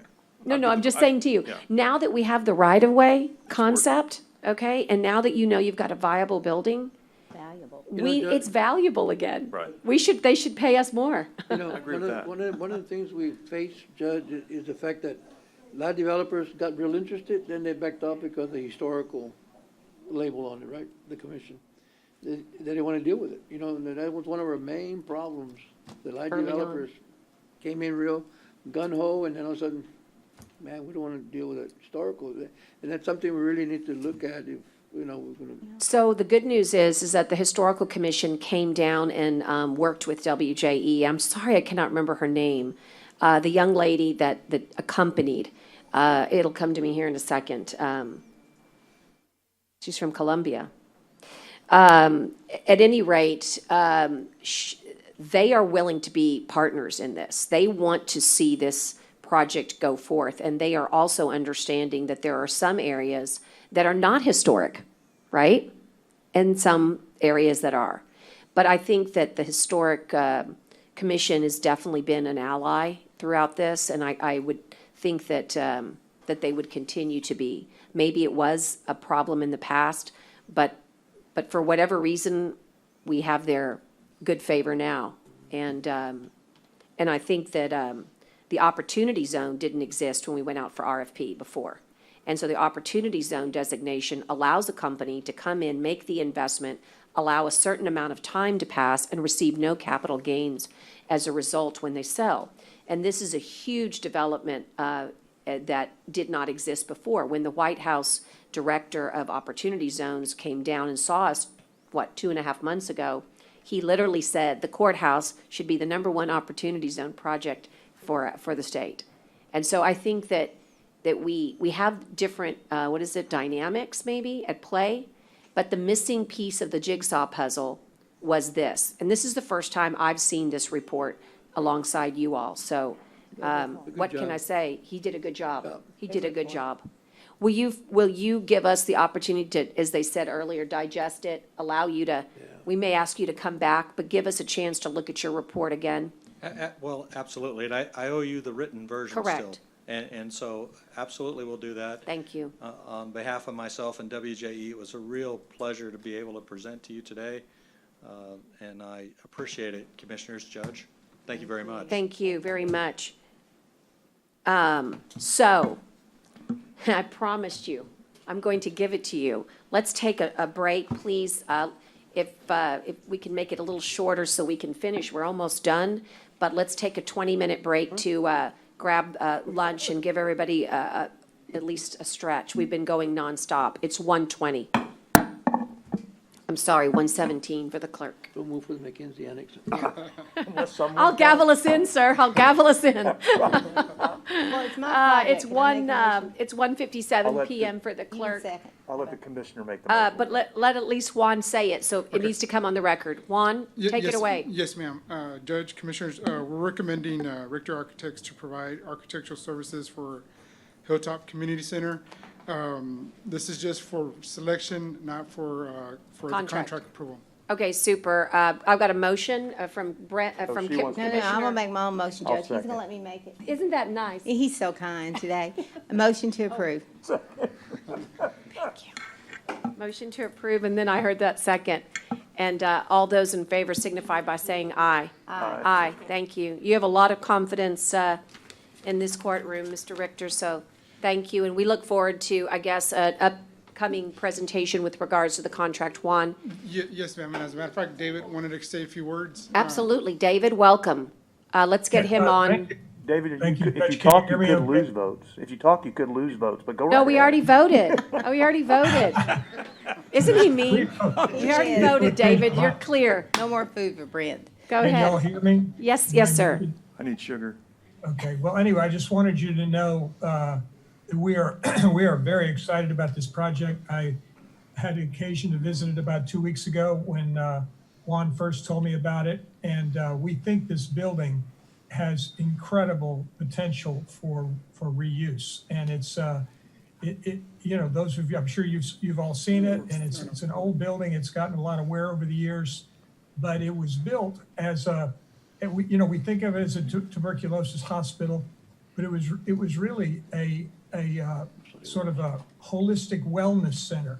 It is in many ways ahead of its time. The trends in architecture today are heading in that direction, to use more natural ventilation, more daylight, more gardens, more courtyards, and everything about that building is just ripe for really creative reuse. And Mr. Whitaker, can I interrupt you? Please.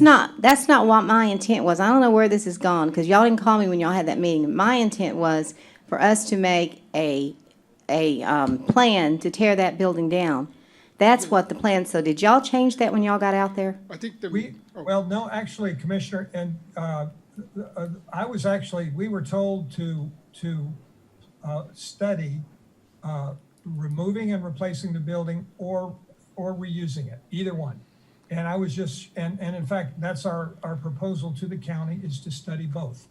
And in fact, but when we discussed it, I think, Commissioner, I think you were quoted as saying it has good bones, and we tend to agree with that.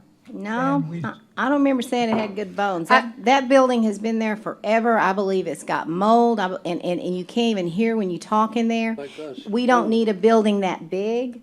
I just think it's not feasible to do that. Now, I'm not gonna be here. But when I asked for this to be on the agenda, it was to plan, and I don't understand what happened, and I am really ticked right now. Juan, I don't know if this came from Edward, I don't know who it came from, but that is not what the purpose of this was. Go ahead, Richter. Well, if there was some Judge, did you want miscommunication, I that? apologize. And we certainly, we love doing new buildings as much as anyone does. And we can certainly do that.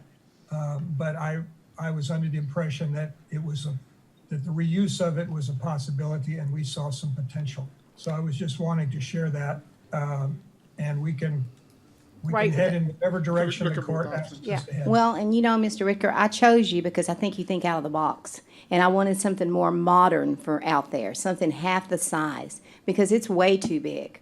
And I believe it's reached its life. I think that they've thrown money into that building that shouldn't have been thrown in there.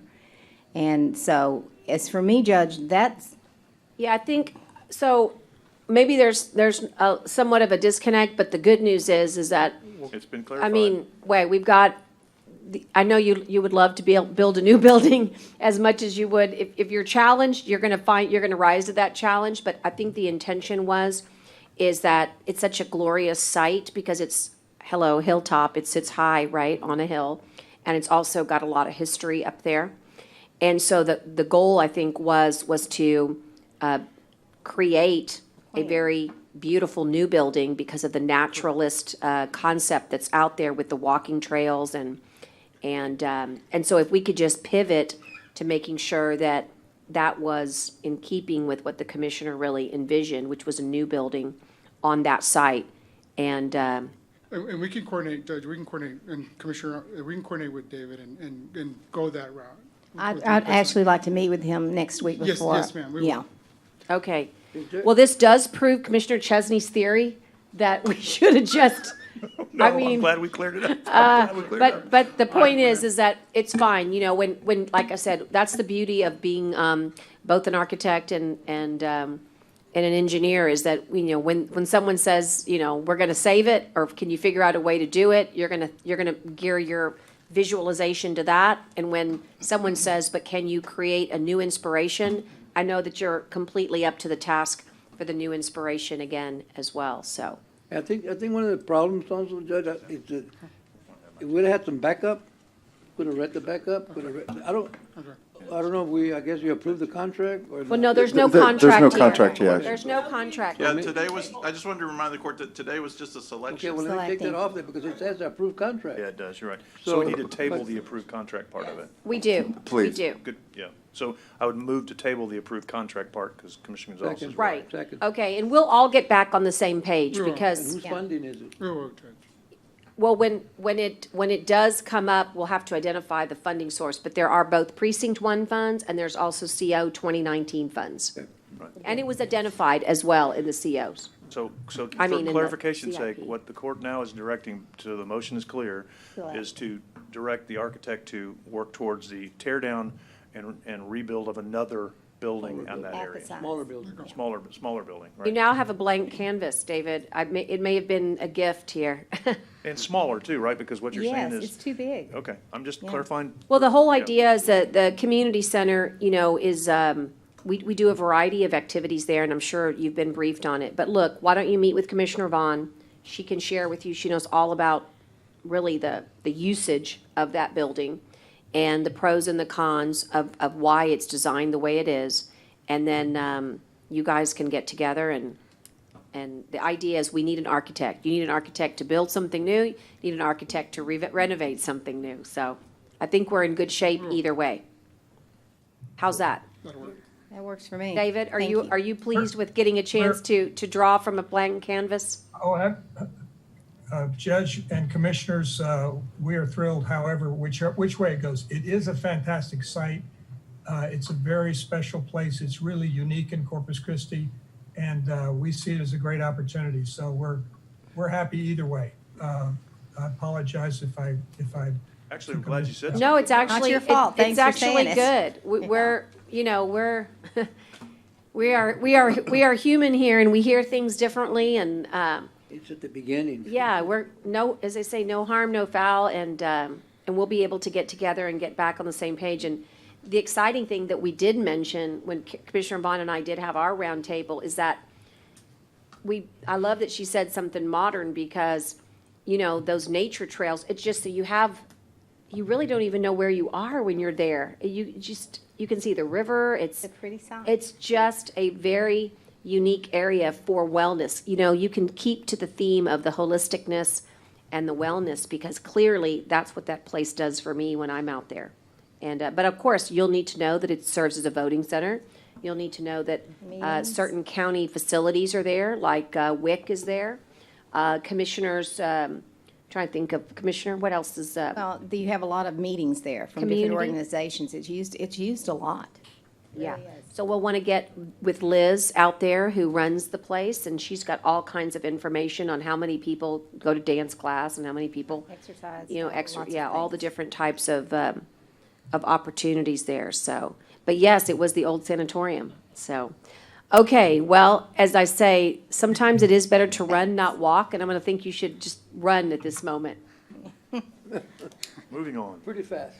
Okay, all right, so we've got that motion to, and a second, and all those in favor signify by saying aye. Aye. Thanks, Lorenzo, keeping us honest here. David, we'll be back in touch. Thank you so much. Thank you. Judge, Commissioners, on the next item, it's for approval, recommendation for approval of the certificate of substantial completion for the IFB 3078-18 McKinsey Jail Annex fire alarm replacement by Circle Industry. We're recommending the final approval for certificate of substantial completion. So moved. Second. All those in favor signify by saying aye. Aye. Pose same sign. Okay, the next one? Yes, ma'am. The next one is for recommendation for approval of one plat for Swan Village and a subdivision construction agreement for the subdivision. So we're recommending. Where is this at? What location is it? Precinct 4? Swan Village is in precinct 4. Where is it? Precinct 4? Sure? Swan Village. Are you Swan sure? Village, Swan Village. Hold on, I'm looking. No, I'm sorry. No. That's gonna be in precinct 1. Yeah, I don't think that's mine. That's Carolyn. Yes, that's Stonegate. Where is it? Stonegate. I'm looking it up right now. That was 624. No, hold on. It's up That's Swan Village. 624 and Yeah, it's Stonegate Unit 2. Who's the developer? Stonegate number 2.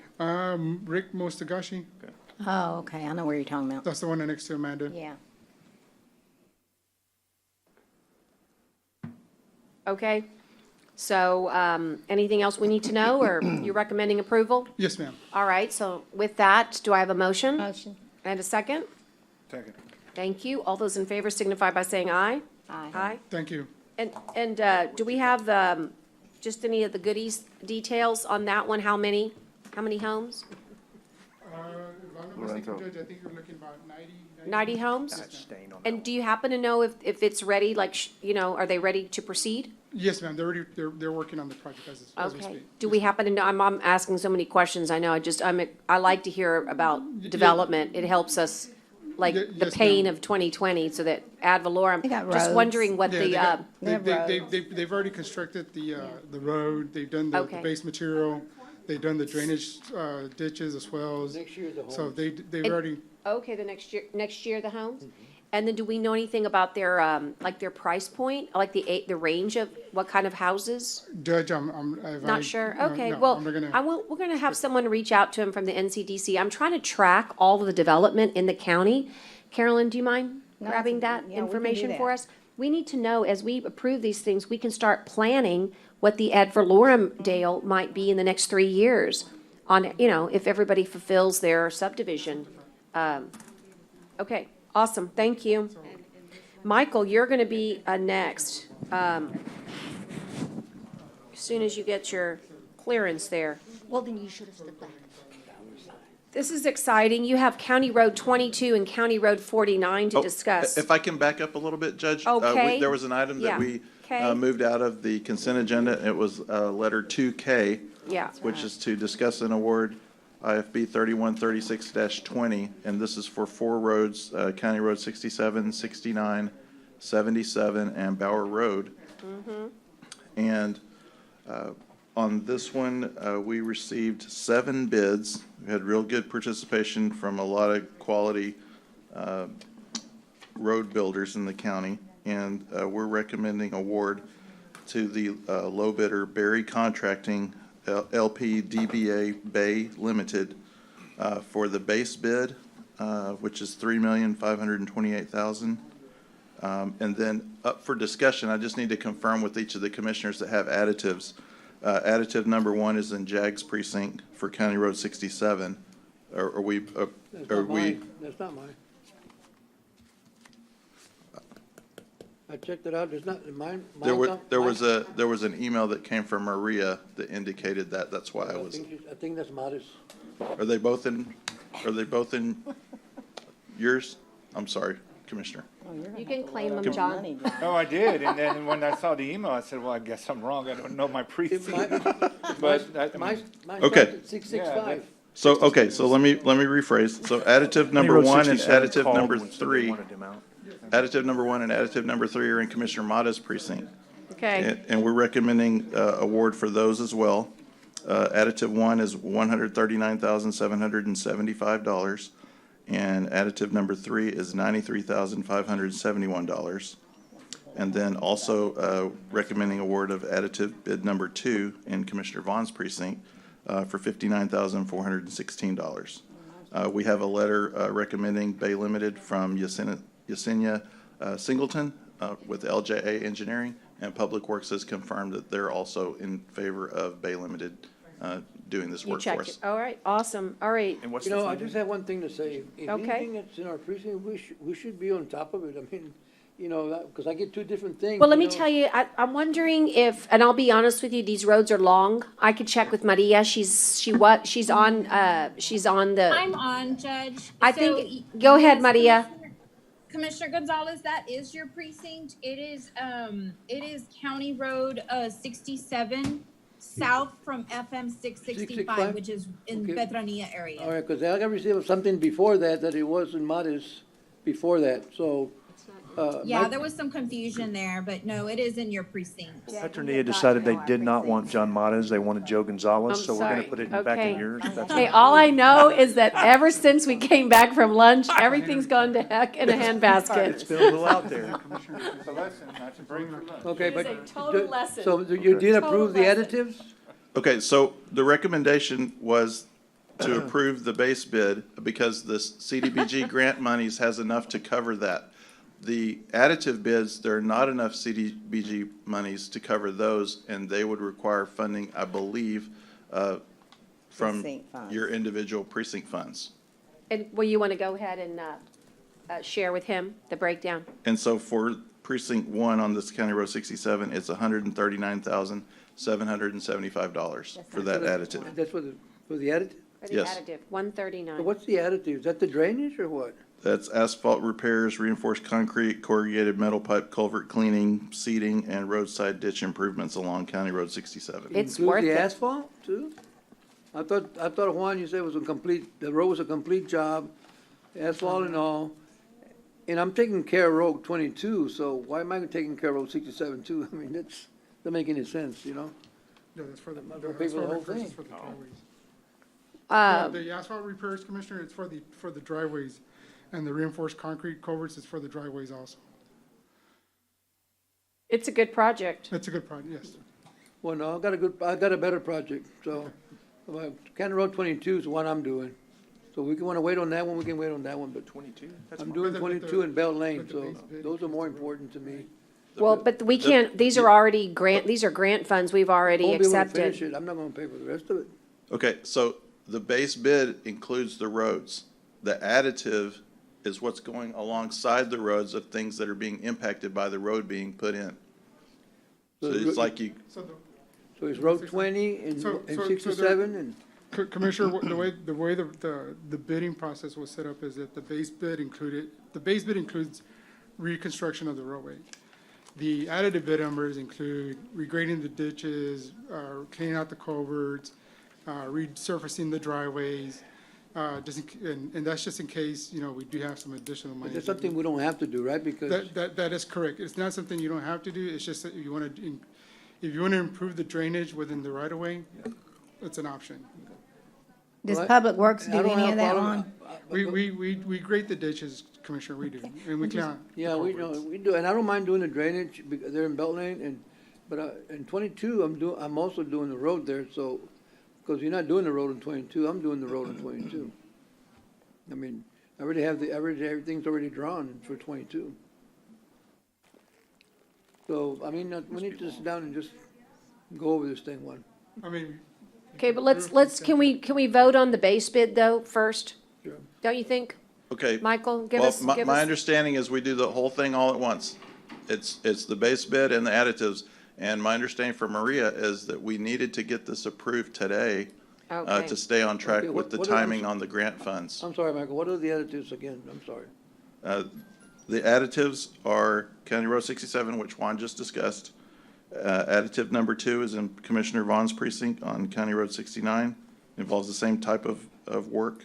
And additive number 3 is on Bower Road, which is in Commissioner Motta's precinct. So there's one for everybody. I'm Yes. good with mine. Okay, Commissioner Modas? just go with it. Yeah.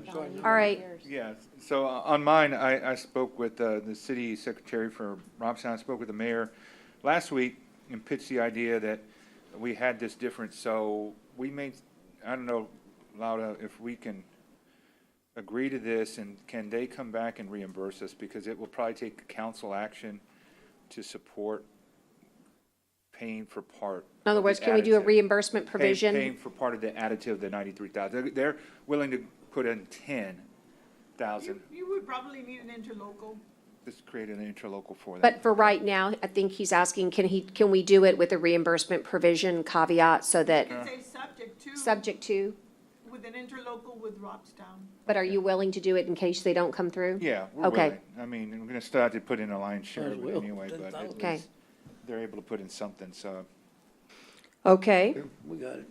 all right, And then so for Commissioner Jag, are you in favor of doing the additive or not? If it's just for that road, yeah.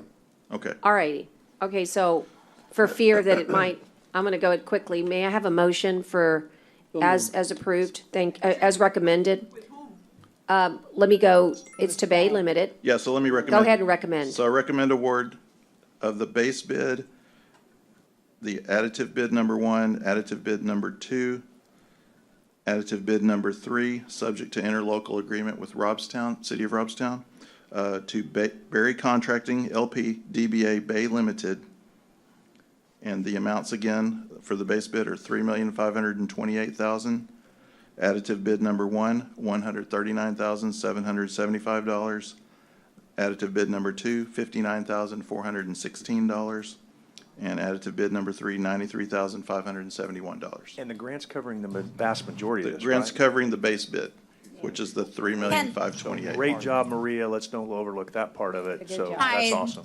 So this is Maria. Can we also add the language, Michael? Oh, yes, that I'm we had sorry. talked about? In the recommendation, there's this language that says that this award is contingent upon approval of the county's request for release of funds and certification form and issuance of the authority to use grant funds by the Texas General Land Office. This is language that they requested that we included in our order. And just to clarify, that's only because we are getting the authority to use grant funds on Friday. So normally we would wait on the award till we got that form. But we have been told by the GLO, and I do have it in writing, that we were okay to award as long as we didn't execute a contract prior, to that date. So we're good. So moved. Second. Okay, all those in favor signify by saying aye. Aye. Aye. Okay, so we've finished that Thank you, Maria. consent agenda. Thank you, Maria. So now we're back to 3C1, Yeah, let me go back to 3C1. and this one is discuss and award IFB 3145-20, Nueces County Roadway Rehabilitation Projects for County Road 22 and County Road 49. We recommend award to J. Carroll Weaver Incorporated for the base bid amount of $2,876,632.41. We have a letter of recommendation from Brian Bressler of Friesen Nichols, and Public Works approves as well. Judge, move acceptance, and this came in way lower than we expected, Yes, which doesn't thank happen you. very often, so. Motion, excellent news. Second. Motion and a second. All those in favor signify by saying aye. Aye. Opposed, same sign. All right, and then you also have Nueces County Purchasing Policy order, an amendment. Yes, so we're recommending approval of amending our purchasing policy, and what this policy is about is providing an avenue for the county to deal with situations when we have a bid go on the street and we receive no bids.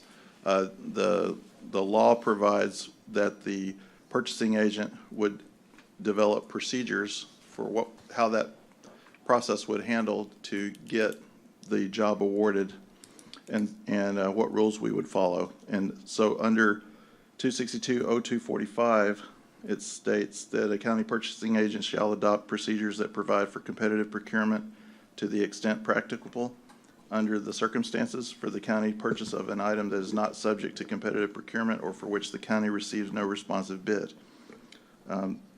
These procedures, we actually did some research and found some other counties that had these already in place. And so we borrowed really from Smith County. And they've got, in the order, you'll see it there, but basically the same specifications that were used when we bid out an item will be utilized in my office going and obtaining 3 additional quotes. And then we will bring the low bidder back to the court for the court to approve that award. And they will be judged in the same manner as what was indicated on the bid. So if we put a bid on the street and it had a certain rubric for how we were going to grade them, we were going to grade these quotes at a later date under that same rubric. And then we bring that back to the court for the lowest and best.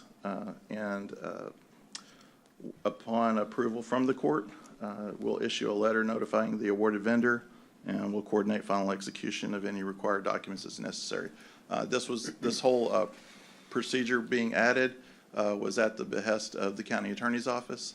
And so we reached out, we found the procedures, we provided it back to the county attorney to review those procedures, and she's reviewed and approved this, and it's been added into Chapter 8 of the Purchasing Policy Manual.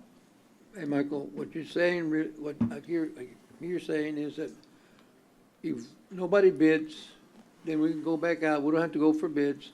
We can go out and get 3 proposals, right? 3 quotes. 3 quotes, I'm sorry. And the way we wrote it, because, and then I was thinking about you, Commissioner Chesney, we wrote it, there's an avenue in here that says we will try to obtain 3 quotes or as many quotes as we can obtain. And so that would allow for us to obtain 2 possible quotes and still move forward with that. Right, okay, that's good. So what this does is for these purchases that we have that are above 50,000 where we go out to bid, it gives us a way to deal with it routinely. So the next purchasing agent that's here after me, sometime in the future, will have this benefit. I'm still here. Sometime in the future. Way in the future. Way in the future. Well, we're modernizing. I like it. It's all very good. I mean, and that's the whole point. So I'm guessing you recommend this? Yes, I recommend approval. And would anybody like to make a motion? There's already a motion. And then a second? We did. And I heard it? Okay. All those in favor signify by saying aye. Aye. Aye. Thank you. Michael, thank you so much. Judge, at this point, could we go back to Yes? 3B5 Yes, did we miss? to revisit Swan Village? Juan needs to make a correction. All right, go ahead. Judge and Commissioner, I apologize. Go ahead. Swan Village is located in your precinct, Commissioner. Which one? It's on FM, Swan Village. No, but which commissioner? Commissioner Chesney, Okay. precinct 4. It is Swan Village. It is about 30 lots in that area. It's on FM 2444, FM 2444. And we're still, we're recommending for approval. So I apologize for this. Correction noted. Yeah, that's fine. Sorry No, we've about already- Yeah, correction noted. So far, one commissioner's lost a road, another one's gained it, and then you've lost a subdivision and you gained it. I'm waiting for my Christmas gift. I don't know what I'm gonna get, but I can't wait to see it. Okay. Thank you, guys. A little humor. We need a little humor. A lot of humor. Okay, thank you for the correction, Tyner. We can now proceed to the auditor. If you have $1 million you found, now would be the time to tell us. Yeah, we're in a good mood. Didn't find any money. We've got a budget change order. It's number 4 for our fiscal year. Yes, we only have one item on the agenda. This is for our fairgrounds. Our fairgrounds will require some equipment that's not necessarily capital equipment, so we're just needing to move the money around. This is recovering for a pinning equipment of around $15,000 and a refrigeration cooler for them as $3,300. Normally, you would consider these as capital expenses. However, because of the accounting policies, these are not a capital event, and they were required to be put as office supplies. They have the money available in the capital outlay to move to pay for this item, and as I request and submit approval for budget change order number 4. So it's it's just changing money from one spot to another. Yes. Thank you. Motion and a second. Well, I heard 2 motions, so I'll take one as a motion and the other one as a second, okay? And all those in favor signify by saying aye. Aye. Aye. Okay, Dale only had this one item, so now we'll move over to Julie, and I'm looking to see, yep, she's there. Julie's got two items, and one is the student loan repayment program. We'll start there, number one. Hi, this is Julie. We currently have about 75 employees that have shown interest in this program. And so I've been working on this program for a while now, and we're trying to get it underway. It hasn't taken off yet because we've come across some snags throughout this period of time trying to figure it out. The other employers that we've talked to, they have a third-party administrator making these payments for the employees. And we were trying to avoid that so we wouldn't have that cost. So I've been talking to the IRS, I've been working with Dale's employees and his staff, and I've also worked with one of his outside auditors, and of course Belinda from the county attorney's office on this. And then I've also gotten some great feedback from the employees themselves.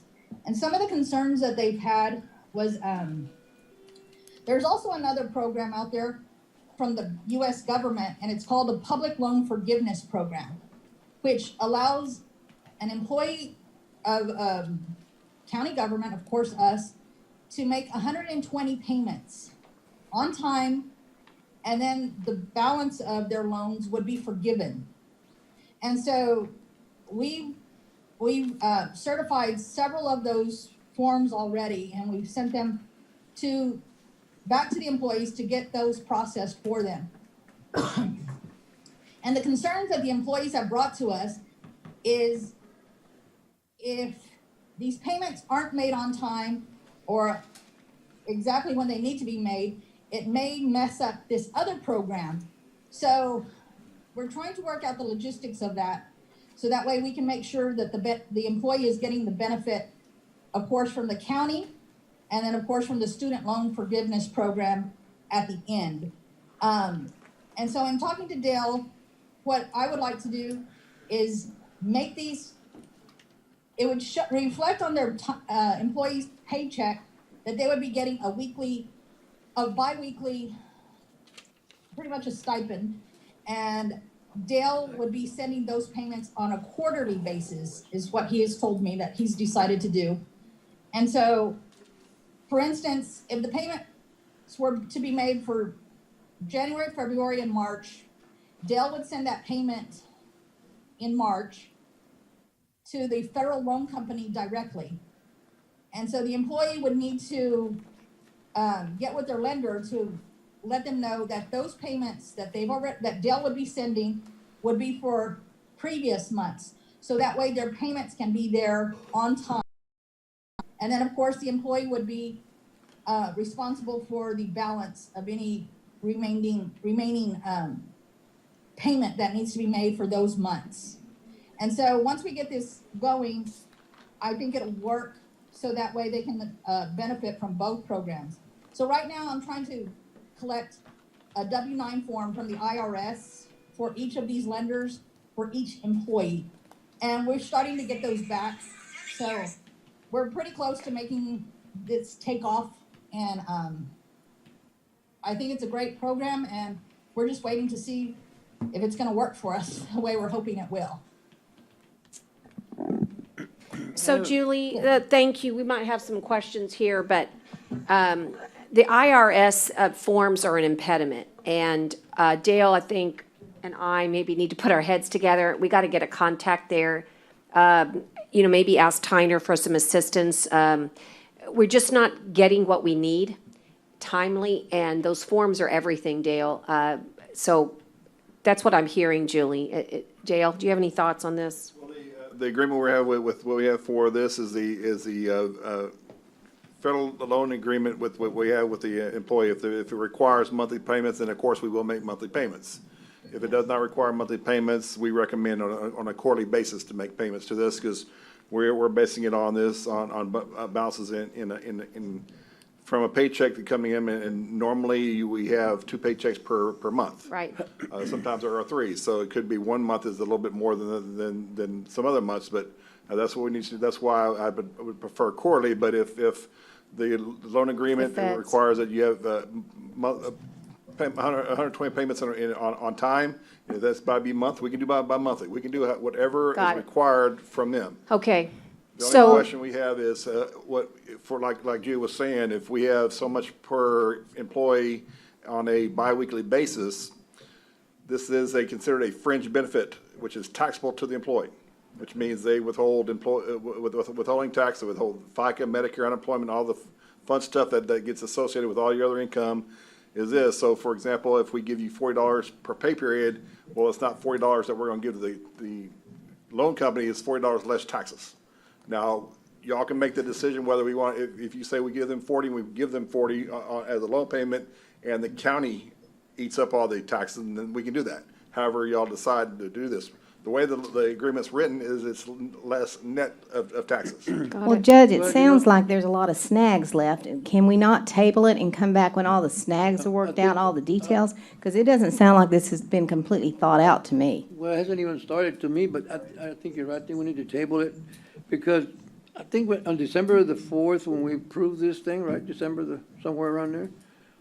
We brought this up last year as December a 4th. supplemental balance for this, and I know Julie and her staff have been working hard on this. I know they've been, we processed through our side of it when we talked to our software company to see if we can do it. We've talked to several of our external auditors and see if, make sure we account for this correctly. So it's been several issues of going through, so. Yeah, well, and no doubt, I know the impact was 1,300 annually for employee.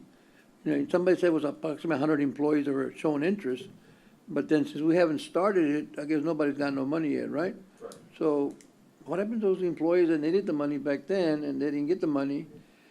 And what kind of an agreement do we have between the county and the employee? Has one been already drawn up? That HR provided me, they've worked with the county attorney's office on creating a agreement with the employee of Who how signs this it? is done. Pardon? Who signs it?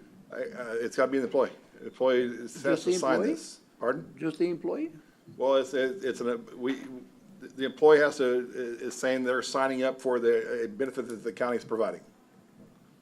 But if you give them that money, it's an agreement that we're giving them the money, so the county should have to sign somewhere. I mean, it's an agreement between the both of them. We Is are creating personnel action request forms, so it will come through the payroll process. this is only for employees, not elected officials? Or elected officials included on this? It's any employee that is a regular full-time employee of Nueces County. So I'm So if asking- the elected question official was- is a county employee and they have a federal loan and they plan to have a retention period of 2 years, then I don't see a problem with it. Yes, sir. Okay, well, see, I'm asking a question because is that something we talked about? It would include elected employees. The way Judy was saying, would include all full-time employees of the county. Once you sign this, you're required to continue your employment of 2 years. So if you're if you're coming up the last year of your term and you decide not to run again, then you may be, have to pay the money back, so. Right.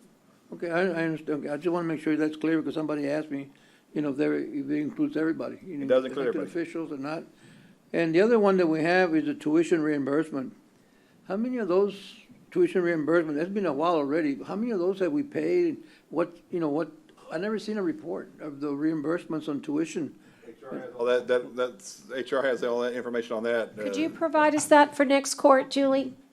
Yes, I can. I can gather that information. Okay, is it all right if we get it to you by December Sure. Oh, 16th, yeah, court? I'm not- Okay. Julie, if you wouldn't mind, Tyner, would you make a note of that we're gonna receive that report? And, Okay.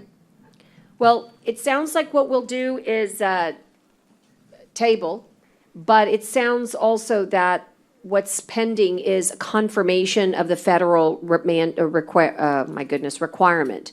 How do we want to handle that, Laura? Do you want to certify that as whatever the federal guidelines are? Because I think that's what she's asking for, is she's trying to get some certainty on 2 things. One is, she wants to advise the court that, we haven't truly begun even though we authorized it, and we need to get that going. And she's also looking for clarity so that the employees will have confidence that they won't be violating their federal repayment loan program.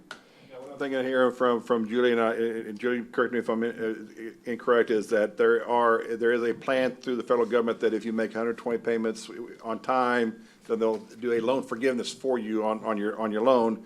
And that's what we want to just make sure it's not an IRS form, it's more of a federal side for your federal loan agreement forms. That if you make 120 payments in a row, they'll forgive a certain amount of your loan payments. So we do want to make sure we meet those requirements and make sure we pay this on time. If it's required by monthly, then fine, but if we can work through the lendor and saying if we paid on quarterly for these last 3 months, if that qualifies for on-time payment, then that's just some correction we need to make sure we have. We can do whatever we're directed. Yes, that's correct. That form is through the U.S. government loans. It's not through the IRS for that forgiveness plan. It's through the U.S. government Department of Education. And so we just need to make sure that we're making those payments on time so that way that employee can receive both benefits. Are we sure that it's a loan forgiven if you pay 120? Do we have something in writing for that? Because I've never heard of that one before. That, you'll have to work with Julie, we can get the information for you for loan forgiveness from the Department of Education on how they do the loan forgiveness. But the payments we'll be making is to the lendor. We will not be making payments to the employee. So if we say we give the $40 for this and after taxes, it's net 30, let's say, then that $30 is going to go to your bank, not to you. But who's going to authorize the forgiveness of the loan? Well, that's not us. That's what I'm saying. That's not us at all. That's But we're a saying direct that, thing between we're the saying that, you see, employee and we're the saying that after lender. 120 payments. We're saying we're gonna make a $1,300 a year for us to pay your loan payments. Your loan payments, if you make 120 payments in a row, then the federal government will forgive your loan of a certain amount. That's on their side, not ours. We're saying we're gonna give you up to $1,300 a year in money to pay for your loan. Direct payment. Okay, so. That might qualify for them to get a loan reduction through the federal government. Is there anything we can get in writing from the federal government saying they will forgive them? You can probably get that information for you. Because I mean, I don't There's want to an tell somebody they're going to forgive them, and then they come back and say, hey, you told me they're going to forgive? You know? The employee the employee fills out an application directly, and it's certified through Human Resources, and basically it's verifying their dates of employment and the number of hours that they work, and that they work for Nueces County. And so employees have brought that information to my department, and of course we do an employment verification of the years of service that they have, and then we give it back to the employee. So then the employee sends that to the Department of Education, and so that piece of it is based on an agreement between the employee and the Department of Education. So we have nothing to do with it. We don't track to see if they are making their payments on time. That's up to the employee. So all we're So doing we is shouldn't helping promote that. them. So we shouldn't I'm actually sorry? promote that they're going to be Oh, I have forgiven. been for several years now. It's in the newsletter. It's in every monthly newsletter, the Public Loans Forgiveness Program. We've been running it continuously. And so I do get lots of forms back from employees. We certify them, several of them weekly. All right, I guess I'll second the motion to table, so. It's just a presentation, there's not really anything to table, but. Okay, thank you, Tyner. Okay, so no action Well- required on this? Okay, Yeah. all right. Sounds like we So, got stuff. Bring it back again next meeting? yeah, and just so you know, I did find I'll bring it back, and I did find the U.S. Department of Education online, the student loan forgiveness, so we'll get it in writing so we can have it. It's just good to attach it to the file, okay? So I'll get that. Tyner, if you'll just help me keep track of the fact we need to attach that as a backup documentation. Okay, Julie, so we'll have to do a little bit more follow-up and cleanup, but we'll get it back, and for the employees that are, paying attention to this, it's clear that we did something really good. Now we need to finish it. This is what we call follow-through. So, Right. we just got to learn how to follow through, and sometimes there's bumps in the roads when we create new programs, and we got to figure out a way to smooth those out. So, but rest assured that we will. Okay, number Definitely two. so. Thank you, Julie. Let's move on. Believe it or not, Johnny Hip, I have seen his picture now for about 7 hours. And I bet he is tired of being on this phone call. I hope you've been working at your desk. Johnny, did we wake you up, buddy? I mean, I know it's been a long day. I know. Yeah, I mean, I appreciate it. I got a lot done I'm at my glad. office waiting on you I all, get a so lot. thank I you. get a lot done when I'm waiting too on Zoom. So look, we have a very important position that Julie's going to talk about. But before she really gets to that nitty gritty, I want to suggest that there's two things. One is that there was an error, and I've already talked to Johnny about this when we had our break. And that is, it's an important amendment that we would want to address for this position, and that's who this position reports to. It was Johnny's and my intention, it just didn't get papered correctly, that the position would report to Johnny and, well, call it the executive director of the hospital district and commissioner's court. Now, the reason this is a budgeted position from the hospital district, they're paying, but, and we approved their budget with this position. It was discussed and talked about. But we have HR processes, and they really don't have those types of, protocols. So we were able to post and do all of the good things that we normally do. So Julie, with that background, tell us about the position and some of the important funding mechanisms that I've alluded to. Well, I've worked closely with Johnny, and Johnny has done a great job of getting me the information that we need to get this job description up and running. And as you mentioned, it's going to be funded by the hospital district, and we've set a salary, and we've agreed about $98,176. It's a pay group 40. Of course, it is a professional position, and we've worked on that job description, and of course, we're ready to post. Actually, we're ready to post it today, Judge, if it gets approved. Okay, Johnny, give us a little, thank you so much, Julie. By the way, the job description was developed by Johnny through the hospital district and also the Meadows Mental Health Policy Institute. And so, Johnny, would you like to provide any further background to this before we take the Certainly. motion? Good afternoon, commissioners. Just sort of the genus, if you will, of this position goes back for the last maybe 2 to 3 years. The court Commissioners Court has made mental health a priority in the community, and the hospital district has been supportive with funds to undertake studies done by the Meadows Foundation.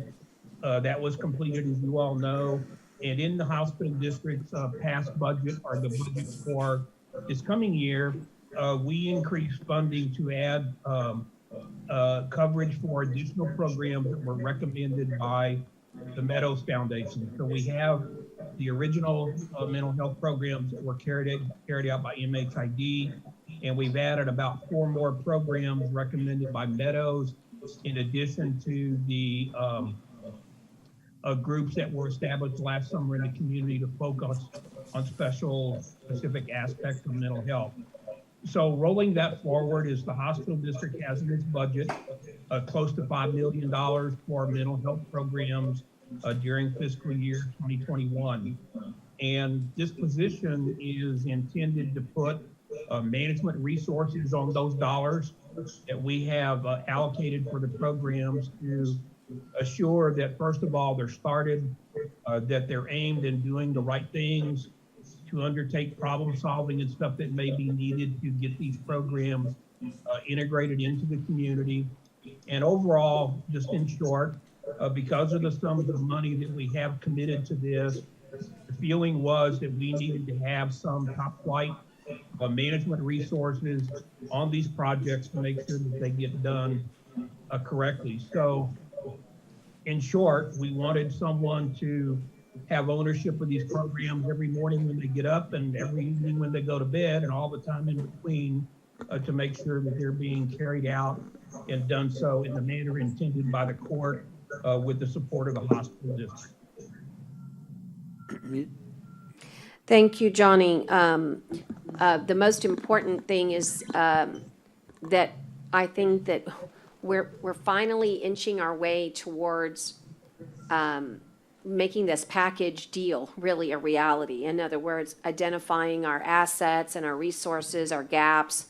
But the reality is that you and I recognized early on that you got to have somebody, I think the way you said it was eat, sleep, and drink behavioral health, you know, in order to really see these outpatient services expanded. And so I'm excited. I think the job description looks great, and we hope that we would get really great applicants. Are there questions for Johnny with regards to it? If you had a chance to look at the description, obviously we'll get a chance to meet, hopefully, the final applicants. And will there be a committee, Johnny? How do you propose to I have a couple of questions. select? Sure.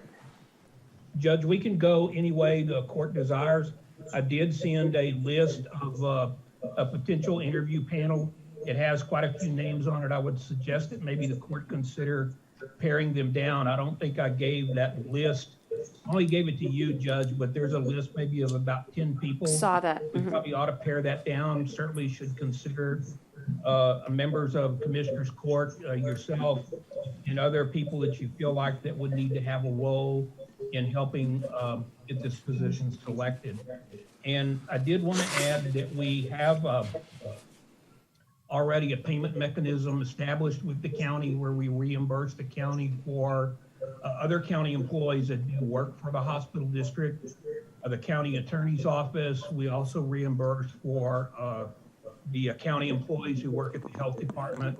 And so the reimbursement mechanism for repaying the county for this employee's salary and benefits is a long-established procedure that we have already. Okay, super. So Commissioner Gonzalez has a question for you, Johnny. Johnny, this person will be housed at your office? Commissioner, I've talked to the judge about that, and the hospital district has office space in its building in Tower 2 that we can accommodate this person. And we have secretarial support, telephone, fax, internet, email, all of that we would make available in this regard. Because when I read the job description, everything's good except for I see him doing some of the things that behavioral center is doing already, so is he coordinating with behavioral center on some of those directives and some of those projects that he's going to be working on? I think they're overlap with what behavioral center is doing already. I think he's talking about MHID. Yeah, behavioral center. Commissioner, and that may be so, but I think that illustrates the need to have someone in this role to make sure that these programs integrate and that they fit in around programs that exist there. Probably MHID will have a role in many of the programs that the Meadows programs and the focus committees have recommended and stuff, but I think all that does is underscore why we need to have someone out in front of this to work through those things. And if MHID is working on some of these already, it's likely they're using funding from the hospital district in some regard in those programs. And we just want to take steps that the district's funds with the support of the court are being used in the right places and in the right ways, and certainly don't want to do any duplication. And my other question is this, so it mentions the jail, so actually he be monitoring what MHID is doing, or because he won't be going to jail and do cases, right? Judge, Commissioner, there is the existing program we had in last year's budget and continued into this one was the jail diversion program. But MHID has other programs that they may have put in front of them under our funding for this year. And it's not intended for this person to take programs away or get in the way of anything done. We just want to make sure that all these things are coordinated and work best for the community. So the jail diversion program would continue. Okay. All right. And Judge, this is a position, and Johnny, this is a position that obviously, since it's a county employee, it's contingent upon the funding, that'll be somehow described and so forth, so like the hospital district stops funding it, the county won't have to pay for it, right? I mean, That's it'll be- correct. That'll be clearly articulated. Yeah, that's correct. And just so you know, there's two brand-new programs that the hospital district is considering. One of them is the Cloud9 program, which is the telehealth associated with the CCPD. And the second one is the Police Assisted Addiction Recovery Initiative. And both of them are great, and there's been a lot of great discussion, but there's really nobody to oversee those. And that's not in MHID's wheelhouse either. And so I think that if we were to actually get a jail diversion program that's going to be really successful in the future, we really need someone to be the head coordinator. So I do see that there'll be lots of interaction, but MHID is excited about this position. That would be my way of summarizing. Johnny, do you want to, I mean, they know about it, Yep. Judge, I was going to add on the Cloud9 services, that would be the telehealth program, as you mentioned, that's going to start out using CCPD with a telehealth connection back to MHID for persons that the PD encounters in the community that may have some appearance of needing or having mental health issues. And so that illustrates even another reason why we need to have someone in this position, because that Cloud9 initiative is a technology-oriented one. And it's going to take it's going to take someone carrying the bag, if you will, on making sure that that program gets set up. MHID has done some preliminary work, but there's a lot of cost tied up in that program. And this is why we want to be sure that there is someone who is looking at this program and thinking it through every day from an integration standpoint and from a cost management standpoint. And we think all those programs are very good. They were included in our budget for FY 2021. And we think this is the best approach to make sure that all these programs get integrated and handled in the right way going forward. Hey, Johnny, I think this court has very clearly articulated to you and the hospital district board how important mental health is to us as a whole. I think we've been very much in unison on that. So please just make sure when you're interviewing this person, and I do think it would be good for the judge and another member of the commissioner's court, whoever wants to do it, to be on there, to be involved in that interview process. But please emphasize how important this position is and the high level of expectation that this court will be holding that person to, because this really is a very important position. and also, we would love for this person to fund themselves. In other words, the granting opportunities that are out there are tremendous, but we just don't have anybody full-time on behavioral health grants. And that doesn't mean that Maria wouldn't assist, but this person would just solely be dedicated, to that endeavor, and not just for themselves, but for the programs. So for instance, we would kind of, if I were interviewing, I would ask that question, what is your propensity, for writing grants? Because this is going to be, we think that, obviously it's wonderful that we can afford to do this now, but we'd like for that to be on automatic in the future. And that's very, very doable, don't you think?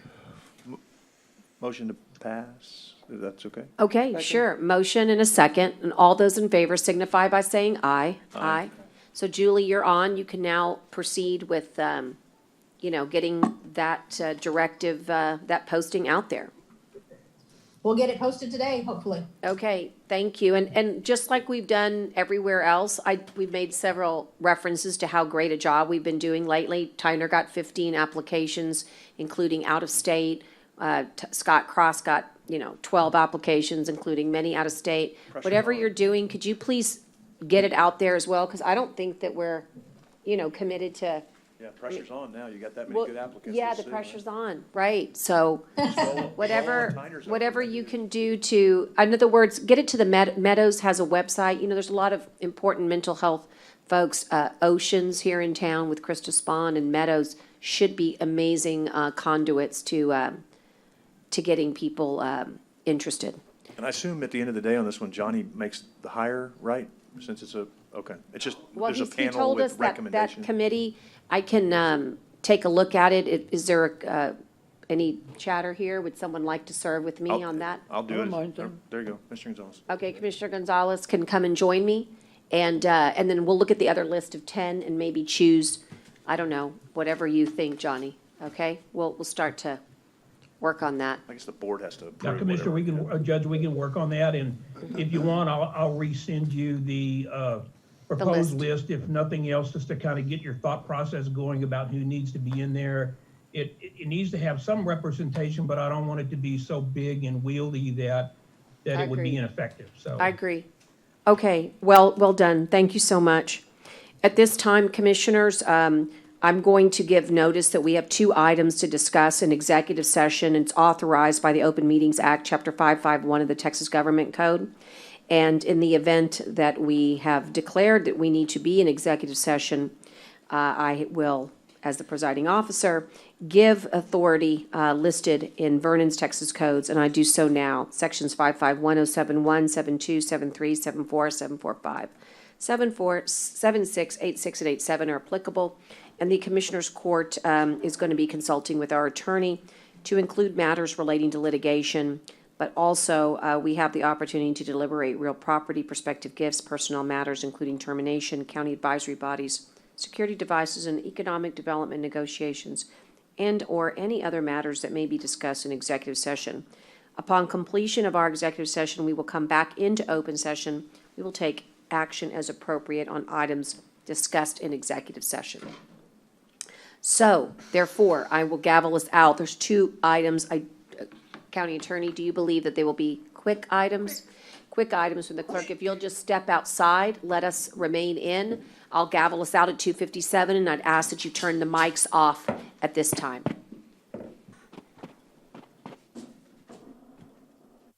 And we do have one item that we need to have a motion on, and I'll take a motion to table at this moment for item number 1. So moved. Second. I've got a motion and a second. All those in favor signify by saying aye. Aye. Aye. Pose same sign.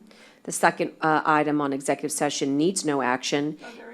Motion to ratify the Oh, I'm hiring so of sorry. Paul That's right, to Kratzer. ratification. Okay. And so we've got a Second. motion to ratify in a second, and all those in favor signify by saying aye. Aye. Aye. Okay. At this point, we will proceed into adjournments, and I bet we have a few. I know I've got 2. Commissioner Chesney? Yes, ma'am. First one I have is Maria Teresa Huerta.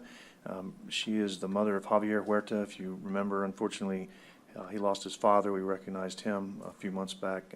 Also, obviously been a hard year for the Huerta family, and so we want to reach out and offer our condolences for the loss of Maria Teresa Huerta. Second one is one of our former employees and father of our current airport manager, John Cox. Mr. Cox was a Nueces County employee for 25 years, from 1968 to 1993. Worked at the Sheriff's Office, Precinct 8 Constable, and was the Precinct 8 Justice of the Peace for many years. Nice man. Obviously, condolences to the family of the Cox family. And Judge, I'm going to let you do it. I had Jay Reining on my list, but I'm sure you would want to spend a little more time on that. But he Yeah. was certainly one that I wanted to. If you have something written that's got his, You know, I don't, Judge, okay, I I'll was just just going take to. it from the heart then. Yeah, I was just going to reflect Okay. on Jay. I worked with Jay for many years. I think John did as well when we were at the city of Corpus Christi. And he was a hard-nosed but very sincere, honest guy.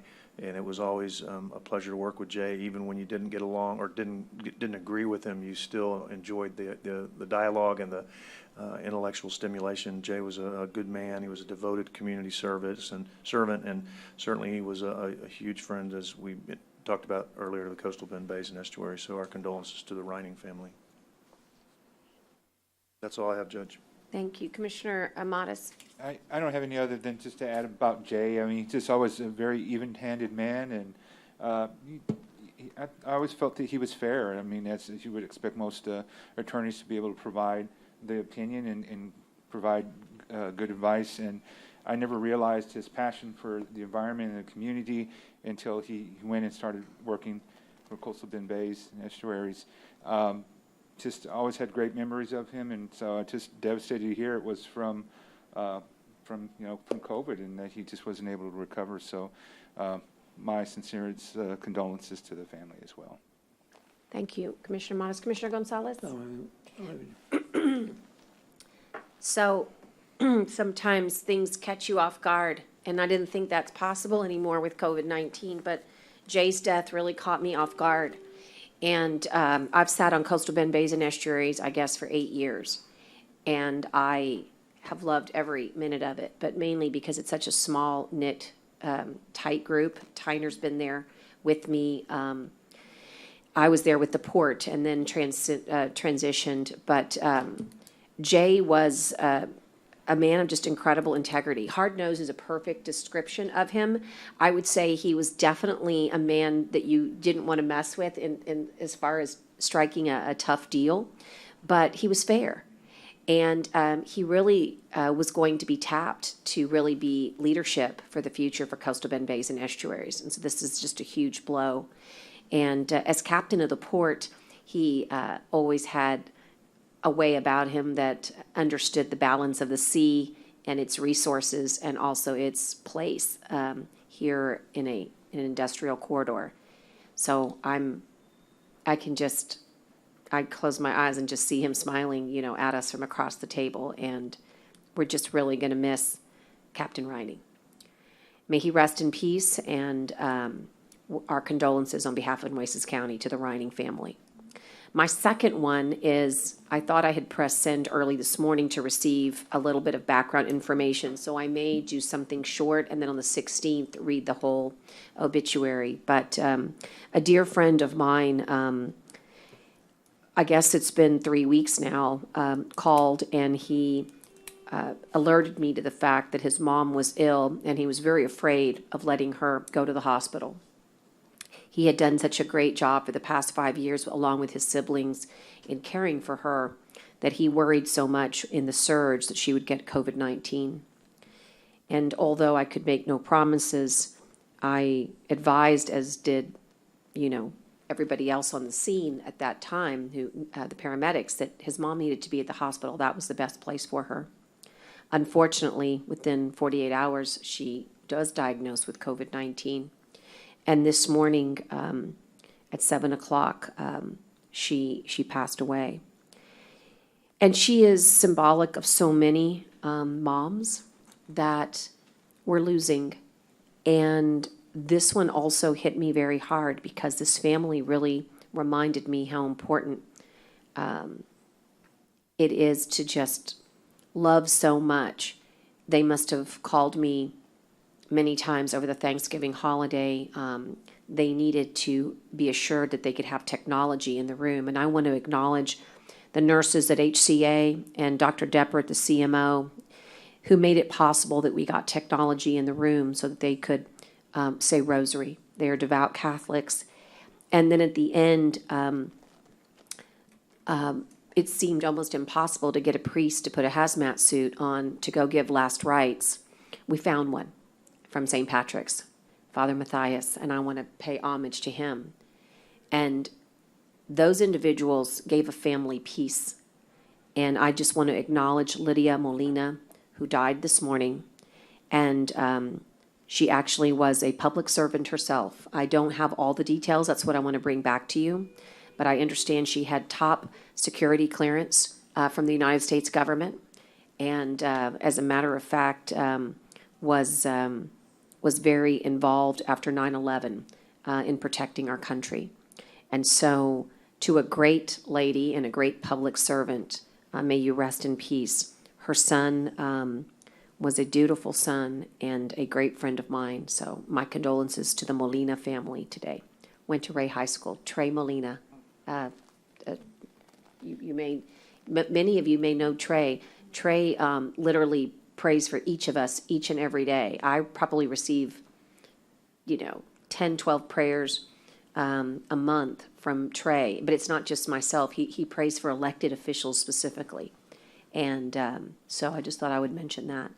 But at any rate, today is, I haven't gotten the tally yet, but let me see if I can look at it real quick, like, I think that we are way up there, unfortunately. Yeah, we have, goodness, I don't have my death tally today, but I think it's like are we at 86 now? Too many. So we always end and dedicate our adjournment to all the people we've lost from COVID-19 that are very nearing the 500 number. You said 86 cases? I think it's funny, I'm struggling with the, did anybody receive that text today? Haven't gotten it yet, Judge. So it's not in yet, okay? But at any rate, I just wanted to end with something also positive as well as solemn. So when I came into my office this morning, and I know it's going to be hard, but I was given a copy of this. This is what it looked like in 1954 when we began to mass vaccinate Nueces County citizens for polio. That was also a disease that inspired fear in so many families. And I just want you to know that in 1954, we mobilized and we were able to, through vaccination process, not save everybody, but did an incredible job changing the course of our own survival with the hope of science and a vaccine. And this was left for me, and it's incredibly inspiring. So my hope is that we adjourn in memory of all those that are lost, but that we also adjourn in inspiration that hope is on its way. And I will take this picture of our first vaccine and I'm going to put it side by side. But if anybody wants to look at it, it's pretty amazing. And just so you know, it doesn't say where it is, but we'll have to look. But there were volunteer nurses, just like we're going to have now. And the only positive about this that we don't have yet is that they were vaccinating children here, they were highly afflicted. And the one thing I'm grateful for in COVID-19 is that although many have been afflicted, it is not overwhelmingly a death sentence the way it is for adults, and particularly men over a certain age. So I'm grateful that the children, for the most part, in the masses have been spared, which was not the case for polio. So thank you for a long but great court today. It is 3:23 and we are officially adjourned. Amen.